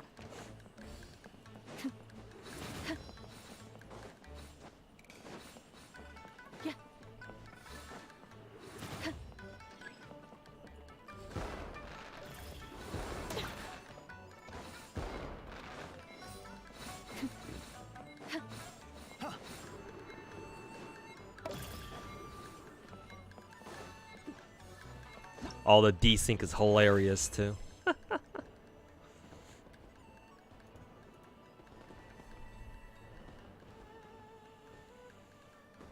Stole this gameplay from like Roblox. I mean, almost every single event you see Genshin do, or a lot of Chinese games do, is they just take shit from other places. I mean, it's not just the Chinese games that do this. Other games can do it too.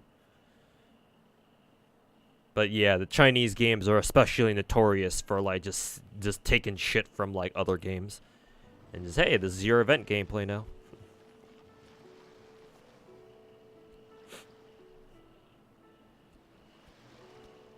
You got called a mint picker today in another Discord because you showed your 4,000 weapon XP and you don't know how to feel. I mean, hey, you could be me and you can have whatever the fuck I did for FGO. God. If people like Envy can get called mint pickers, then I don't really know if Genshin or the Hoyoverse community at large is ready to know what the fuck I've done for my gacha games. Specifically FGO, but... Oh, we gotta keep doing it.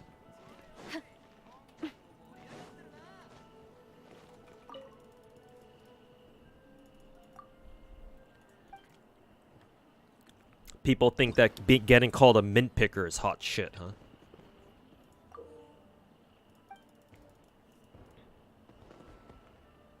What the hell even is a mint picker? Is that some sort of a Genshin slur? I believe it originated with either Tectone or some other Genshin content creator calling Envy a mint picker because the joke is that that's all you do in Genshin. Just go around fucking picking shit because what else do you have to do in the game? Because, you know, Omega lol, no endgame content.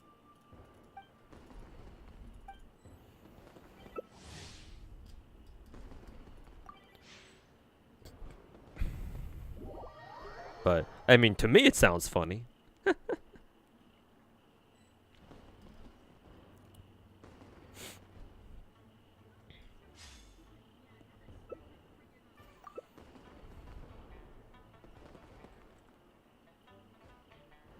This is probably that one, Fall Guys game mode, except it's probably going in reverse.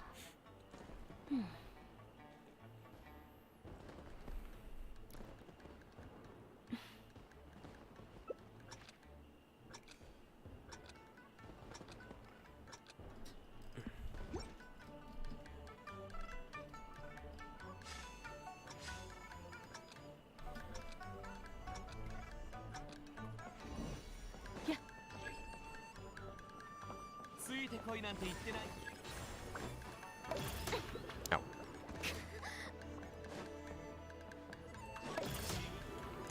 I thought he was going to use his little bumper car thing. Yeah, like that. Yeah.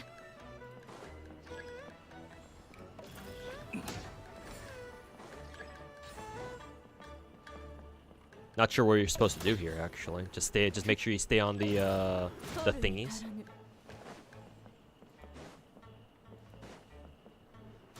Okay, you just gain more time just by staying on them. Okay.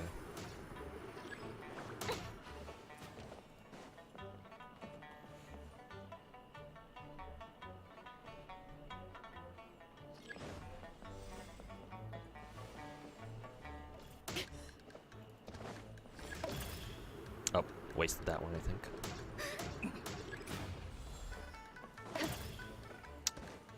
Wonder what that is. Oh, it just gets you more points, I guess.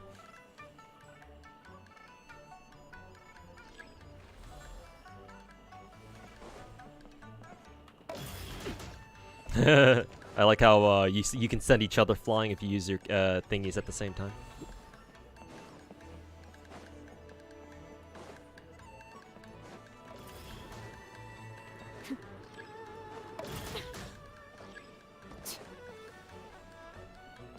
One big giant arena now.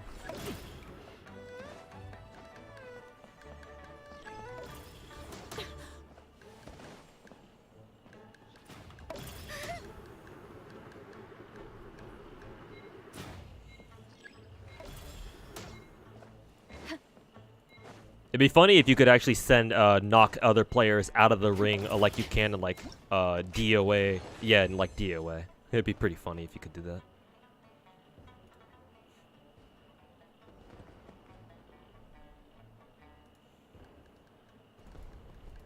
I got a lot of points for that. Steph guy is picking on you? Eh, not really.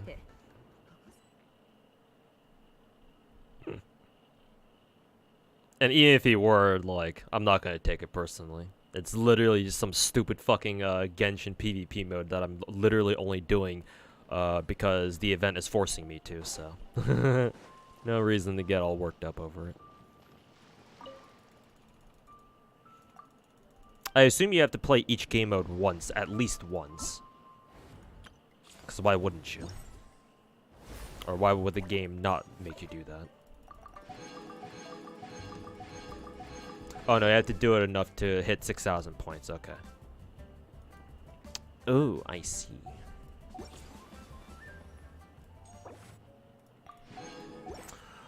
Ooh.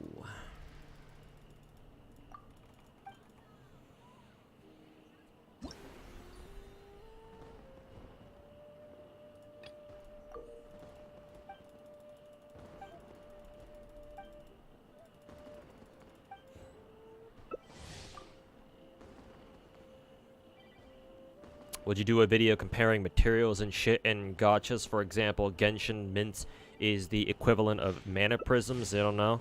I don't know about that. I mean, that particular comparison, at least. Maybe I could make a video comparing like how difficult or easy it is to farm for shit in different games. I could maybe do that,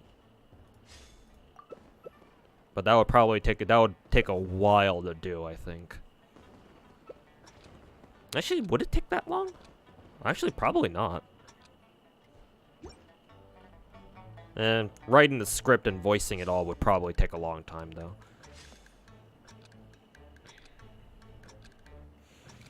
Hoya's been making a lot of these, what is it? Been making a lot of these, what are these things for? Like PvP events and shit. They are. Yeah, that's a good point. I think they've done it like 2 events in a row, I think. Something like that.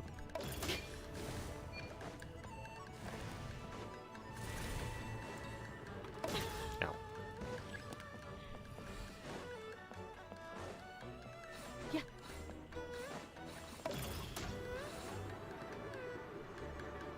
I didn't realize you could also sprint while in the bumper car shit.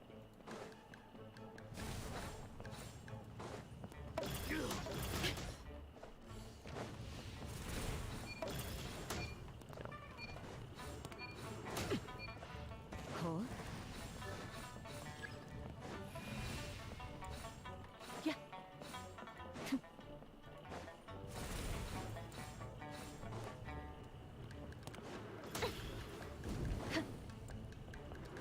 この程度か。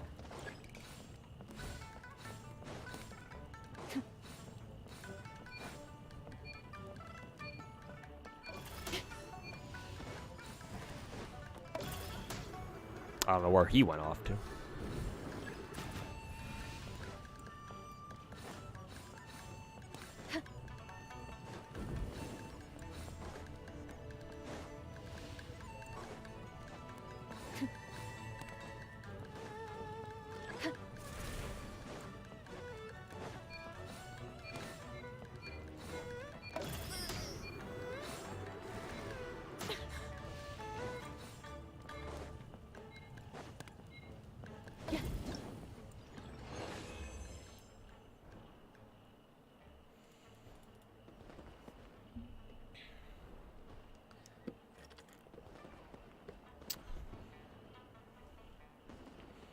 FGO would be kind of easy since rates are publicly collected. I wouldn't really worry about like the rates, like the drop rates. I mean, I would mention them just to point out that, yeah, material drops in FG are RNG, which is unlike most other gacha games, especially these days. But the rates aren't really what I'm really concerned about. What I'm more concerned about is,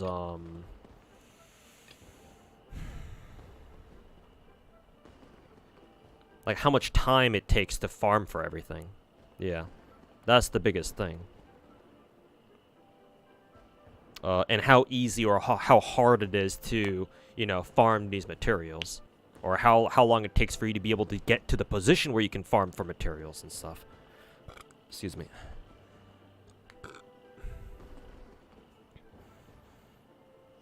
Sadly, all your friends who play Genshin regularly stopped playing because they got burnt out and the game got ruined by the community. If you think that a game gets ruined by its community, especially something like Genshin, then that's on you.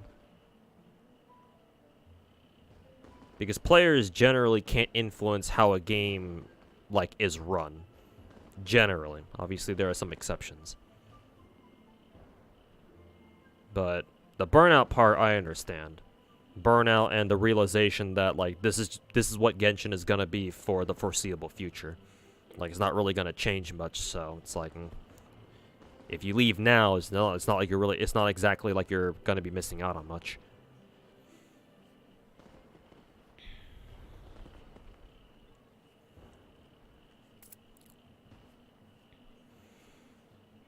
It's not about burnout, the game is just too repetitive. It's just that if your character is max build and the game is, or just move to other games, no need to play Genshin forever. I mean, if that's the sort of idea, if that's the sort of outlook you have, then you can say that about basically every game. Do I need to still keep playing FGO? No. I can beat FGO for years to come with all the shit that I have currently. Then why do I still keep playing it?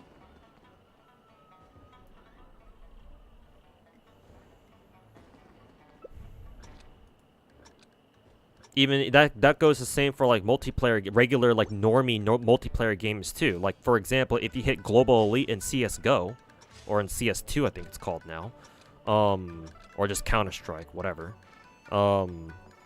like then you can say, oh, you don't have a reason to keep, you know, grinding ranks anymore because you already hit the max level, right? Well, what the fuck's the point of continuing to play Counter-Strike?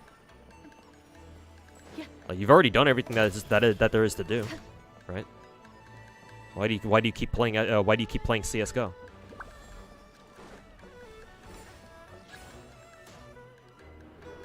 Ow.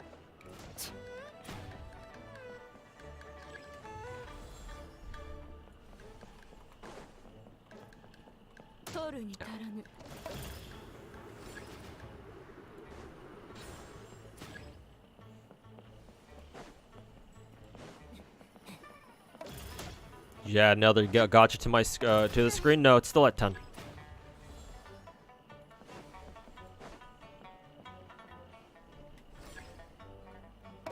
Ow. Yeah.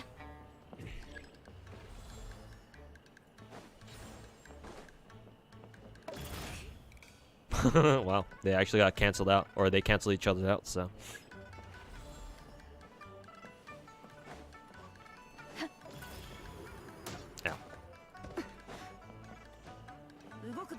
Yeah, and to be fair, that's like every gacha ever. Like, as soon as you hit meta, it's like, okay, well, what's the point of continuing to play these games anymore? Then, you know. Ow.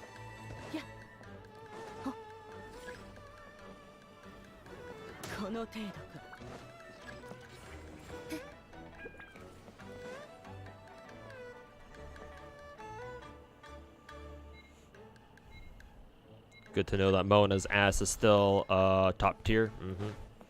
Poor CN bros. I mean, all servers still have that dumb fucking bubble diaper shit, so.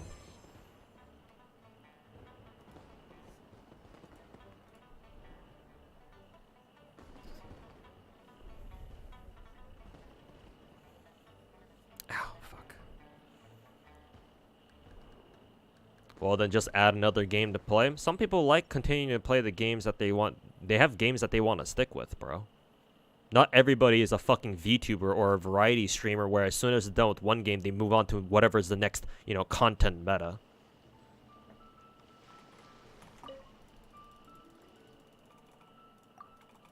And like I keep saying, these bitches ain't loyal.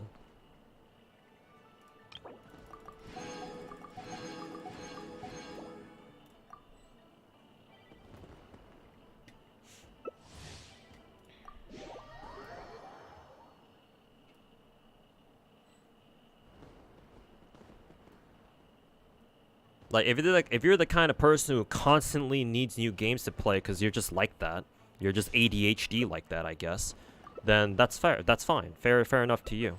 But you have to realize that some people like sticking with some games because they just really like it that much.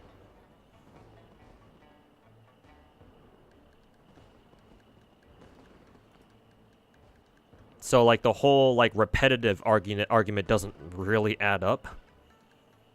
Because like, yeah, if you keep playing the same games over and over, yeah, obviously you're gonna have some people who find that shit repetitive. Like, did you expect anything different?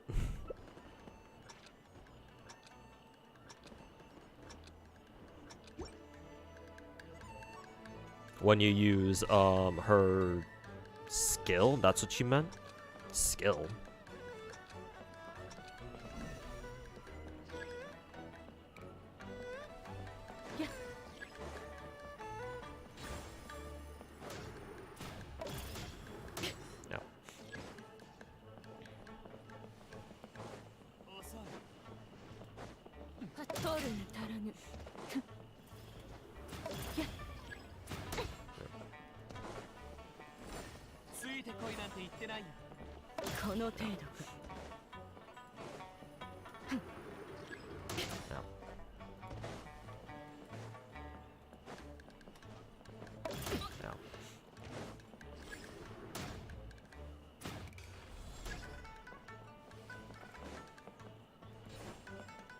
Oh, went the exact wrong way.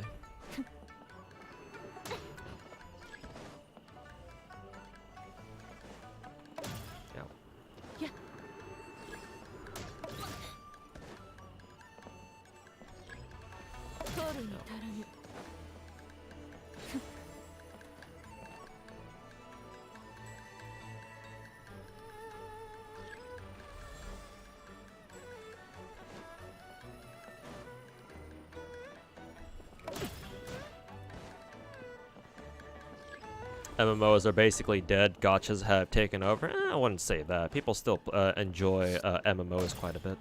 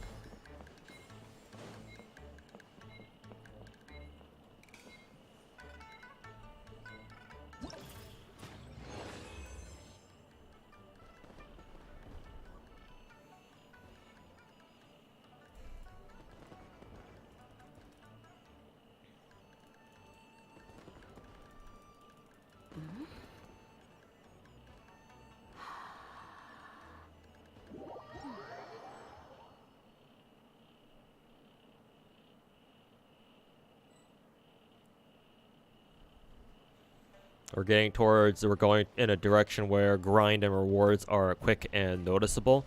I mean, that's understandable because newer games have to give incentives to players to come play the game.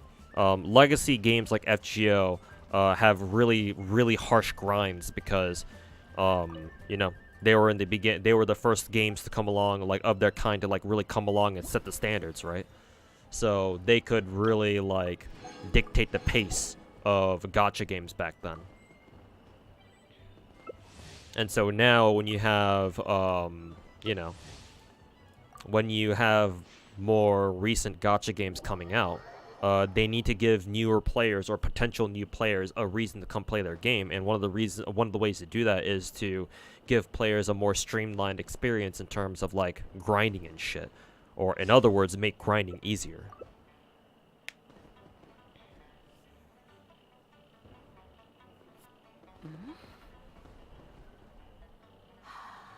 FGO is a special breed? Not in this case. Because FGO is an old game. Much older than a lot of other gacha games out there. And so that FGO can get away with having like a really harsh grind because it's old. It's got legacy, it's got history.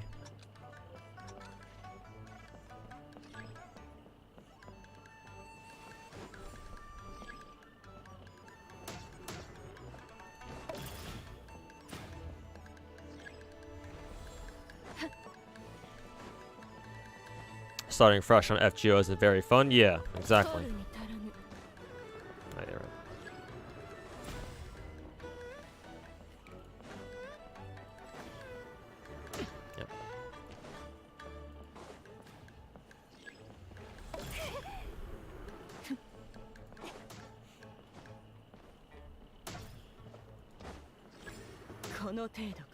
Yep.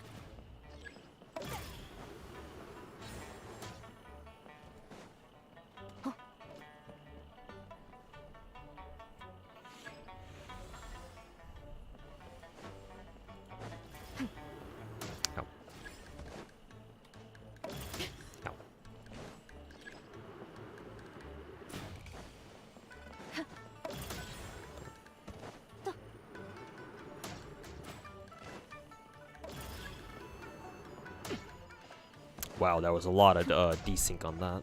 Whoa, that was a shit ton of desync right there.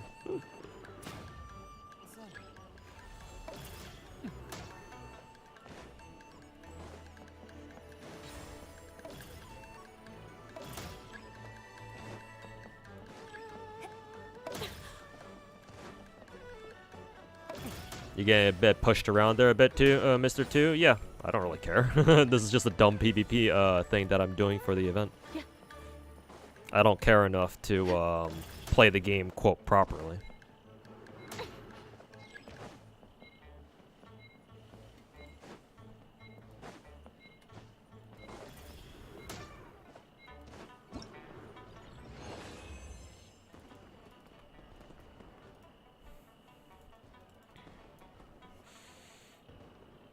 Sometimes you play, sometimes that's exactly why you play, for the repetitiveness. Yeah, some people just like doing the same shit over and over.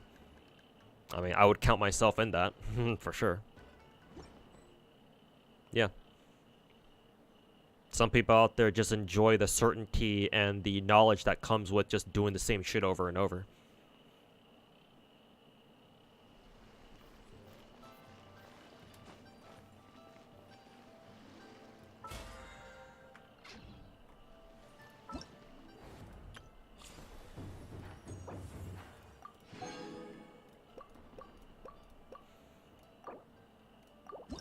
Alright, and there's a copy of gaming. Hell yeah. Oh, and we got Shincho's outfit as well.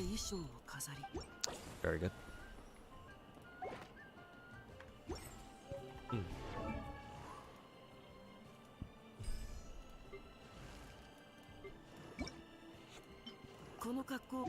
Drip out Mr. Shincho a little bit.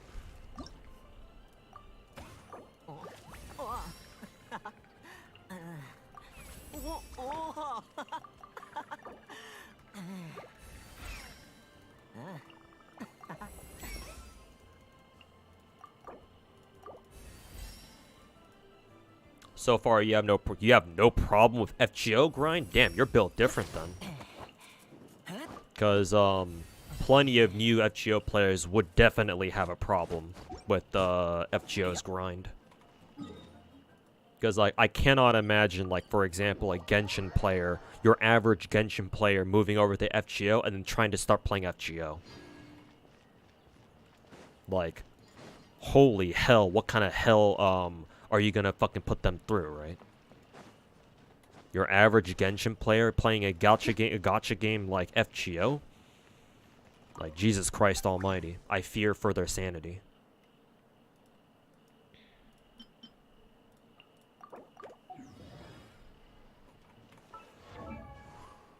Shincho kind of looks like he's wearing granny underwear.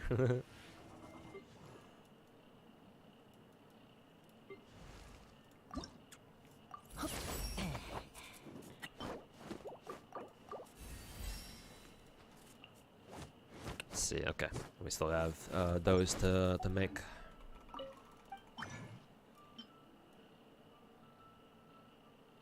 We have 6. I'll just make 6 for now. I'll make the rest of his gems later. Male Farina, yeah. People have joked that they basically had the exact same outfit. I used to play MMOs back in the day. You don't have a TikTok brain like most Genshin players do. Good, good. You indeed are built different.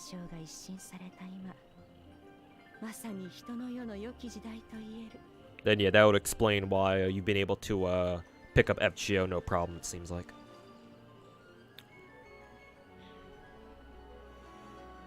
Gonna use half AP Ember to try and get the last Resurgence up to max before Annie, yeah. Oh, Sidexer, I should probably mention, because Nicotina brought it up. This anniversary for FGO and our NA anniversary is in July, specifically July 4th, or somewhere in that weekend. The main gimmick for our upcoming anniversary is that the game will give you bonus free Saint Quartz for having for each servant you have at max ascension.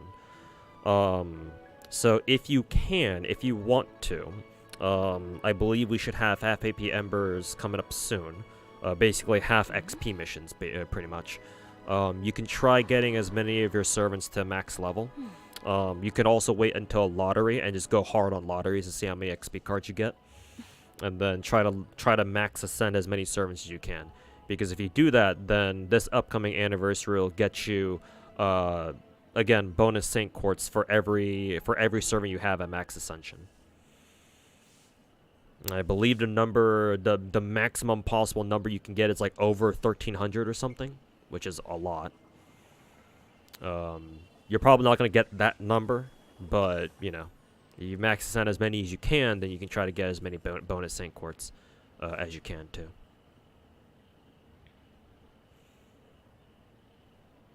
Either that, or we're Korean and we're used to the Korean gaming grind. Rice farming is in our blood, I guess. Might as well. Okay. Yeah, fair enough. Right. So now that we got gaming, now that we got progressed a decent bit into the event, I will now start going over this will be the last thing I do on stream, but let me pull up my notes, my Genshin notes, and we'll take a look at it.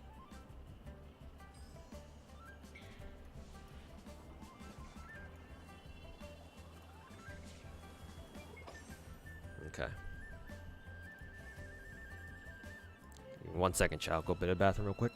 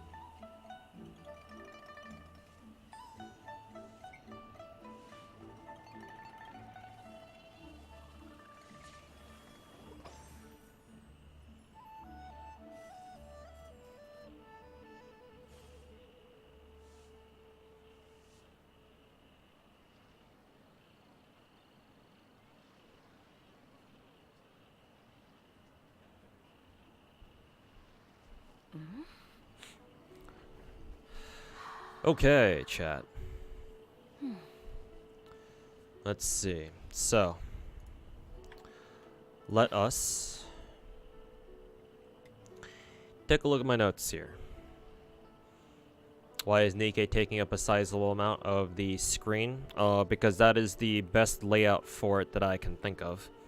And without it in its current resolution, I would have a big ass awkward like black spot on like the right side of my screen where nothing's really filling it. So I figured I might as well put Nikkei in like a vertical res and put on my stream like that. And besides, Nikkei deserves to be that size with all of its Coomer characters and Coomer bait designs that it has. So.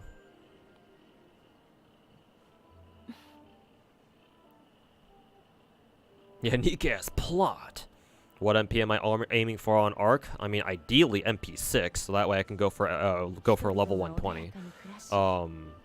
That implies that I can find a job before then, so that way I can actually get the money to fucking MP6er, but I really don't know at the moment. Like, I'm trying to save everything that I can for Archetype Earth. I know I will be getting a ton of bonus sync quartz because, again, I have almost every character in the game maxed out, so...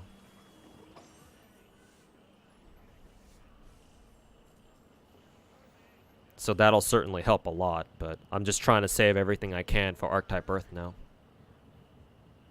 Size is important? Yes, size is very important. Don't believe what they say don't believe her when she tells you that size isn't everything. Can I have a Twitch command that shows you all the gachas that I have around? I should actually make a command like that, yeah. Now that I think about it. Maybe one day I'll make it. Okay, chat. So, this will be the last thing I do for today. But let's go over the notes that I got for like for Genshin, for my Genshin notes. Switch over to desktop recording. Let's see. Let's see what my display captures on. Primary monitor. Sure, yeah. Let's go with this. There we go.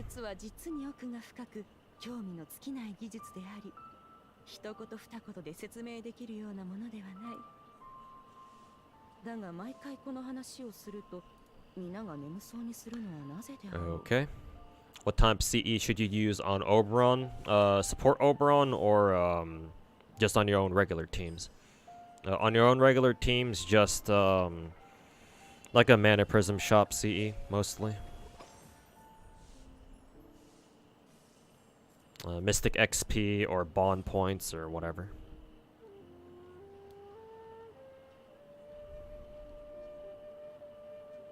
Are we cooking? Yes, we are about to cook. Oh, I need to enable display capture. Alright, there we go. What do you rate Shen? I assume you tried to say Shenyun. Honestly, I don't know. Her playstyle is very specific. It's very niche. She's definitely not meta. I can tell you that much.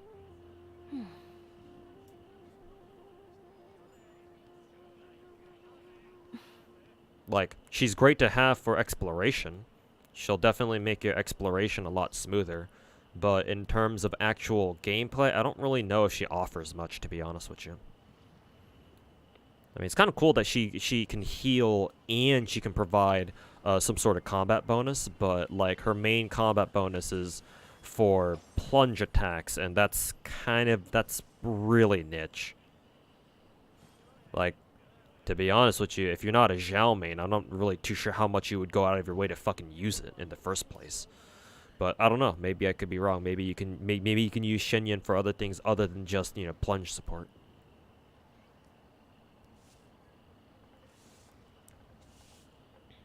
Hey Thai bro, welcome back. How's life? Complicated. Yeah, not that complicated, but kind of in a shitty spot right now. Have been for the past pretty much a year.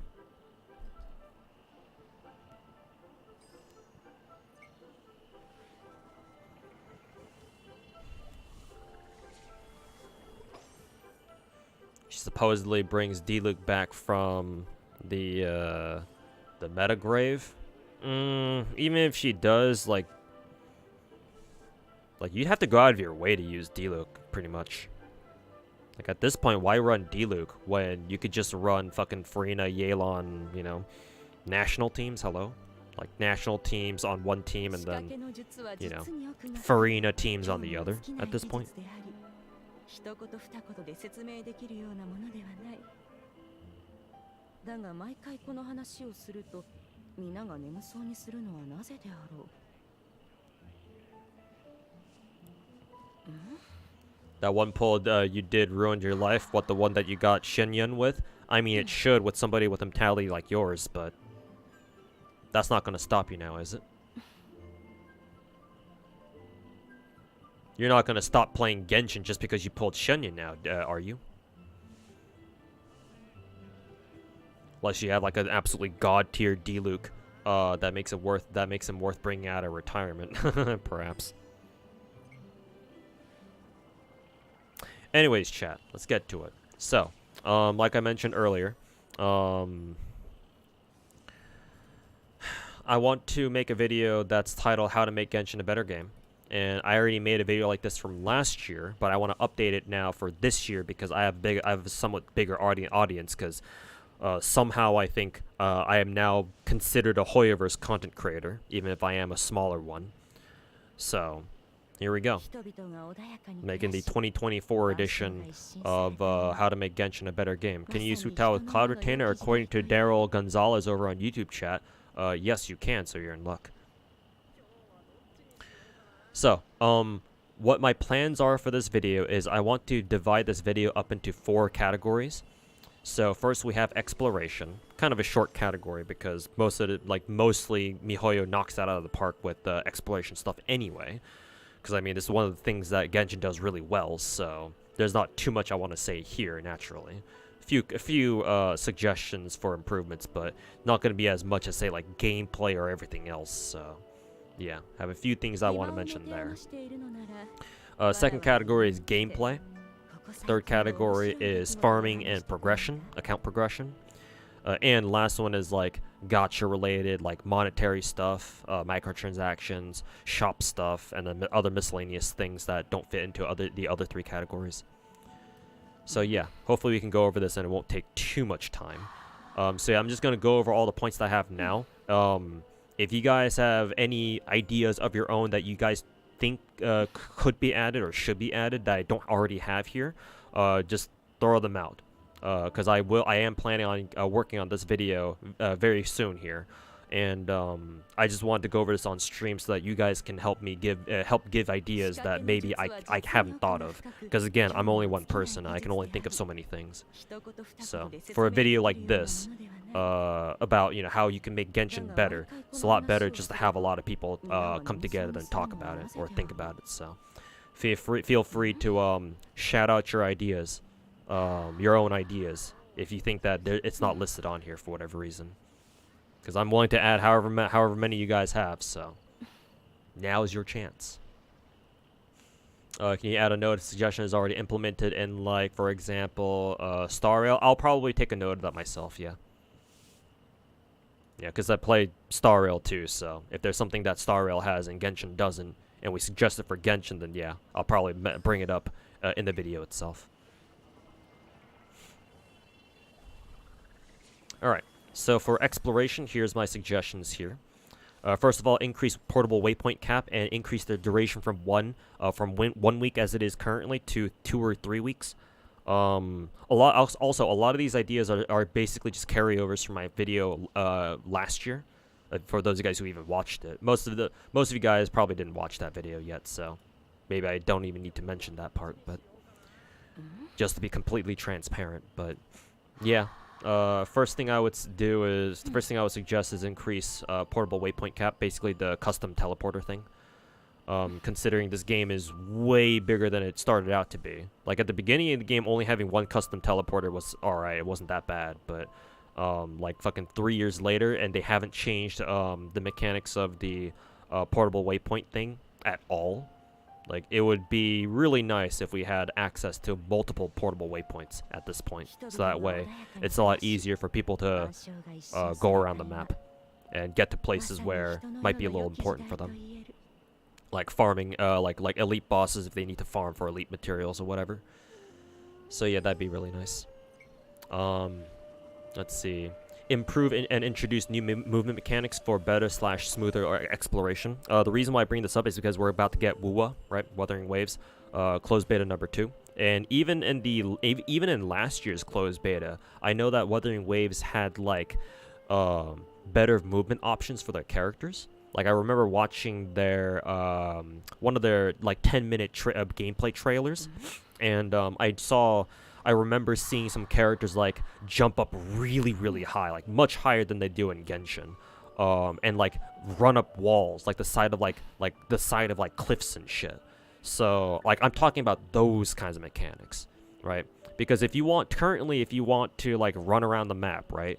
In Genshin, if you want to do that like super fast, you have to rely on certain characters, not universal movement options. You have to rely on certain characters, like, I mean, Xinyan is our most recent example of this, where she has her, you know, very good either both vertical and horizontal coverage skill that you tap 3 times. And obviously other characters who have really good like exploration skills or traversal skills are Yelan and Sayu for their horizontal coverage, and then Kazuha, Wanderer, and Venti even for their vertical coverage. So yeah. Like in Genshin, for like if you want to have access to like these special movement mechanics, you have to rely on certain characters, which I don't think that's very great design. It's better if we have universal movement mechanics for everyone involved. And I don't really count like the region-specific movement options, like for example the tethers in Sumeru. Like, do we even have one for Fontaine? I'm sure we do. And then like in where is it right now in the new Liyue expansion, right? All the tethers there too. To be fair, this new Xinyan region has tethers everywhere, or almost everywhere. It feels like there are in a lot of places, so it's not too bad in the Xinyan region or the Chenyu Vale region, whatever it's called. But in other regions, they're not like everywhere, so. Yeah, you still have to deal with the bullshit that is exploration. If they actually take the suggestion, most likely what it'll mean is they're gonna have to overhaul the entire game. So this is definitely one of those like very foundational changes. So very unlikely that they'll ever do that. But like I think it would be better for the overall health of the game if they actually do manage to do something like that. But again, highly doubt they'll do something like that. I mean, it's highly doubtful that they'll do anything that I'm suggesting here anyways, so, you know, might as well shoot my shot. Third suggestion for exploration here is to increase stamina cap. Not resin. That's different. I'll go over that later in the gameplay and the farming sections, but just your raw in-game stamina of like, oh, how much can your character dash and shit. Making that higher would be pretty nice. 'Cause yeah. Like, I think personally, I think it's sort of bullshit that the only places where you get like stamina increases is in Mondstadt, and that's it. So yeah, maybe some extra like sprint stamina would be nice. Like I don't really care if it like breaks like, you know, in like combat gameplay or whatever. Like who fucking cares? The casual certainly won't. So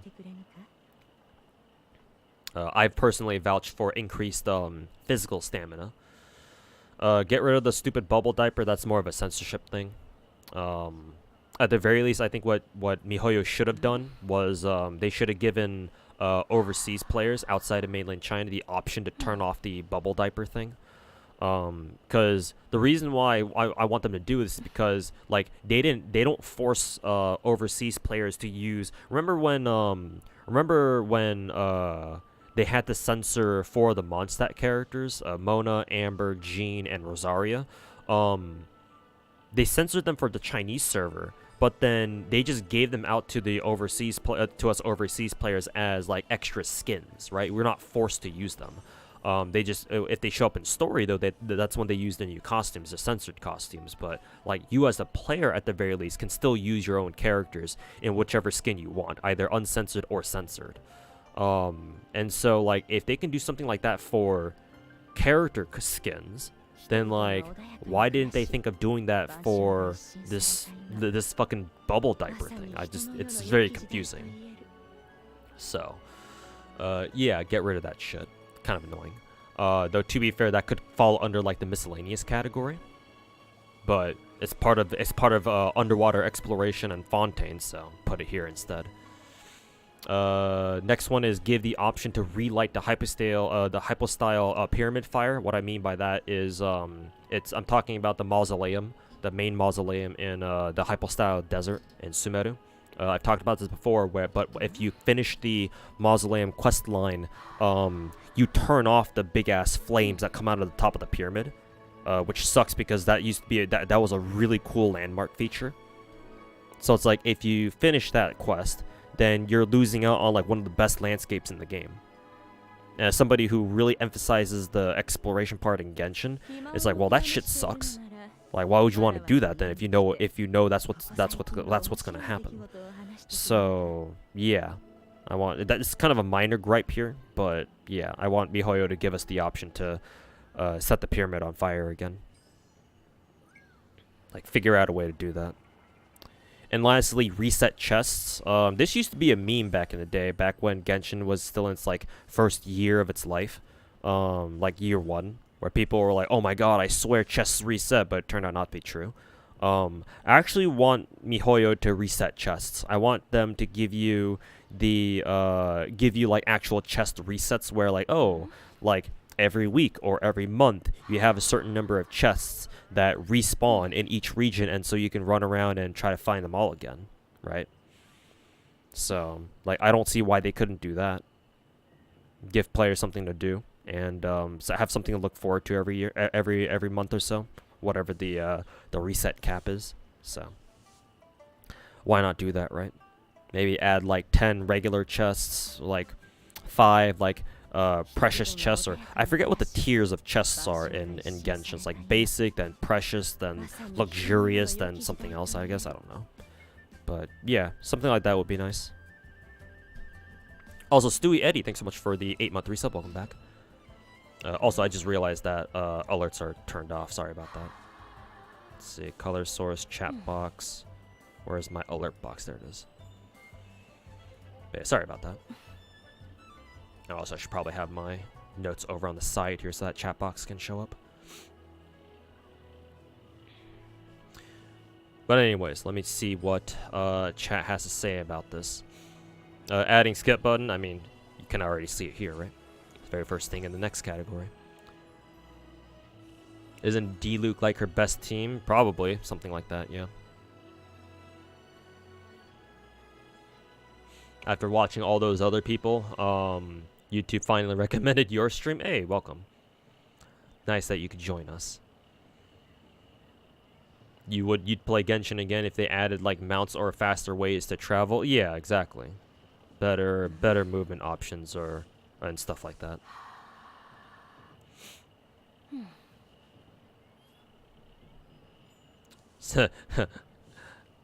Heavily agree on the portable waypoint because how limited it is, you don't use it at all. You can still use it, but yeah, like you're only gonna use it like at one place at a time, and that's very annoying. It'd be a lot better if you could just spam them and have multiple up at the same time. Add an option to consume a portal waypoint at a portable waypoint to renew its duration. What do you mean by that? Or consume whatever currency? Add an option to consume a portable waypoint at a portable waypoint. Oh, so basically just renew its duration. Sure, we can add that too. Renewal option. Sure. Hopefully I know what I mean by that. Have you thought about trying Grand Blue Relink out of curiosity? Not really, no, Stewie. Unfortunately, no. I have been watching other people play it a little bit. Seems fun. Seems interesting. It's nice that Grand Blue actually made a single player game out of their gacha. Because I believe Relink is based on the gacha game itself, right? But unfortunately, no thoughts on, no plans on actually playing it myself. They really need to be able to toggle constellations. Been years. Oh yeah, I think I have that. I'm pretty sure I have that here somewhere. If not, then I'll add it. Actually, maybe I haven't written it down here. I definitely had it in mind back when I was actually working on these notes. Can you guys see it here? Assuming that you guys can actually read my notes on stream. 興味の尽きない技術であり、一言二言で説明できるようなものではない。だが毎回この話をすると、皆が眠そうにするのはなぜであろう。Yeah, I don't think I see it here, so I'm gonna have to add it here somewhere. Let's see.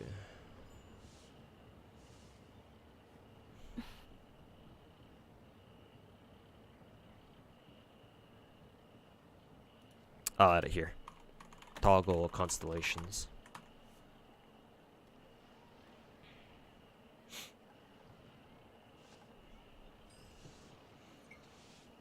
You might as well expand that option to replaying side quests in general. I forgot what the context for your suggestion there was for, but like replaying quests, I guess that would fall under gameplay.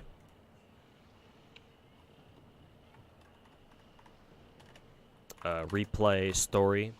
I should say proper story replay function.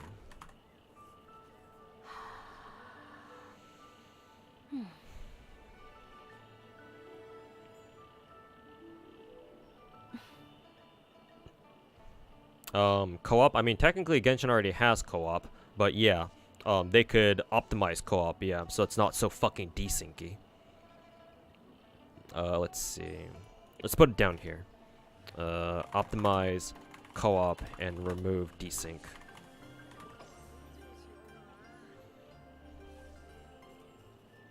Oh, the pyramid fire? Oh, okay. Sorry about that. Forgot about that. But, yeah, I see now.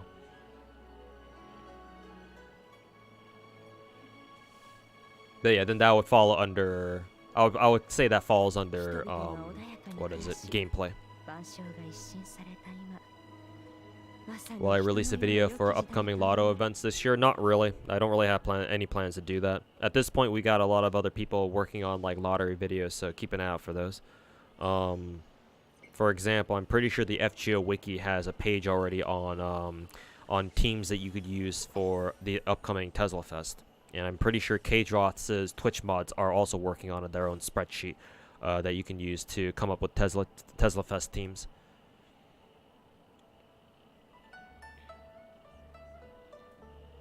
Do you have 120 FPS on the list? I should actually. I forgot about that. That's good. That's good. That's a good what is it? That's a good suggestion. Higher FPS cap. I'll put it in the beginning of gameplay. Actually, should I put it in the beginning? Nah, I'll put it towards the end, I think. Put it after co-op.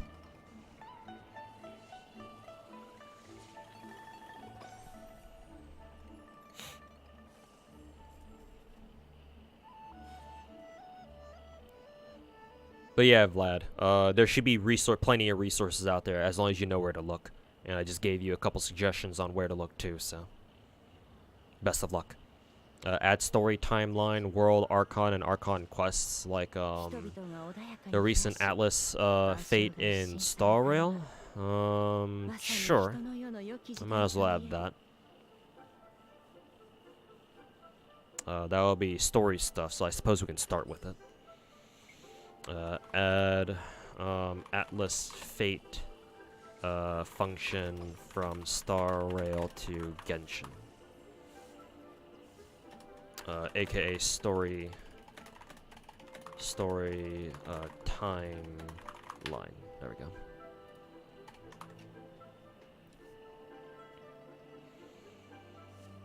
Higher FPS is more software or quality of life option, in your opinion? Perhaps, but I think that has more to do with gameplay.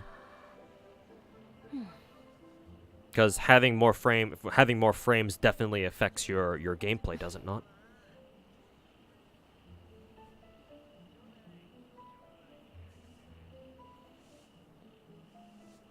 After watching a Tectone video, people are coping hard that coping hard to think Hoyo is faking banner sales. Like, what is Tectone saying that he thinks Hoyoverse is faking banner sales, or did he just make a video talking about how other people are thinking that they're faking banner sales? Because yeah, I agree. Like, what does Hoyoverse have to gain from doing something from doing that? Yeah, they don't care.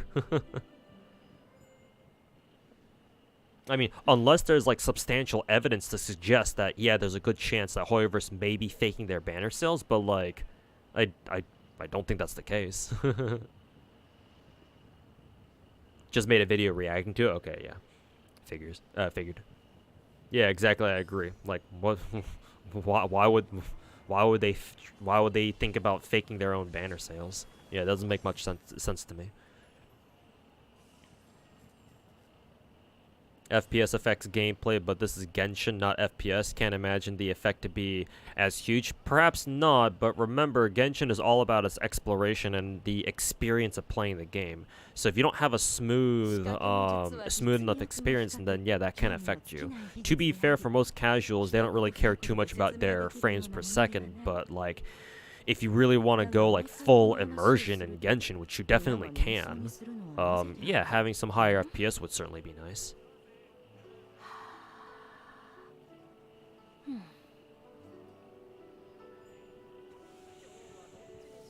Anyways, let me go over all of the gameplay suggestions that I have written down here so that you guys can maybe think of some more that maybe I haven't gone over yet, or maybe some that I haven't mentioned yet or haven't thought of myself.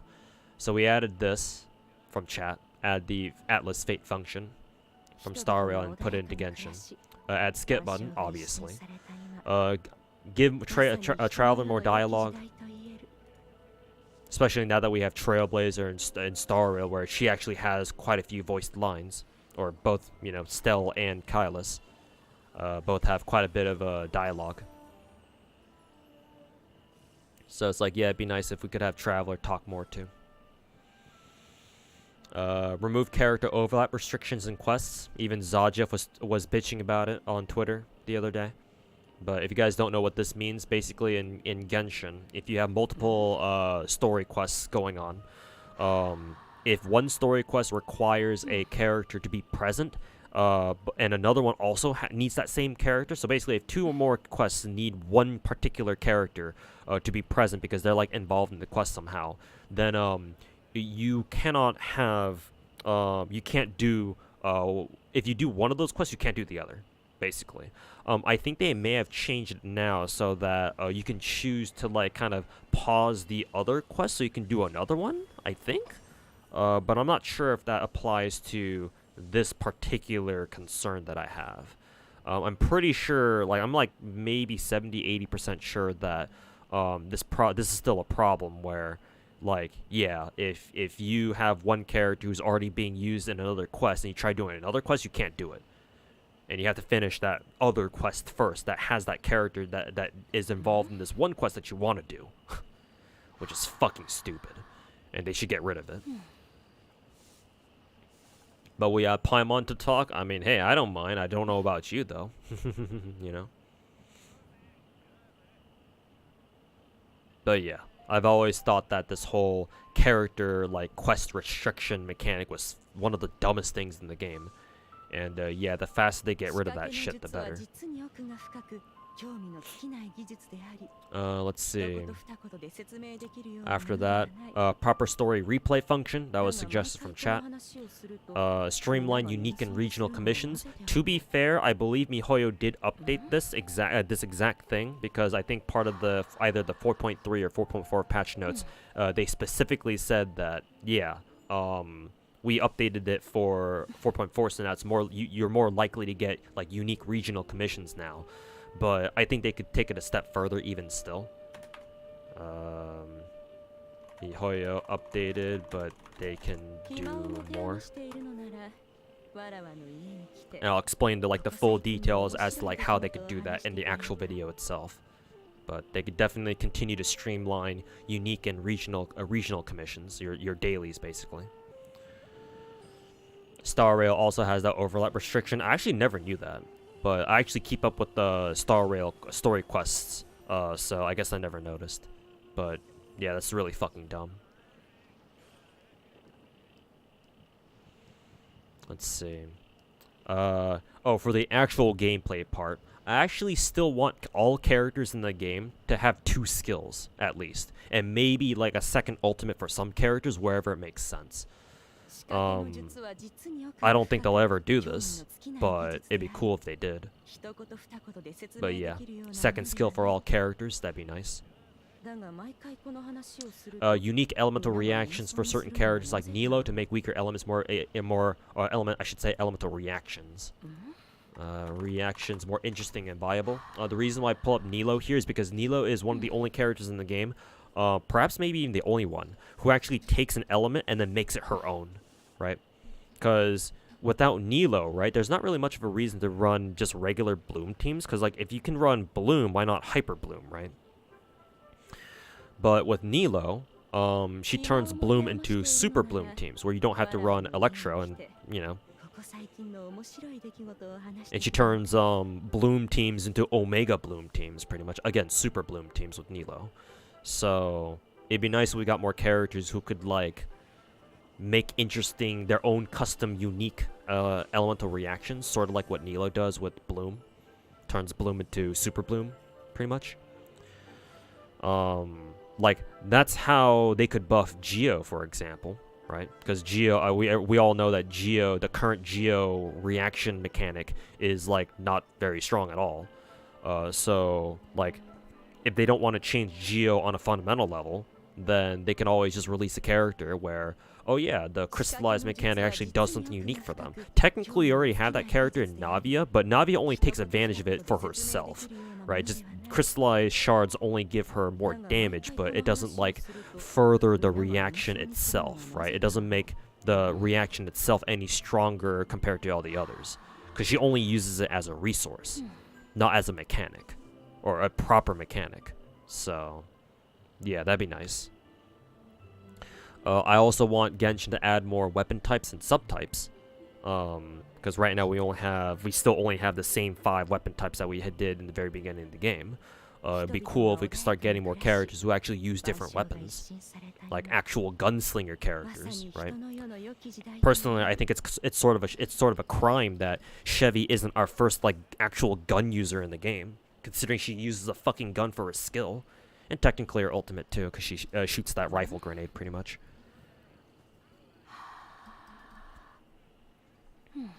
So, like, yeah, put in more weapon types, and perhaps you could even give out weapon subtypes in the game as well. Not sure if you could, not sure if they want to do that or not. But having, like, sub weapon types could be really cool. Like, say for example, like a possible subclass type for, like, your one-hander sword could be like a mace, right? One-handed mace. Go around smacking people over the head with a mace or something like that. Not sure how that would work, like in terms of animations, but, you know, still be pretty cool. Let's see. Buff older or weaker characters, like have Mihoyo put in. I want Mihoyo put in a way where into the game where you can make older or weaker characters better. Like they're like buff quests or something. Like they could easily put out like a story quest that functions as like a buff for a certain character after you complete it, right? Oh, you complete the story quest, and then because shit happened in the story quest, you know, they get stronger somehow, right? Something like that. A lot of other gacha games do that sort of thing, so why not Genshin? Alright, for the real meat of this category, endgame expansion. So the suggestions that I have for endgame expansion for Genshin is make Abyss 9 through 12 available for co-op, and let people use food buffs in Abyss 9 through 12.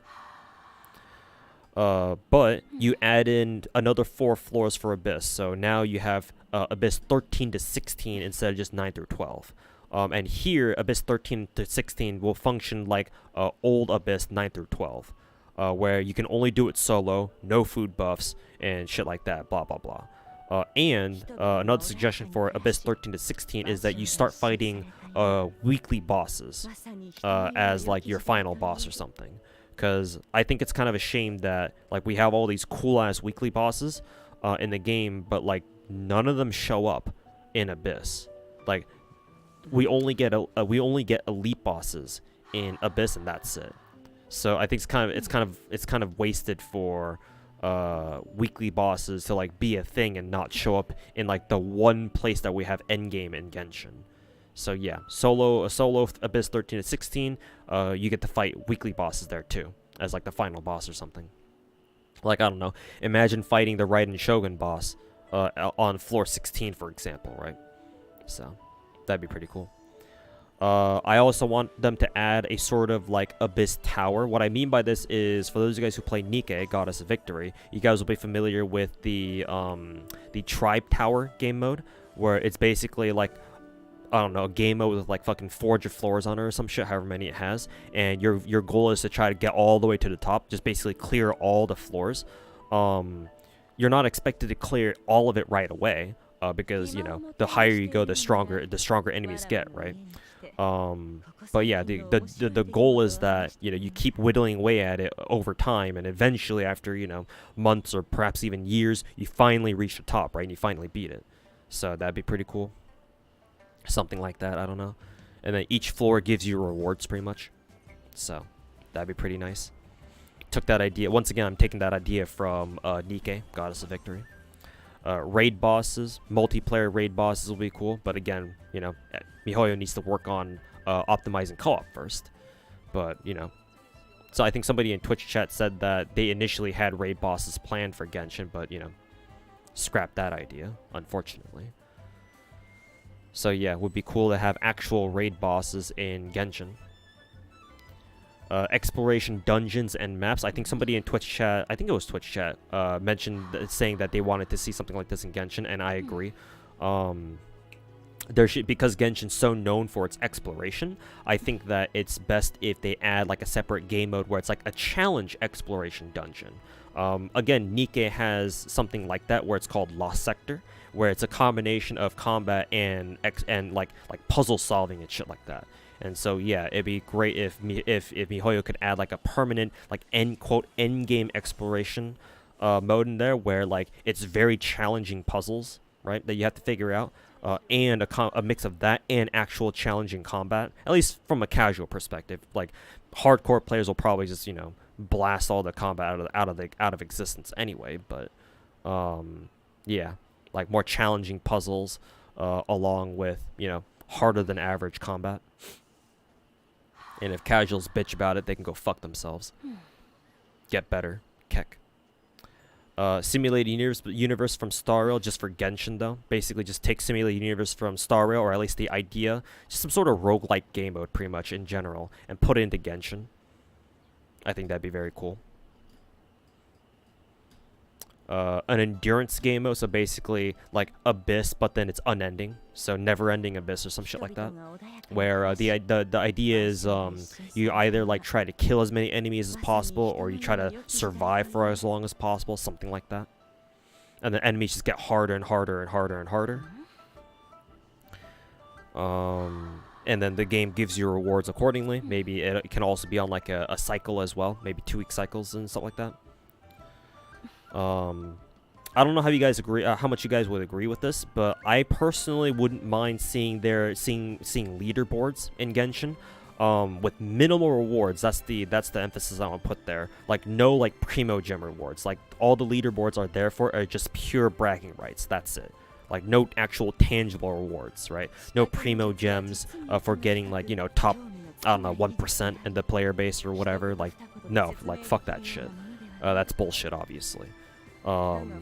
It's like instead, like maybe, I don't know, top 1% get like a special name card or something like that. Something that doesn't really matter.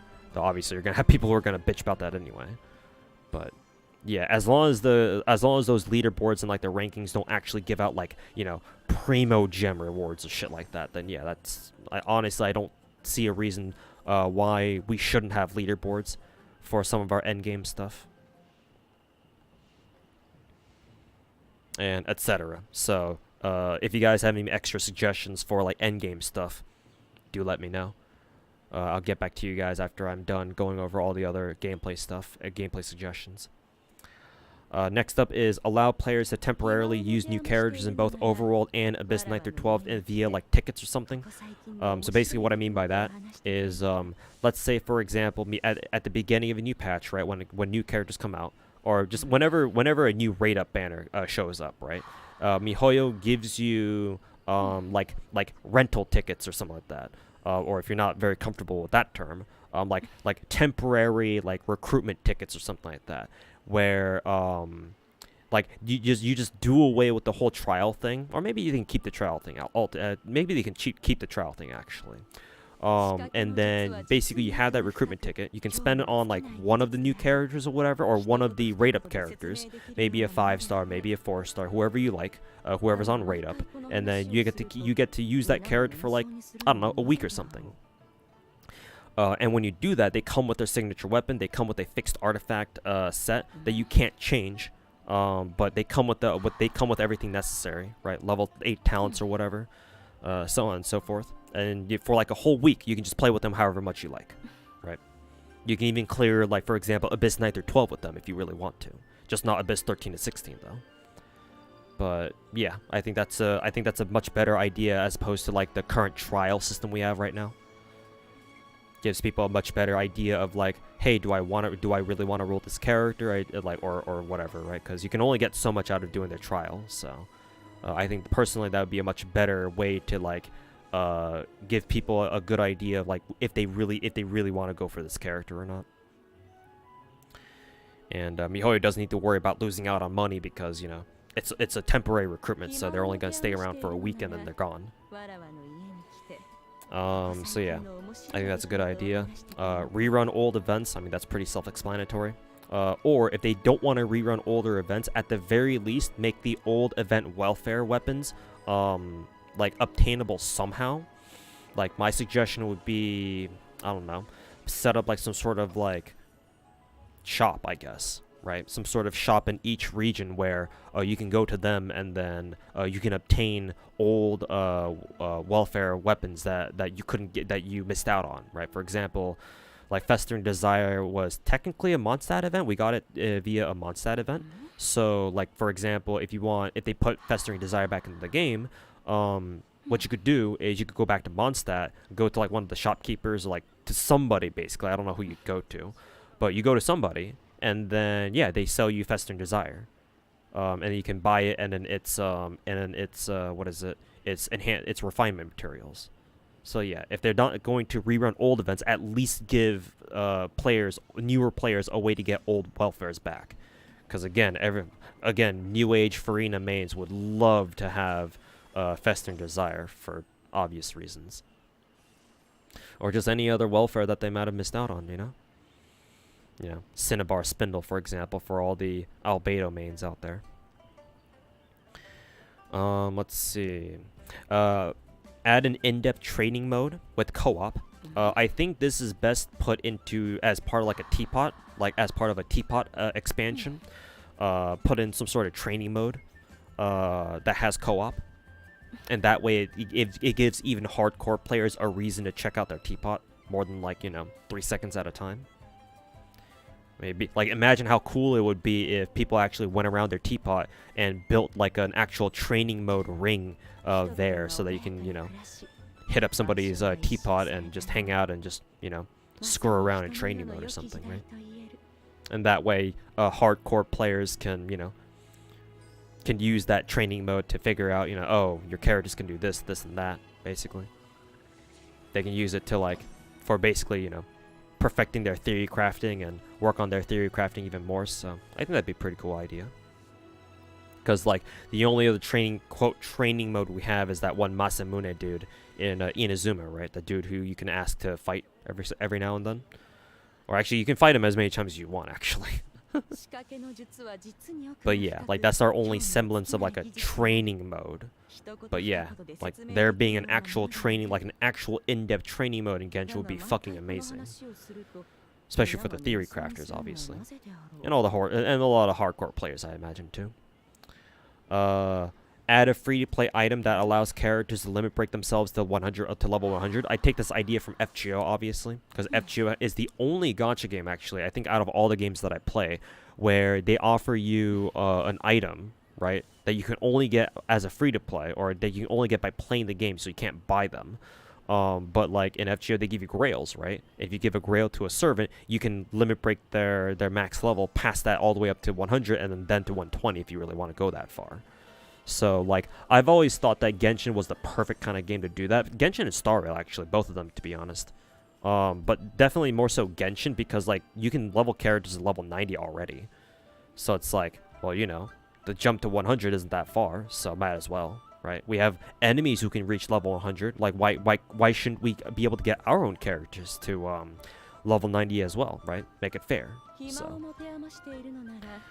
But yeah, and not only that, but it would give people a way to show, like, other people, other players, their friends, like, who their special characters are, right? Who their favorite characters are, you know, their waifus or husbandos, if you want to put it that way. So, yeah, because like other than that, like, the only way to like really differentiate your characters from like other characters in your account are like crowns, right? Who you gave crowns to, because the crowns are a limited time material. Like, you don't have an infinite amount of them, or you can't just farm them infinitely.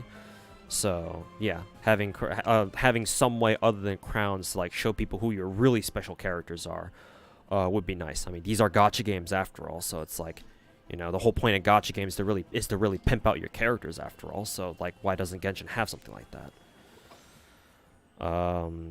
And next up, actual collaboration events, like, that would be fucking nice. Yeah, like Genshin collaborating with other gacha games. Like, imagine how fucking insane a Genshin and FGO collab would be. Never gonna happen, but it would fucking blow a lot of people's minds. Like, I know why MiHoYo doesn't do that, because if they ever do a collaboration with like another gacha game, that's like so much free publicity for like that other gacha game or that other game. Especially if they made a big deal out of it too. So yeah, like, I get why they don't want to do that, but I mean, it'd still be really cool regardless. I mean, even just a fucking Honkai Impact 3rd collaboration would be super fucking cool. So, but again, I don't know if they're ever gonna do that. And then next up is optimize co-op, and then remove desync. I believe that was a suggestion from chat. And then again, higher FPS cap. Again, another suggestion from chat. So. Yeah, those are all the gameplay suggestions that I got there. So now I'll go through chat right now to see if anybody's got additional ideas too that I can add.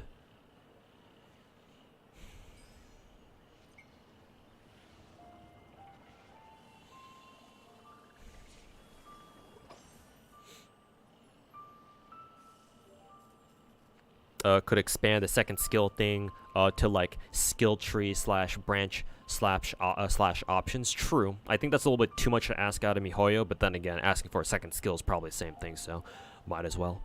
So yeah, I'll add that. Possible skill tree even.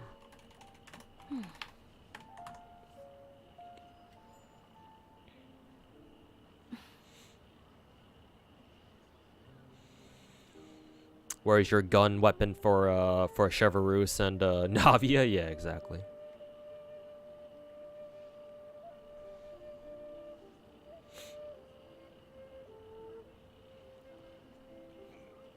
Just like the tower from Cooking Run Kingdom. Okay, if Cooking Run also has their own like sort of abyss tower, then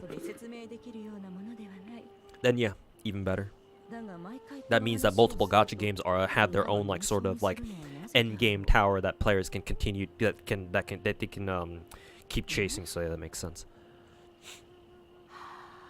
Just make dream solvents like a guaranteed drop. Oh, that's in I'm pretty sure I mentioned something like that down here in the farming / progression. I'll try to remember that exact suggestion if it's not exactly as if what I have written here is not exactly what you mentioned. So hold on to that. casuals will quit due to hard content. I believe I actually go over that here in the farming / progression part. So I might as well explain it now because we're gonna go. It's the first thing I explain here anyway. So the way I want to do endgame stuff is make all the rewards you get from endgame stuff not give primos. Because the main reason why casuals don't like Abyss, or one of the main reasons why, other than the fact that they don't want to grind to the point where like they can actually start doing Abyss, is because in Abyss, right, even right now in Abyss, like you get primo gems from Abyss, right?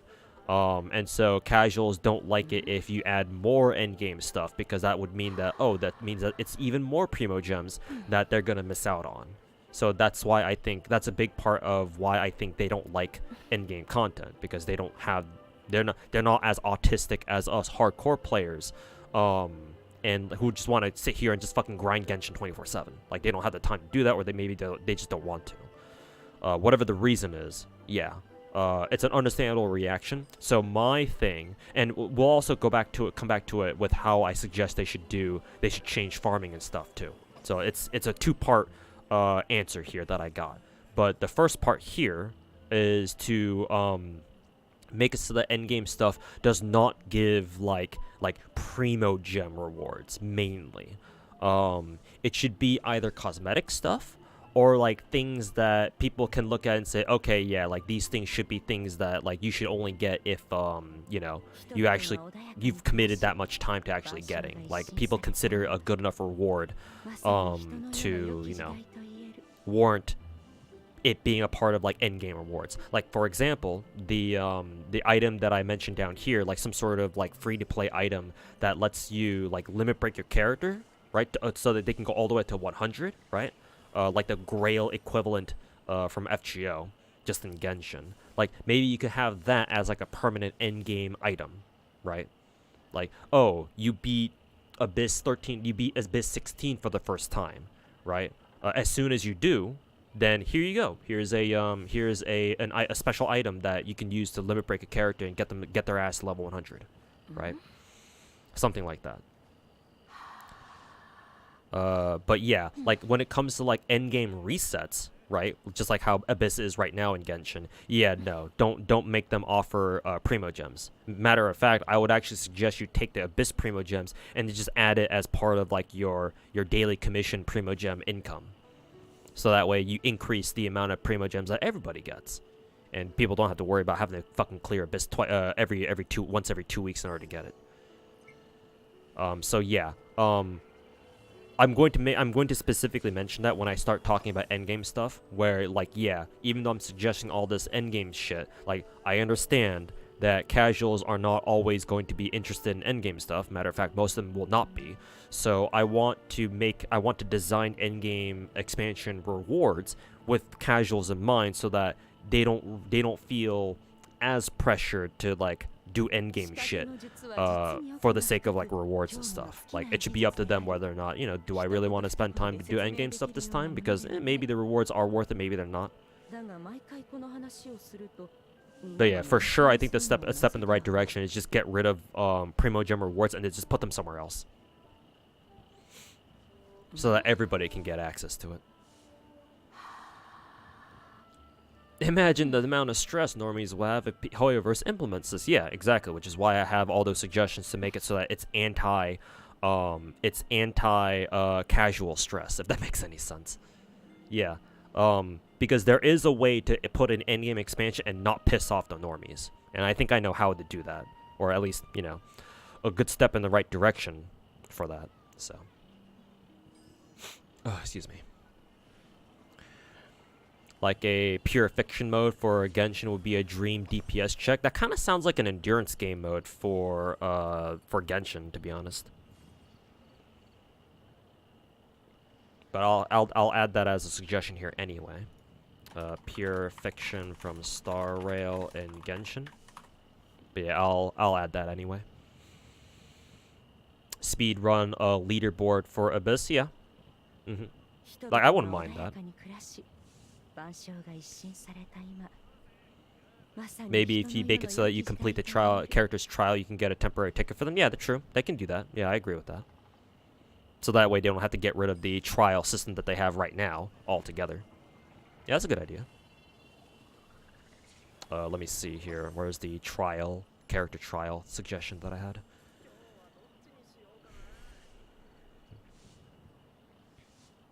Via tickets or something. Let's see.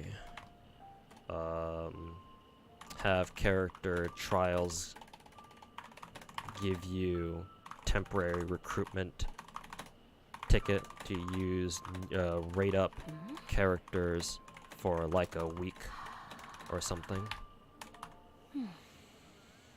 What's a festering desire exactly? Kind of like Honkai Impact's Valkyrie system. Oh, okay. If that's what they do in Honkai Impact, then yeah, pretty much that. Well, for like the rare prism shop in FGO, pretty much, yeah. I mean, hell, even the regular mana prism shop too in FGO. New player, who the fuck is albedo? What the fuck is an albedo? What the fuck is a kilometer? Gotta go. All right, take care. 420. Wish you could stay longer to cook. Yeah, no problem. You can always just catch the VOD, but yeah, thanks for hanging out.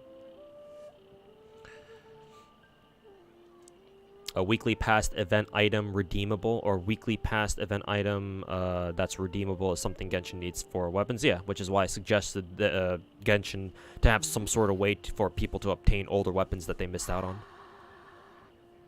Hey, Archon, welcome back. Just came back from farming Arknights. Genshin doesn't see other gachas as competitors. Well, at the same time, they certainly don't want to elevate anybody else to become a competitor either, so. Right? Because with how popular Genshin is, like, if they were to do a collab with, like, another IP, then, like, you're going to have a shit ton of people start playing that new game, too, so. Or whoever they collab with. Even if it's just like a small percentage of players who actually give a shit enough about that other game to start playing that game too, it's still going to be a shit ton of people because Genshin is just that big, so. What about borrowing friends' units? That's a good idea, actually, because, yeah, currently, if you're not playing co-op, there's no way for you to, like, borrow a friend, right? That's a good idea. Didn't think of that. When I really should have. Let's see. Where would I put it though? Maybe after here. Let's see. Borrow friend support characters.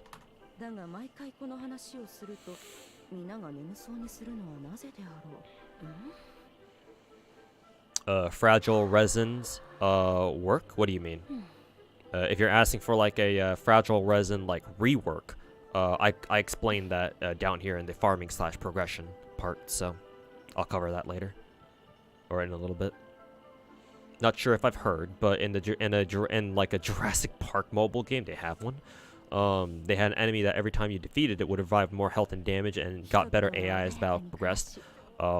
Maybe something like that for like super hardcore players. The issue with having something like that for Genshin is that enemies in Genshin are very choreographed. Like, I don't know what like having better AI would mean. Like, the most they're gonna be able to do is like give enemies more health and more damage. That's pretty much it. Ideally, like, yeah, enemies should get better and better AI. Instead of just, you know, oh, more damage and more health. But, like, honestly, like, with how Genshin, like, does its enemies, like, how MiHoYo, like, makes enemies in Genshin, like, I don't know how they would do that, to be fair. But I get what you mean. Basically, just make enemies, like, one boss, like, put in one boss and then just have them get harder and harder and harder as it goes on. That's different enough of an idea for me to include it, to be fair. Let's see. Nicotina, do you have like if you know, do you happen to know like the name of that particular game mode from that one Jurassic Park mobile game? Like change attack patterns? Yeah, they start pulling out different attacks, yeah. Actually, that's what Snowbreak does actually in its neural simulation game mode. So actually, I'll just use Snowbreak as the example here, or the comparison here, because I actually know what that I know Snowbreak does that too. Snowbreak Neural game mode in Genshin. Bosses get harder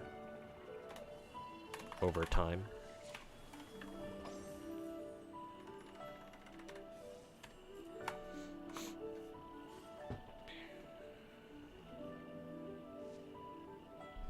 Thought I already made a video like this. Yeah, last year, Warwick, but I want to remake the video for this year.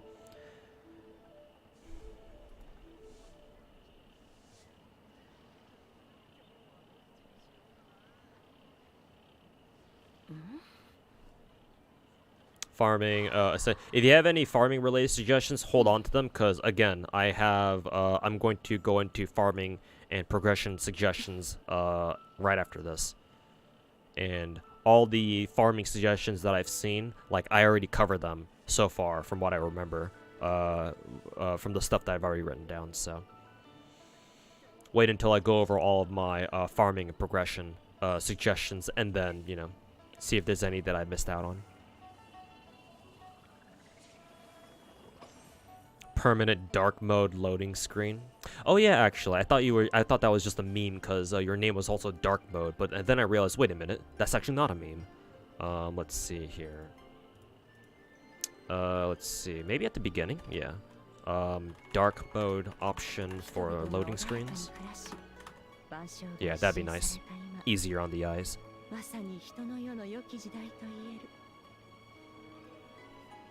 So wait a minute. Dude has a point.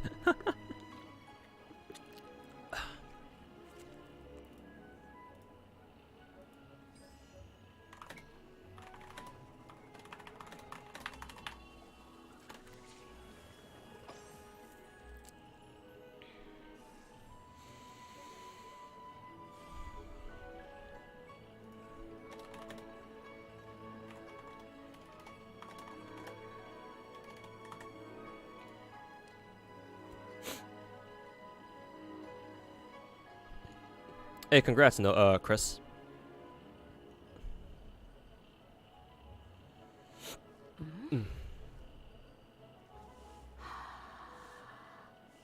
The song for Liu is really nice. Yeah.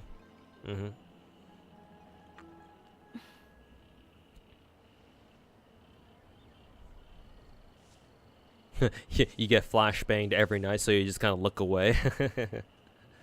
I'm pretty sure there's already like a mod out there where it lowers the brightness of your loading screens. But yeah, you have to fucking install a mod for that, so.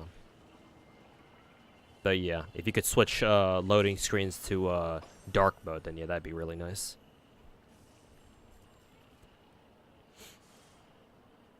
Okay, so those are all the suggestions that I've seen chat make so far. If you have any more, just make sure to throw them out. But yeah, let me go over my farming and progression suggestions here now, because this is also a very important part of the video here. Alright, so my first suggestion here is to improve rewards across the board. Genshin can be a lot more generous than it is now, so just improve, like give out more primos, give out more primos for doing dailies, right? Put in an actual, actually, I don't think I have... Oh, yeah, no, I do mention it. Yeah, daily check-in stuff. Like, you guys probably know about Genshin's, like external daily check-in, which is really fucking weird. Like, why not just have it as part of the game? So, yeah, I think Genshin should have, like, an actual, just daily login system. I mean, ideally, it shouldn't even be daily, but... maybe, like, a total login reward thing where, you log in, 14 days in a row or some shit like that, and you get more rewards and shit like that. I don't know. I don't know how you would do it. But, base idea is, oh yeah, just, yeah, log in every day, and you just get something, nice every day. Something like that. Plenty of other gacha games do that. Why doesn't Genshin? Is FGO the gacha with the lowest rates? Technically, that would be, at least as from the gacha games that I play, technically that would be, the Hoyoverse games. Because FGO still has a 1% SSR rate. Star Rail and Genshin only have a 0.6. Obviously, it balances out with their their soft pity and hard pity and shit like that. But if you want to talk about raw ass gacha rates, then no, Hoyoverse games would be the worst for me personally. And it can get worse with other games too. You keep missing the login thing on that website. Yeah, like it's really weird how it has to be something external. It's fucking weird. I mean, to be fair, you're not missing out on much, cause like the daily check-in shit is really bad. Like, I mean, you do get like 60 primos or like 60 stellar jade, but like it's only 60 for like a whole fucking month. I mean, you know, it adds up, I guess, but like it could be a lot better, is what I'm trying to say. So yeah, just improve rewards across the board, pretty much. Like again, MiHoYo can afford to be a lot more fucking generous than they are now. So kind of greedy that you know, Genshin and Star Rail obviously rewards their players a lot better than Genshin, but even Star Rail could be a lot better with their rewards too, even with how they are now. So at least in my opinion. So yeah, improve rewards across the board. Again, dailies, like daily login shit, weeklies, perhaps even throw in monthlies in there too. I suppose I should add battle passes as well. Why not? Exploration rewards, adventure rank ladder, sigil ladders, serenity pot shop, right where you buy your transient resin every week. Abyss rewards. Actually, yeah, I already suggested on how I think Abyss rewards should be redistributed. Right, take the Primo Gem rewards out of Abyss, put them into like dailies or weeklies or some shit like that. And then yeah, replace Abyss rewards like something else. I'll go into more detail about it when I actually make the video. Let's see. Next up is improve expeditions. Right. I think you should be able to send out more expeditions than you already have. I think the quality of the expeditions themselves should also give more like relevant shit, because like expeditions are kind of, most of them are pretty worthless. The ones that are the most useful are like maybe your crystal, your rock crystals for weapon crystals. The ones that give those, and then the Mora stuff, I guess. But like other than that, like expeditions are kind of a waste of time. Like, let's be real. Like, most of them only give you, like, fucking fruit. Or, like, veggies or some shit. It's like, okay, cool. What the fuck am I gonna do with this? You know? Like, honestly, like, you guys remember sometimes that Genshin has, like, those, like, expedition, like, events, right? Where, like, oh, you do, like, an S-rank expedition. You get a couple primos out of that. Like, that should be permanent. I'm gonna be real. Right, like let's say for example, like every 5 expeditions you send out, like you get like, I don't know, 100 primos or something like that. So that way it actually gives people an incentive to actually fucking, you know, do expeditions. Something like that. I don't know. MiHoYo can be pretty creative when it comes to like how they want to improve that, but like basically just make expeditions better. Improve the parametric transformer. It's that one item you have in your inventory where you put it out and then you charge it up with energy, and then it gives you like random shit, like Mora or like weapon crystals or whatever, weapon essential materials even. Like yeah, like make that give you primos too. Yeah. Make it give you better shit. Like, I think last year what I suggested was they should change the parametric transformer to where like you can choose like which rewards you want, right? Because currently if you do the parametric transformer thing, it's like its rewards are completely random, at least as far as I'm aware. So like it'd be great if you could like so for example, every time you use the transformer, like base reward you get like 100 primos or something, right? Or something like that. I don't know. And then what is it? And then yeah, like for all the other rewards, like you can just choose what you want, right? I believe it's you do it once every week. Not only that, I should also mention this before I forget. Make a map notification if transformer is off cooldown. Because I don't know about you guys, but back when I actually cared about doing the whole parametric transformer thing, oftentimes I would forget when it's off cooldown for me to do it again, and so like I would go like days without like doing the transformer thing. So I think it would be nice if the game gave you like some sort of map notification to let you know like, hey, your transformer is going to get off cooldown soon, so like don't forget, right? Especially if it starts giving you like primo gems and shit. So obviously you don't want to miss out. Also, I think it should be on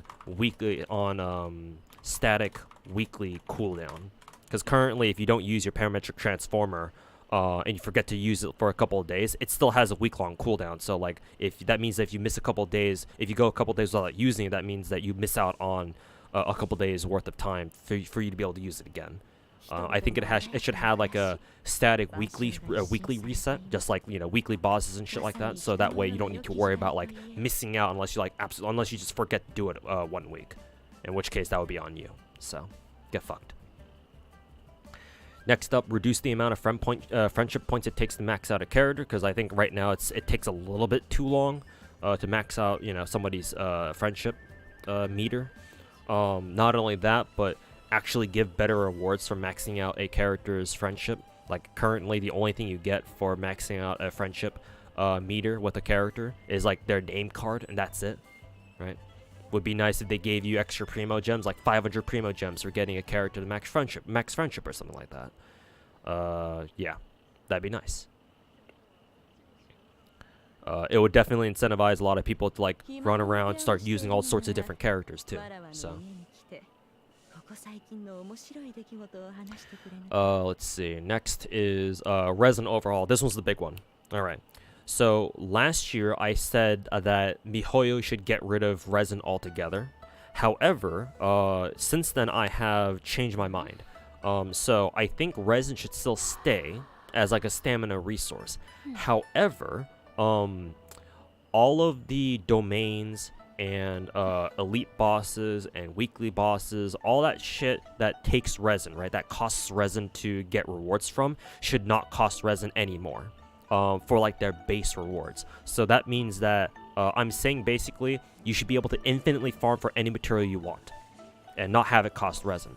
However, the reason why I still want resin to stay is because if you decide to use resin to farm, when you do, it should give you increased rewards, right? So think of basically condensed resin but for free.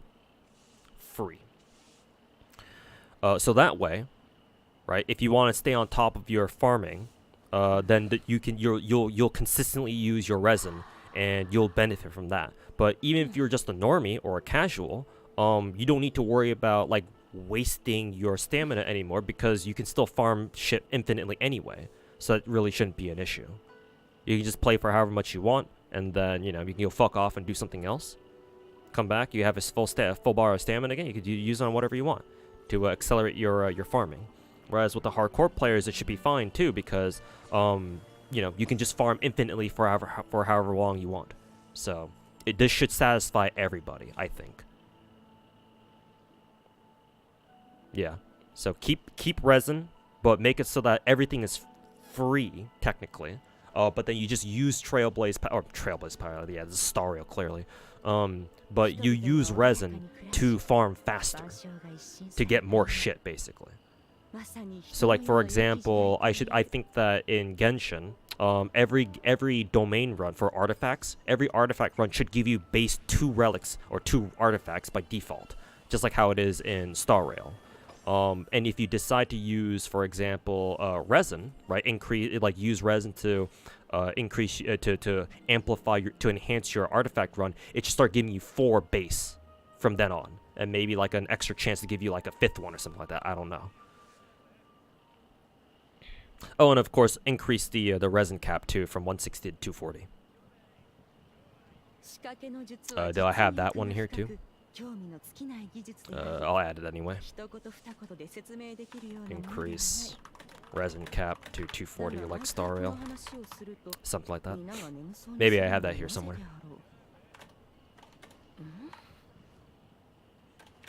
Oh, I guess the next one flows directly into it, because now, yeah, increase resin cap to 240 like Star Rail, and introduce the Star Rail Trailblaze Power Bank. So basically, if you guys aren't familiar, in Star Rail, there are two types of stamina. Your primary stamina is the one that goes to 240.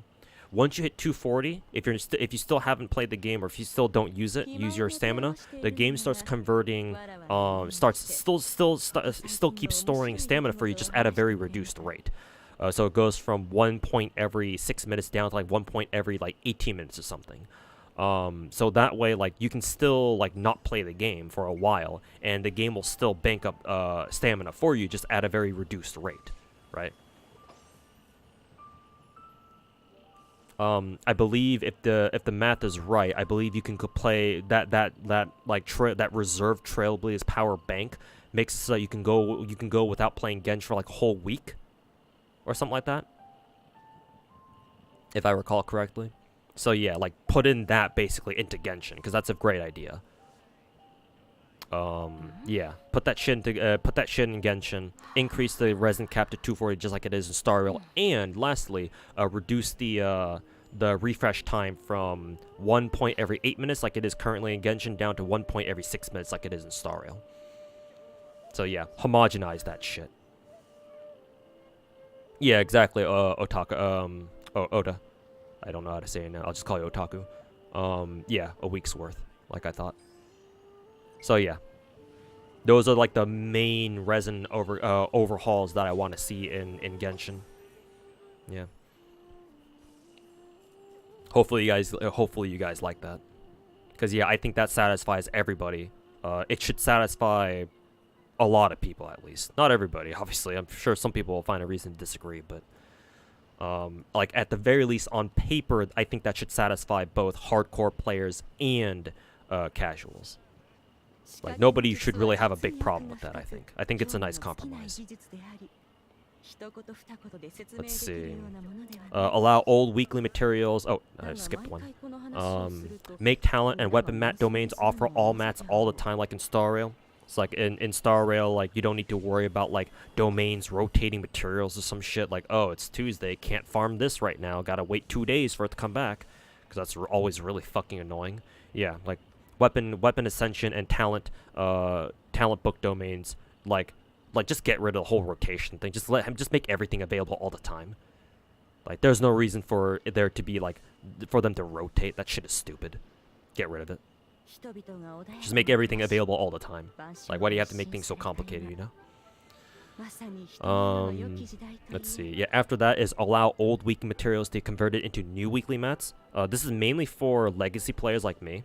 But like a lot of the time, you know, or a lot of older players still have like a ton of like weekly materials from like, you know, the Wolf Boss back in Mondstadt, you know, Dvalin. Some of the Liyue weeklies as well. And yeah, it'd be really nice if you could use dream solvents, right, to convert those into newer weekly materials. That'd be really nice. Because yeah, like without that, there's no reason. Like I have like 30 fucking Dvalin materials that are just kind of sitting around doing nothing. Because like, you know, I can't use them on anybody else unless I really want to like crown some of my Mondstadt characters, but I don't really feel like doing that, so like they're just kind of sitting there, you know. So yeah, being able to convert old weeklies to new weekly materials would be really nice. Also, I think I'll put in that one suggestion that chat had, where make dream solvents a guarantee drop from weeklies. Yeah, I'll take that.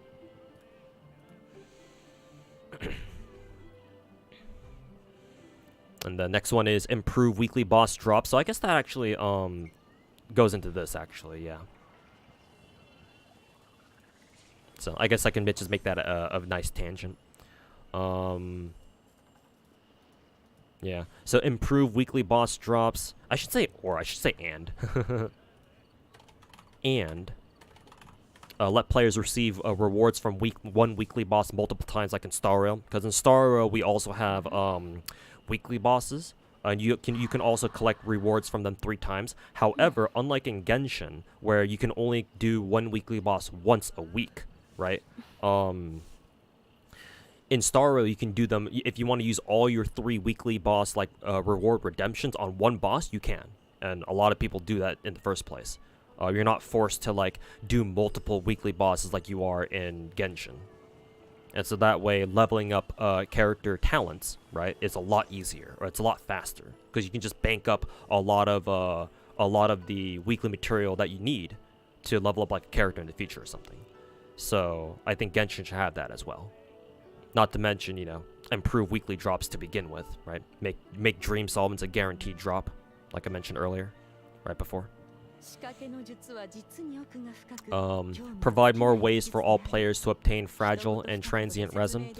Even though obviously with my resin overhaul suggestion up here, I still think people should still, like MiHoYo should still give players a lot more options to pick up fragile and transient resin, right?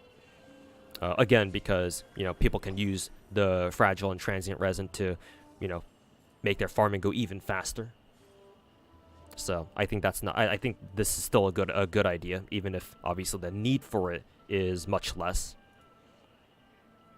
With the context of my resin overhaul suggestion, I still think this is a good idea.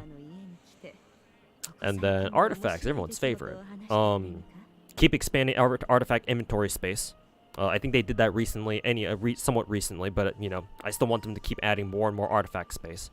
Honestly, at this point, I think what is it? We should have, like, how much artifact space do we have currently, chat? Is it 2,500 or is it only 1,500? Because if it's only 1,500, I think it's actually only 1,500. Like, we should have at least 2,000 at this point.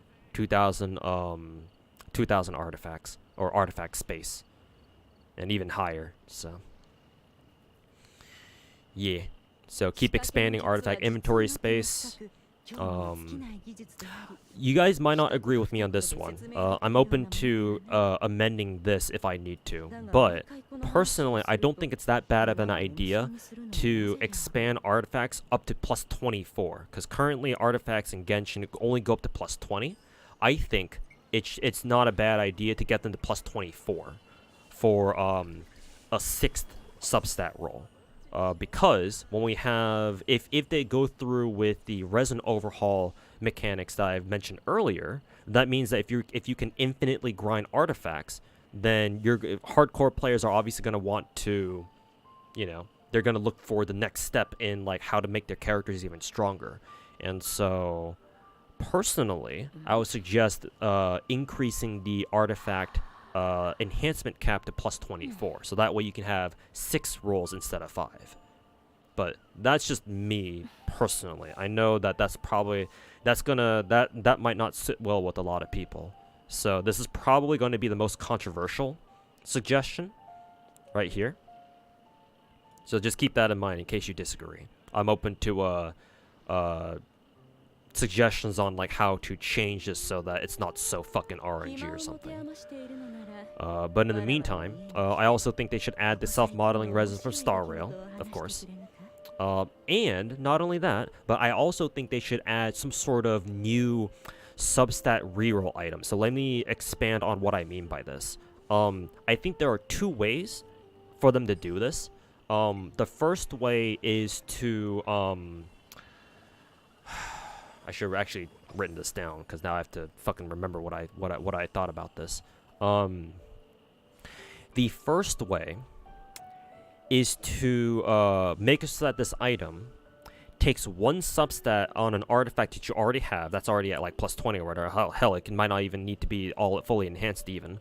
But you can go into an artifact substat and then take 1 in particular, and then what that item will do is it'll randomly roll that into something else.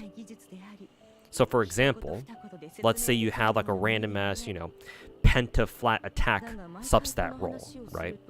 What you can do is you can take that item and you can apply that to that penta flat attack. And if you're lucky, guess what? It can roll penta crit rate or penta crit damage. And then it becomes an amazing artifact. Or I think the second way that they can do it is instead of changing an actual substat, what it can instead do is it won't change a substat in particular, but it'll reroll its values. So for example, if you got really lucky with one artifact, like it rolled like a lot into crit rate or crit damage or maybe even both, but you got unlucky with its actual rolls, right? Like it min-rolled like crit damage like 3 times in a row or something. So it's like, oh man, this could have been a lot better, but like, it's still like kind of your best piece for now. What that item could do instead as an alternative is like, it can just go in there and then it can re-roll the values for your, your triple min-roll crit damage or some shit like that. And it'll also change like its base roll too. And so that way, maybe you can end up with even better crit damage rolls, and it'll start looking like the piece that you kind of envisioned it to be, or like the piece that it could have been. Oh, we have 1,800 artifact space currently? Okay, thanks for letting me know. Yeah, it should be 2,000 minimum, in my opinion. Ow, fuck.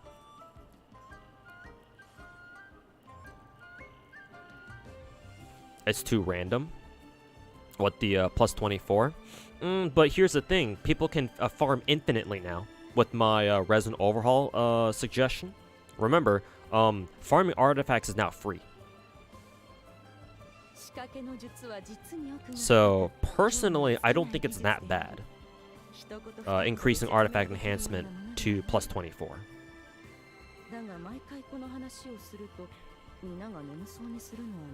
Ow. What if just roll the substat rolls to the main stat? Yeah, that'd be funny. Hey Muhammad, how's it going, man? What did you drop in on? Oh, I'm just going over some video ideas. These are ideas for a video that I'm gonna make called How to Improve Genshin Impact. It's a video they made last year, but I want to remake it this year, so I'm just going over my notes with chat, just so that I can get suggestions from chat that I might have not thought of. So, just to make my video more complete. So, yeah, just taking suggestions from chat. If you go into another world, you can do the same weekly boss, right? I don't know, maybe. You think Genshin will ever implement this to make the game better? Most of these, no. But some of these maybe, because last year I suggested Genshin to change their party loadout screen or their party setup screen, and they actually did that with the Fontaine. So some things they actually can. Most of these, however, obviously they're not going to. I'm doing this mainly for content. Let's see what else here. Yeah, moving on. They should add all available artifacts into Strongbox. Like, I don't see why there should be like a 2-region gap between like what artifacts are available in Strongbox and like where we are currently in the game. Like, no, just add as soon as we get a new artifact set, just add that shit to Strongbox. Like, what the fuck are we doing? Like, why are you gating new domains and like artifact sets from out of Strongbox? Like, that's fucking stupid. Like, don't do that. Like, if you want to be able to Strongbox for any artifact set, you should be able to do that. Of course, add artifact and weapon loadouts. Everybody knows about this one, like actual proper ones. And then lastly, add more crowns. Cause yeah, the majority of crowns we get in Genshin, if you haven't been playing since the beginning, like, you're gonna miss out on those.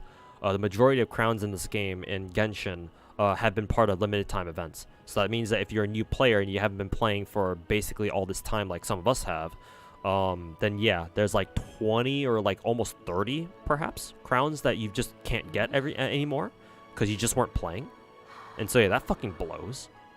To be fair, like, you don't really need to crown anybody in Genshin Impact, to be fair, so it doesn't really matter that much, but like, crowns are special. So yeah, they just add more ways for people to get crowns, and they don't have to worry about like them missing out on it because they were part of like limited time events and shit like that. No downside to not having let's see, no downside to not having current sets into Strongbox. No downside to not having current. No, there is a downside. That means that if you want to farm for, like, for example, golden trope or the hunter set from Fontaine, you gotta grind your ass even harder. No, I disagree. People are already grinding hours to this game as this. Yeah, but there's no reason for us to not make it easier on them. No, I disagree. I think that all artifact sets should be a part of Strongbox as soon as they come out in the game.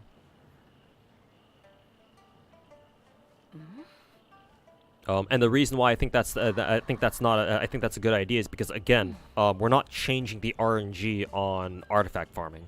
all I'm suggesting is get rid of the farming cost, like the resin cost for farming artifacts, so that way you can farm as much as you want.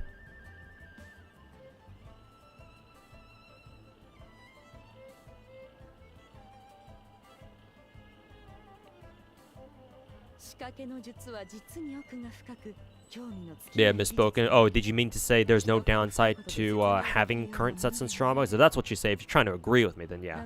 Sorry about that. But yeah, just from what you wrote in chat, yeah. But yeah, yeah.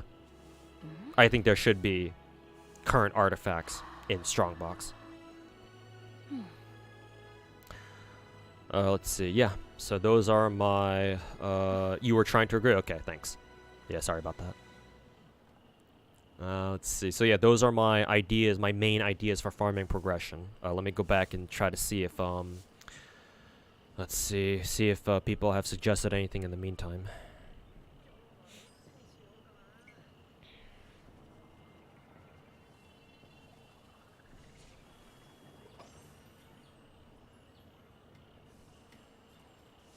Let's see, blah blah blah. Genshin GSSR SSR ticket. Oh, I mentioned that in the gacha section, so I'll get to that eventually. People actually use the transformer. I mean, ideal. It actually does give you quite a bit of good stuff, like weapon crystals and stuff. It actually gives you a few weapon extension materials. It's not nothing. But yeah, people should use it more, and the way to do that, a way to get people to use it, is to give it better rewards. But yeah, I used to spam the transformer every week, back when I actually cared about it. If they increase the cap, they should make it faster like Star Wars. Yeah, I mentioned that. I already answered Naruto's question. They should update the returning event. You mean like, what is it? Returning players? Like old players who haven't been playing for a while and they just come back? Sure, we can add that in there. Improve returning player bonuses. Sure, why not?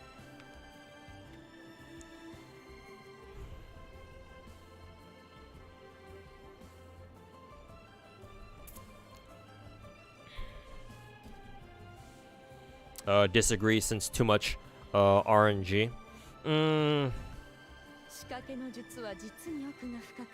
I see your concern about that. But like, let's be honest, plus 20 artifacts are already so strong anyway. It's not like you really need the plus 24. Mainly it's going to be there for people who actually want to get all the way to that. And like care about like super min-maxing their builds. Because again, like you can do that now that artifact farming is free. And artifact farming can go even faster if you decide to use resin. So yes, it is more RNG, but it's more than made up for by my suggestion of making artifact farming completely free. And I also suggest putting in some sort of like substat reroll item too to help mitigate that RNG. But again, I don't know how this like substat reroll item would work. There's plenty of ways to like implement it into the game. So I only suggest like 2 ways. Obviously, it doesn't have to be either of them. So, but yeah, I'll agree that the plus 24 artifact is definitely my most controversial suggestion here. Because yeah, maybe some people will not like the idea of like you having to grind even more when, you know, trying to get plus 20 artifacts in and of itself is already hard enough.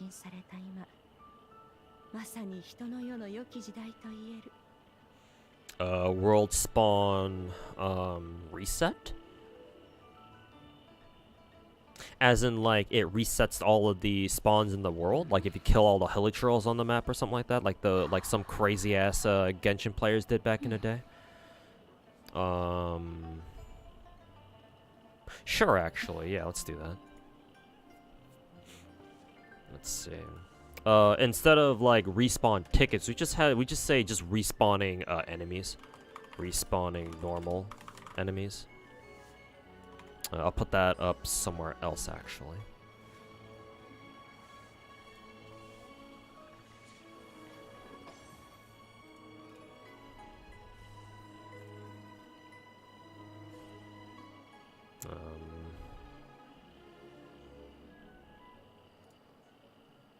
see. I'll put it right here.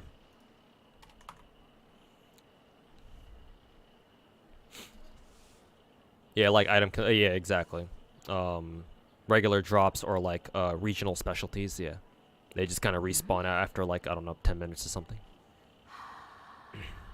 Yeah. So that way you don't have to wait the whole frickin' 3 days or some shit. Respawning normal enemies and regional specialties.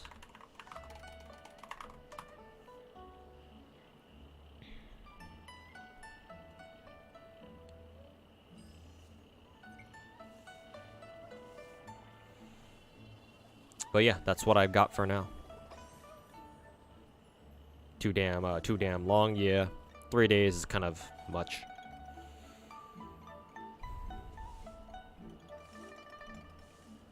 They should let us see Oculus locations on the map. To be fair, Muhammad, that's what in each region you can build like this item that lets you see the position of the nearest Oculus. To be fair, it is pretty tedious though. Because it only shows one at a time, and it only shows you oculi that are actually physically close to your location. So if you want to see all of them, then yeah, you would still need the map for it. But technically speaking, we already have something like that in the game. Your suggestion probably for Sumeru is it needs reliable transportation. Yeah, I kind of already suggested that earlier. With expand movement options for exploration's sake. So, I already got that covered. They should also let us buy old event. Already covered that. Yep. Already have a suggestion here to bring back old welfare weapons and let old newer players be able to buy them or obtain them somehow.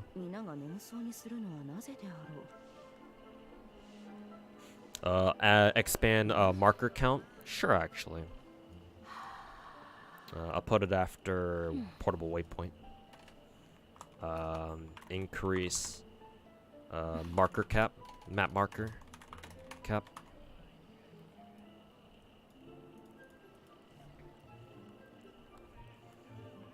Let Navia glide with her umbrella. Fucking Mary Poppins, that shit.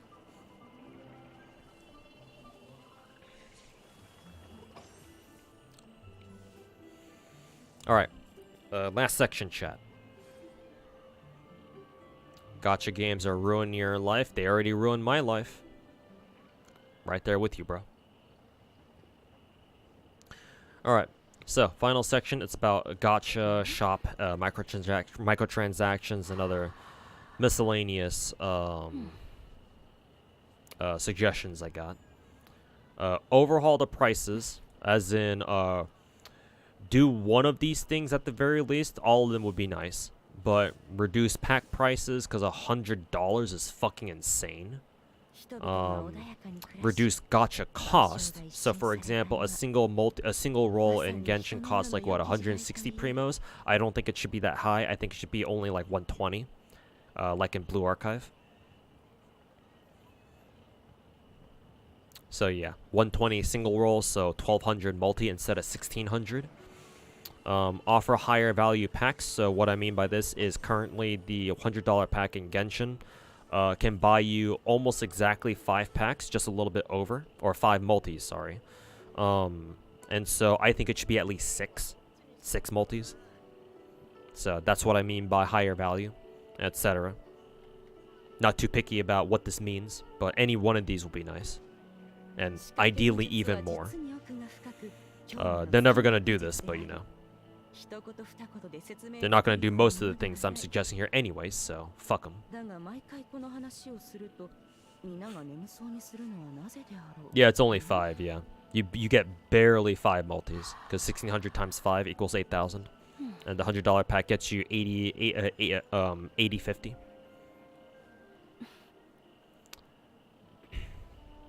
Genshin is a robbery. I mean, gacha games are all robbery. And Genshin isn't exactly unique in that sense. It's just, yeah, it's quite expensive. Next suggestion is make and sell more character skins to make up the difference, obviously. So if they ever do anything like this, then they're obviously taking a hit to their own profits. So they can make up for the difference by making more character skins. So yeah, make more skins. On that topic too, they should just get rid of the whole Genesis Crystal currency, because the only reason why Genesis crystals exist in the game as an actual separate currency is so that it denies free-to-play players from buying skins, right? Like you check Shenhe's or Ganyu skins right now, and you can only buy it with Genesis crystals. So as a free-to-play, if you've never bought a skin pack, if you've never bought like a gem pack before, right, a Genesis crystal pack before, then you can't buy the skins, and you can go fuck yourself. Even for the welfare skins, like the old welfare skins, right? For example, if you want, what was one of our welfare skins that we got in the past? Like Keia's skin, right? Keia's skin from last year's summer event. Like if you want Keia's skin, but you weren't playing back then, guess what? If you're a free to play, you can't get that skin because you can't buy it. You physically cannot acquire it. So yeah, you can go fuck yourself. And I've always had a problem with that. I don't think if that's the whole purpose we have Genesis crystals for, I think they just get rid of it entirely, and just make it so that your gem packs just give you primo gems directly, and make all the primo gems or all the skins cost primo gems instead of Genesis crystals, so that way even free to plays can buy skins when they can. Yeah. I think that's just really fucking stupid. I think everybody should be able to have the chance to buy skins. Might as well just put an actual price. Yeah, exactly. At that point, yeah. Like, what the fuck are the point of Genesis crystals at that point? Yeah.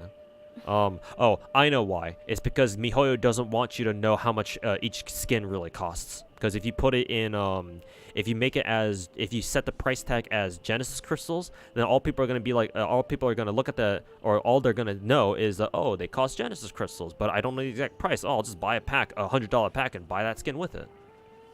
So, it's a trick that MiHoYo uses to get people to pay more than what they actually should.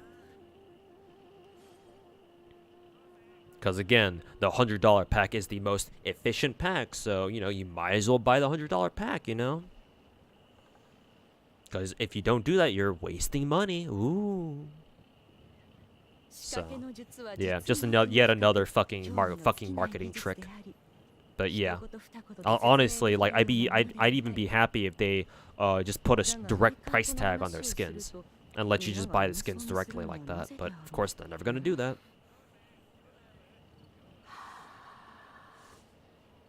You get Ningguang's skin, for example. Yeah, exactly.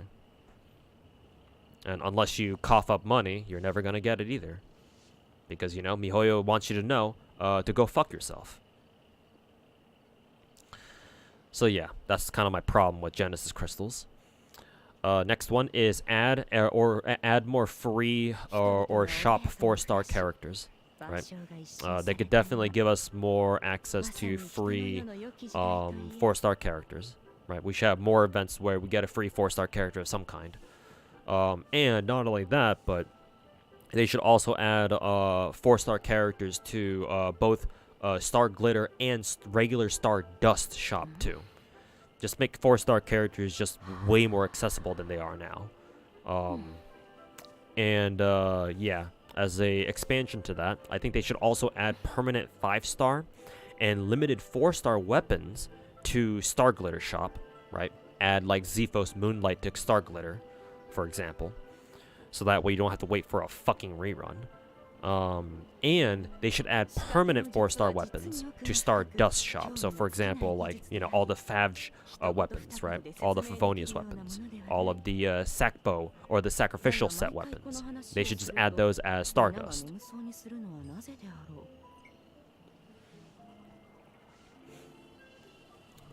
Let's see.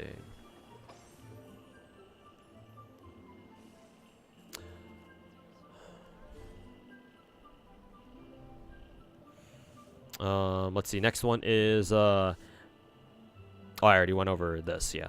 Allow epitomized path pity to carry over between banners just like regular pity. For those of you guys who are unaware, in Genshin, Genshin has weapon pity.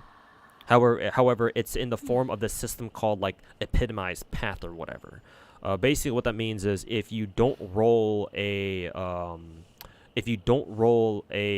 5-star rate up weapon that you wanted.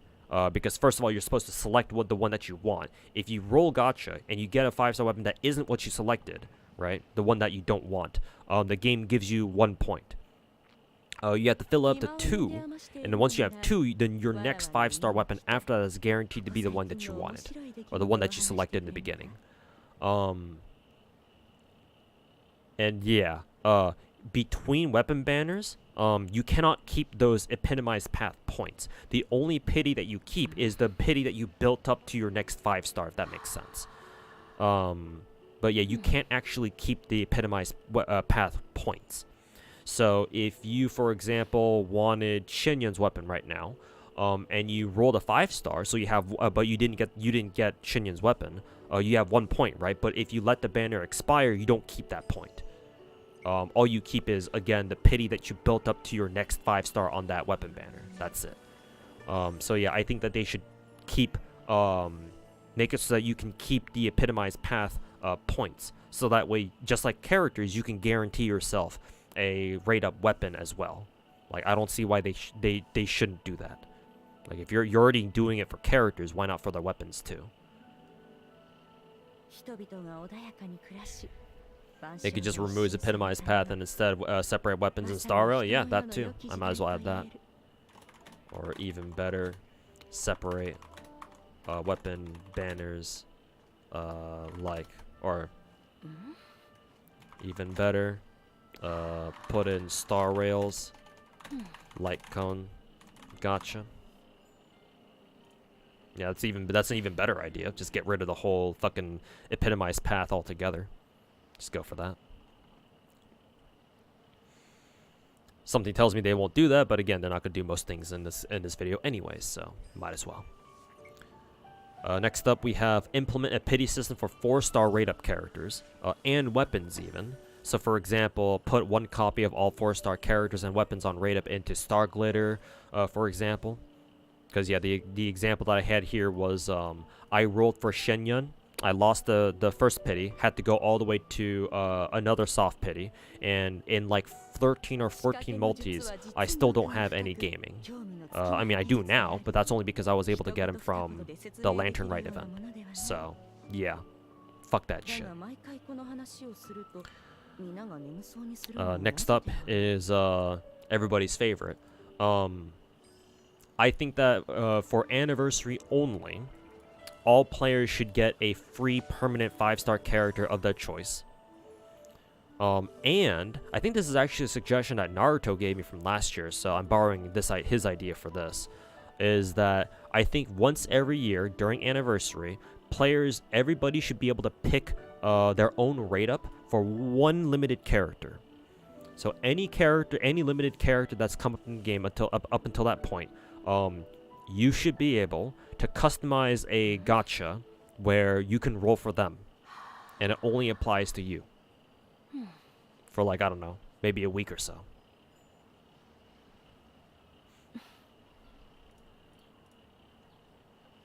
So yeah, that way you don't need to like wait for like another rate up to happen or something. You can just get whoever you wanted right away.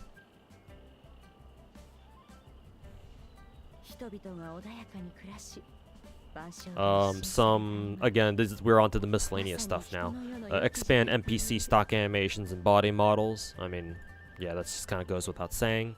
Allow character appearance customization. So what I mean by this is, I think that we should have really, really detailed customization options. Like if any of you guys are familiar with like Tekken, for example, right? If you guys have been watching people play Tekken 8, like you see some crazy ass customization for some of the characters out there, right? You can even change like the hair color on some characters. So I'm not saying Genshin should have that level of customization, but like, for example, I think it'd be pretty dope if I could like pull out my Mona and then like say if I wanted to run her hair like just down and not in like, I think she has pigtails normally, pigtails or twin tails or something. But yeah, if I felt like, oh, I kind of want to see her with like just long hair one day, and I should be able to do that, or at least I would like to be able to do that. Maybe some days I don't feel like seeing her with her hat on, right? At the very least, like maybe you could toggle her hat off or something, where she takes off her hat and runs around like that or something. I don't know. Like that'd be nice too. I'm talking about like that kind of customization. So, I think that'd be very nice. It gives people the ability to express themselves, you know, run their characters the way they want, right? Make it a little bit unique. So, I think that'd be pretty cool. As long as it doesn't like actually change anything gameplay-wise, then it should be fine, I think. Don't need to wait nearly 2 years for some thick thighs. Yeah, yeah, exactly.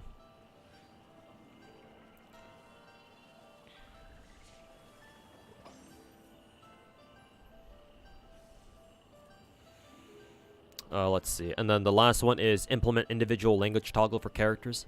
This one is like, I'm actually very confused as to why like Genshin doesn't even have this in the to begin with. But yeah, Genshin is not the only gacha game that has like multiple language voiceovers. More and more gacha games are investing heavily into like, you know, different voiceovers, not just Japanese but also Chinese and English and sometimes even Korean, depending on what game you're playing.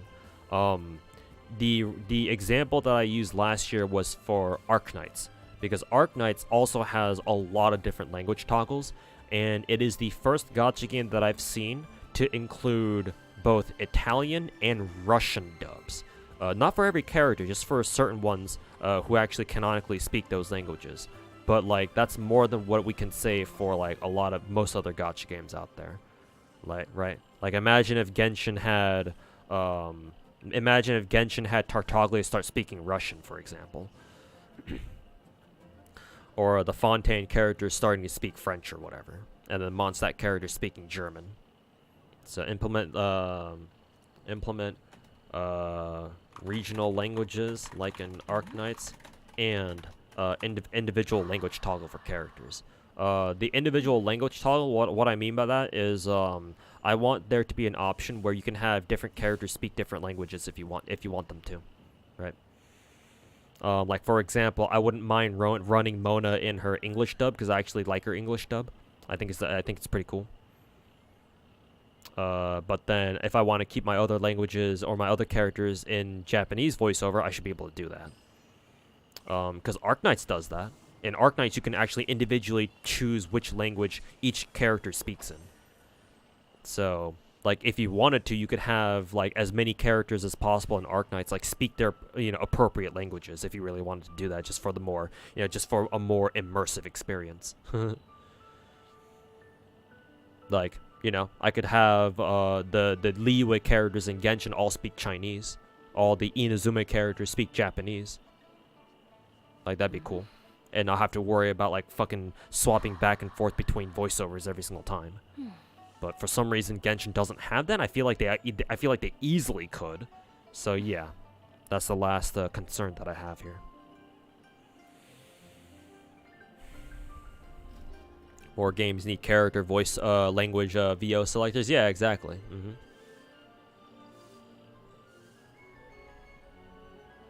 You know what game did that? Yeah, fighting games, Capcom fighting games actually do that quite a bit. Yeah, I think you could even do that all the way back in Street Fighter 4, where you can have certain characters speak either Japanese or English depending on your preference. Pretty sure they kept that as a feature throughout all the Street Fighter games since then, since SF4.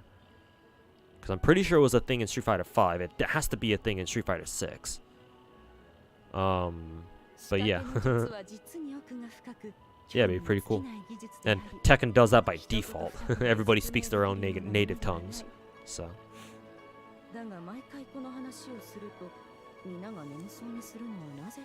The Italian translation in Genshin is probably the worst you've seen. I should probably add that as like a minor note at the end here.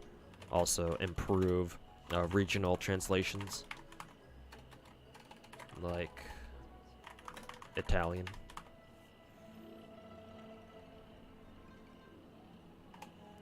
and add more languages like Arabic, because I believe Genshin does not have an Arabic localization, right? Because every now and then I go on Twitter and I always see somebody ask me Hoyo to put Genshin in Arabic as well. So, and then Cross Tekken had it too. Makes sense, yeah, because Capcom developed Cross Tekken. I want to say. Ian is gonna play FGO again tomorrow. Ooh, cool. Very good. I'm not sure if I'm going to restream her playing it though. I'll have to see.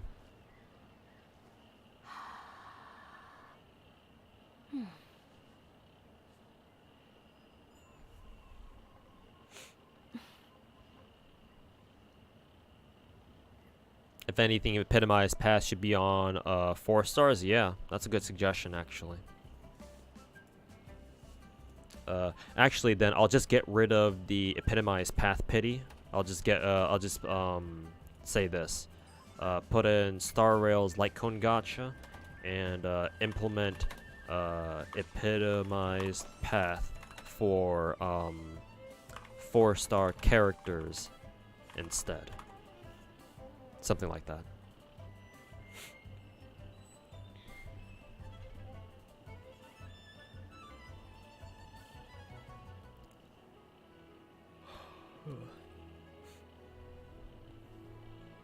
But yeah, those are all of my suggestions now. So we added quite a few actually. So appreciate your help with that, chat.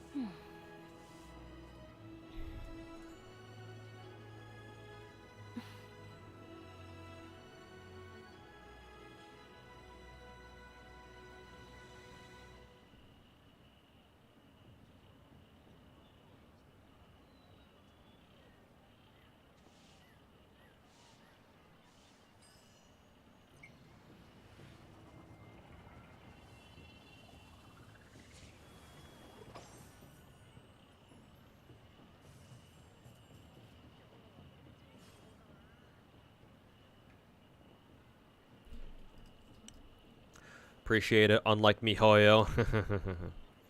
Yep. I'm trying to do my part in this current field of in the current situation of the Genshin content creation scene where drama is all you hear about these days. As much as I enjoy, you know, watching drama and watching the world burn, I understand that, you know, there's only so much you could do while the whole world is burning. And sometimes you have to take matters into your own hands and, you know, at least try to envision what the world could look like when it's not on fire. Imagine what you could have instead of, you know, watching everything burn to the ground like we currently are. Or certainly it might feel that way to some people. Yeah.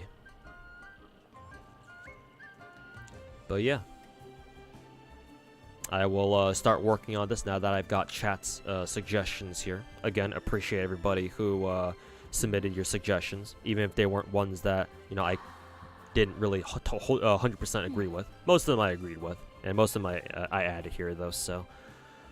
Again, appreciate everybody's input on this. Don't forget to eat Mr. 2. Yeah, I'll probably get something to eat, so don't worry. But yeah, maybe one day...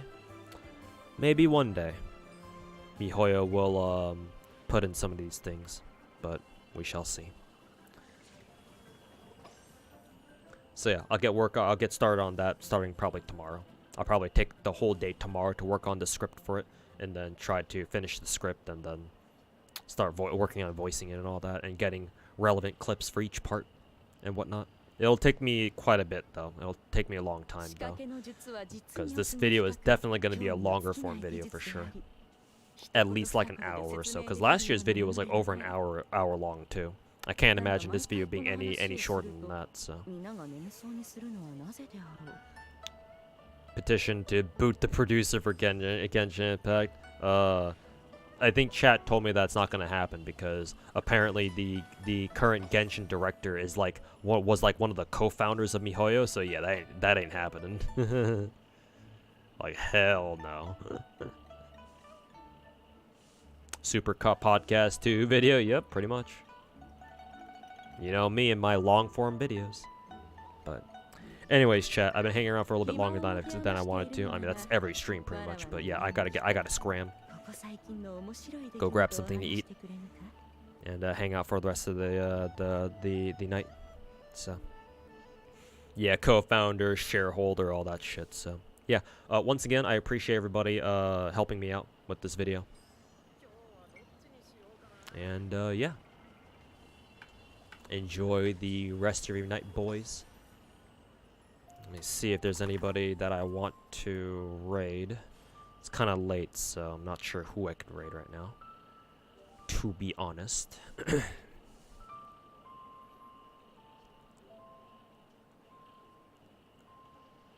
see, nobody that I recognize in the Genshin category. Is there anybody in Star Rail?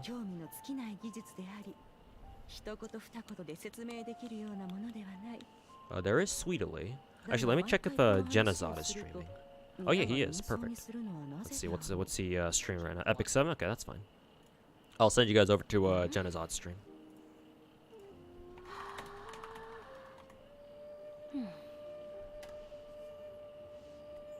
There we go. Raid Doki Bird. If she was streaming on Twitch, and I think she may at some point, sure, I would, or I will. But I think she's currently streaming just YouTube right now. And Selene already said that she said that she doesn't like simulcasting or like multi-streaming. So gonna have to wait until she actually streams here on Twitch. See you next time. Hey, thanks, man. And yeah, see you next time too. Looking forward to the video. Hopefully it gets to MiHoYo to finally fix some of the things. It's not going to reach MiHoYo, but what it can do is maybe hopefully hit the algorithm again like my gacha addiction video did. And a lot of people can see it at least. But yeah. Hey, Pocket. Thanks for hanging out. Hopefully you enjoy just lurking. But yeah. Take care, everybody. Go say hi to Genazad for me as I go grab something to eat. And yeah. Take care, boys. We'll see you guys the next time I stream.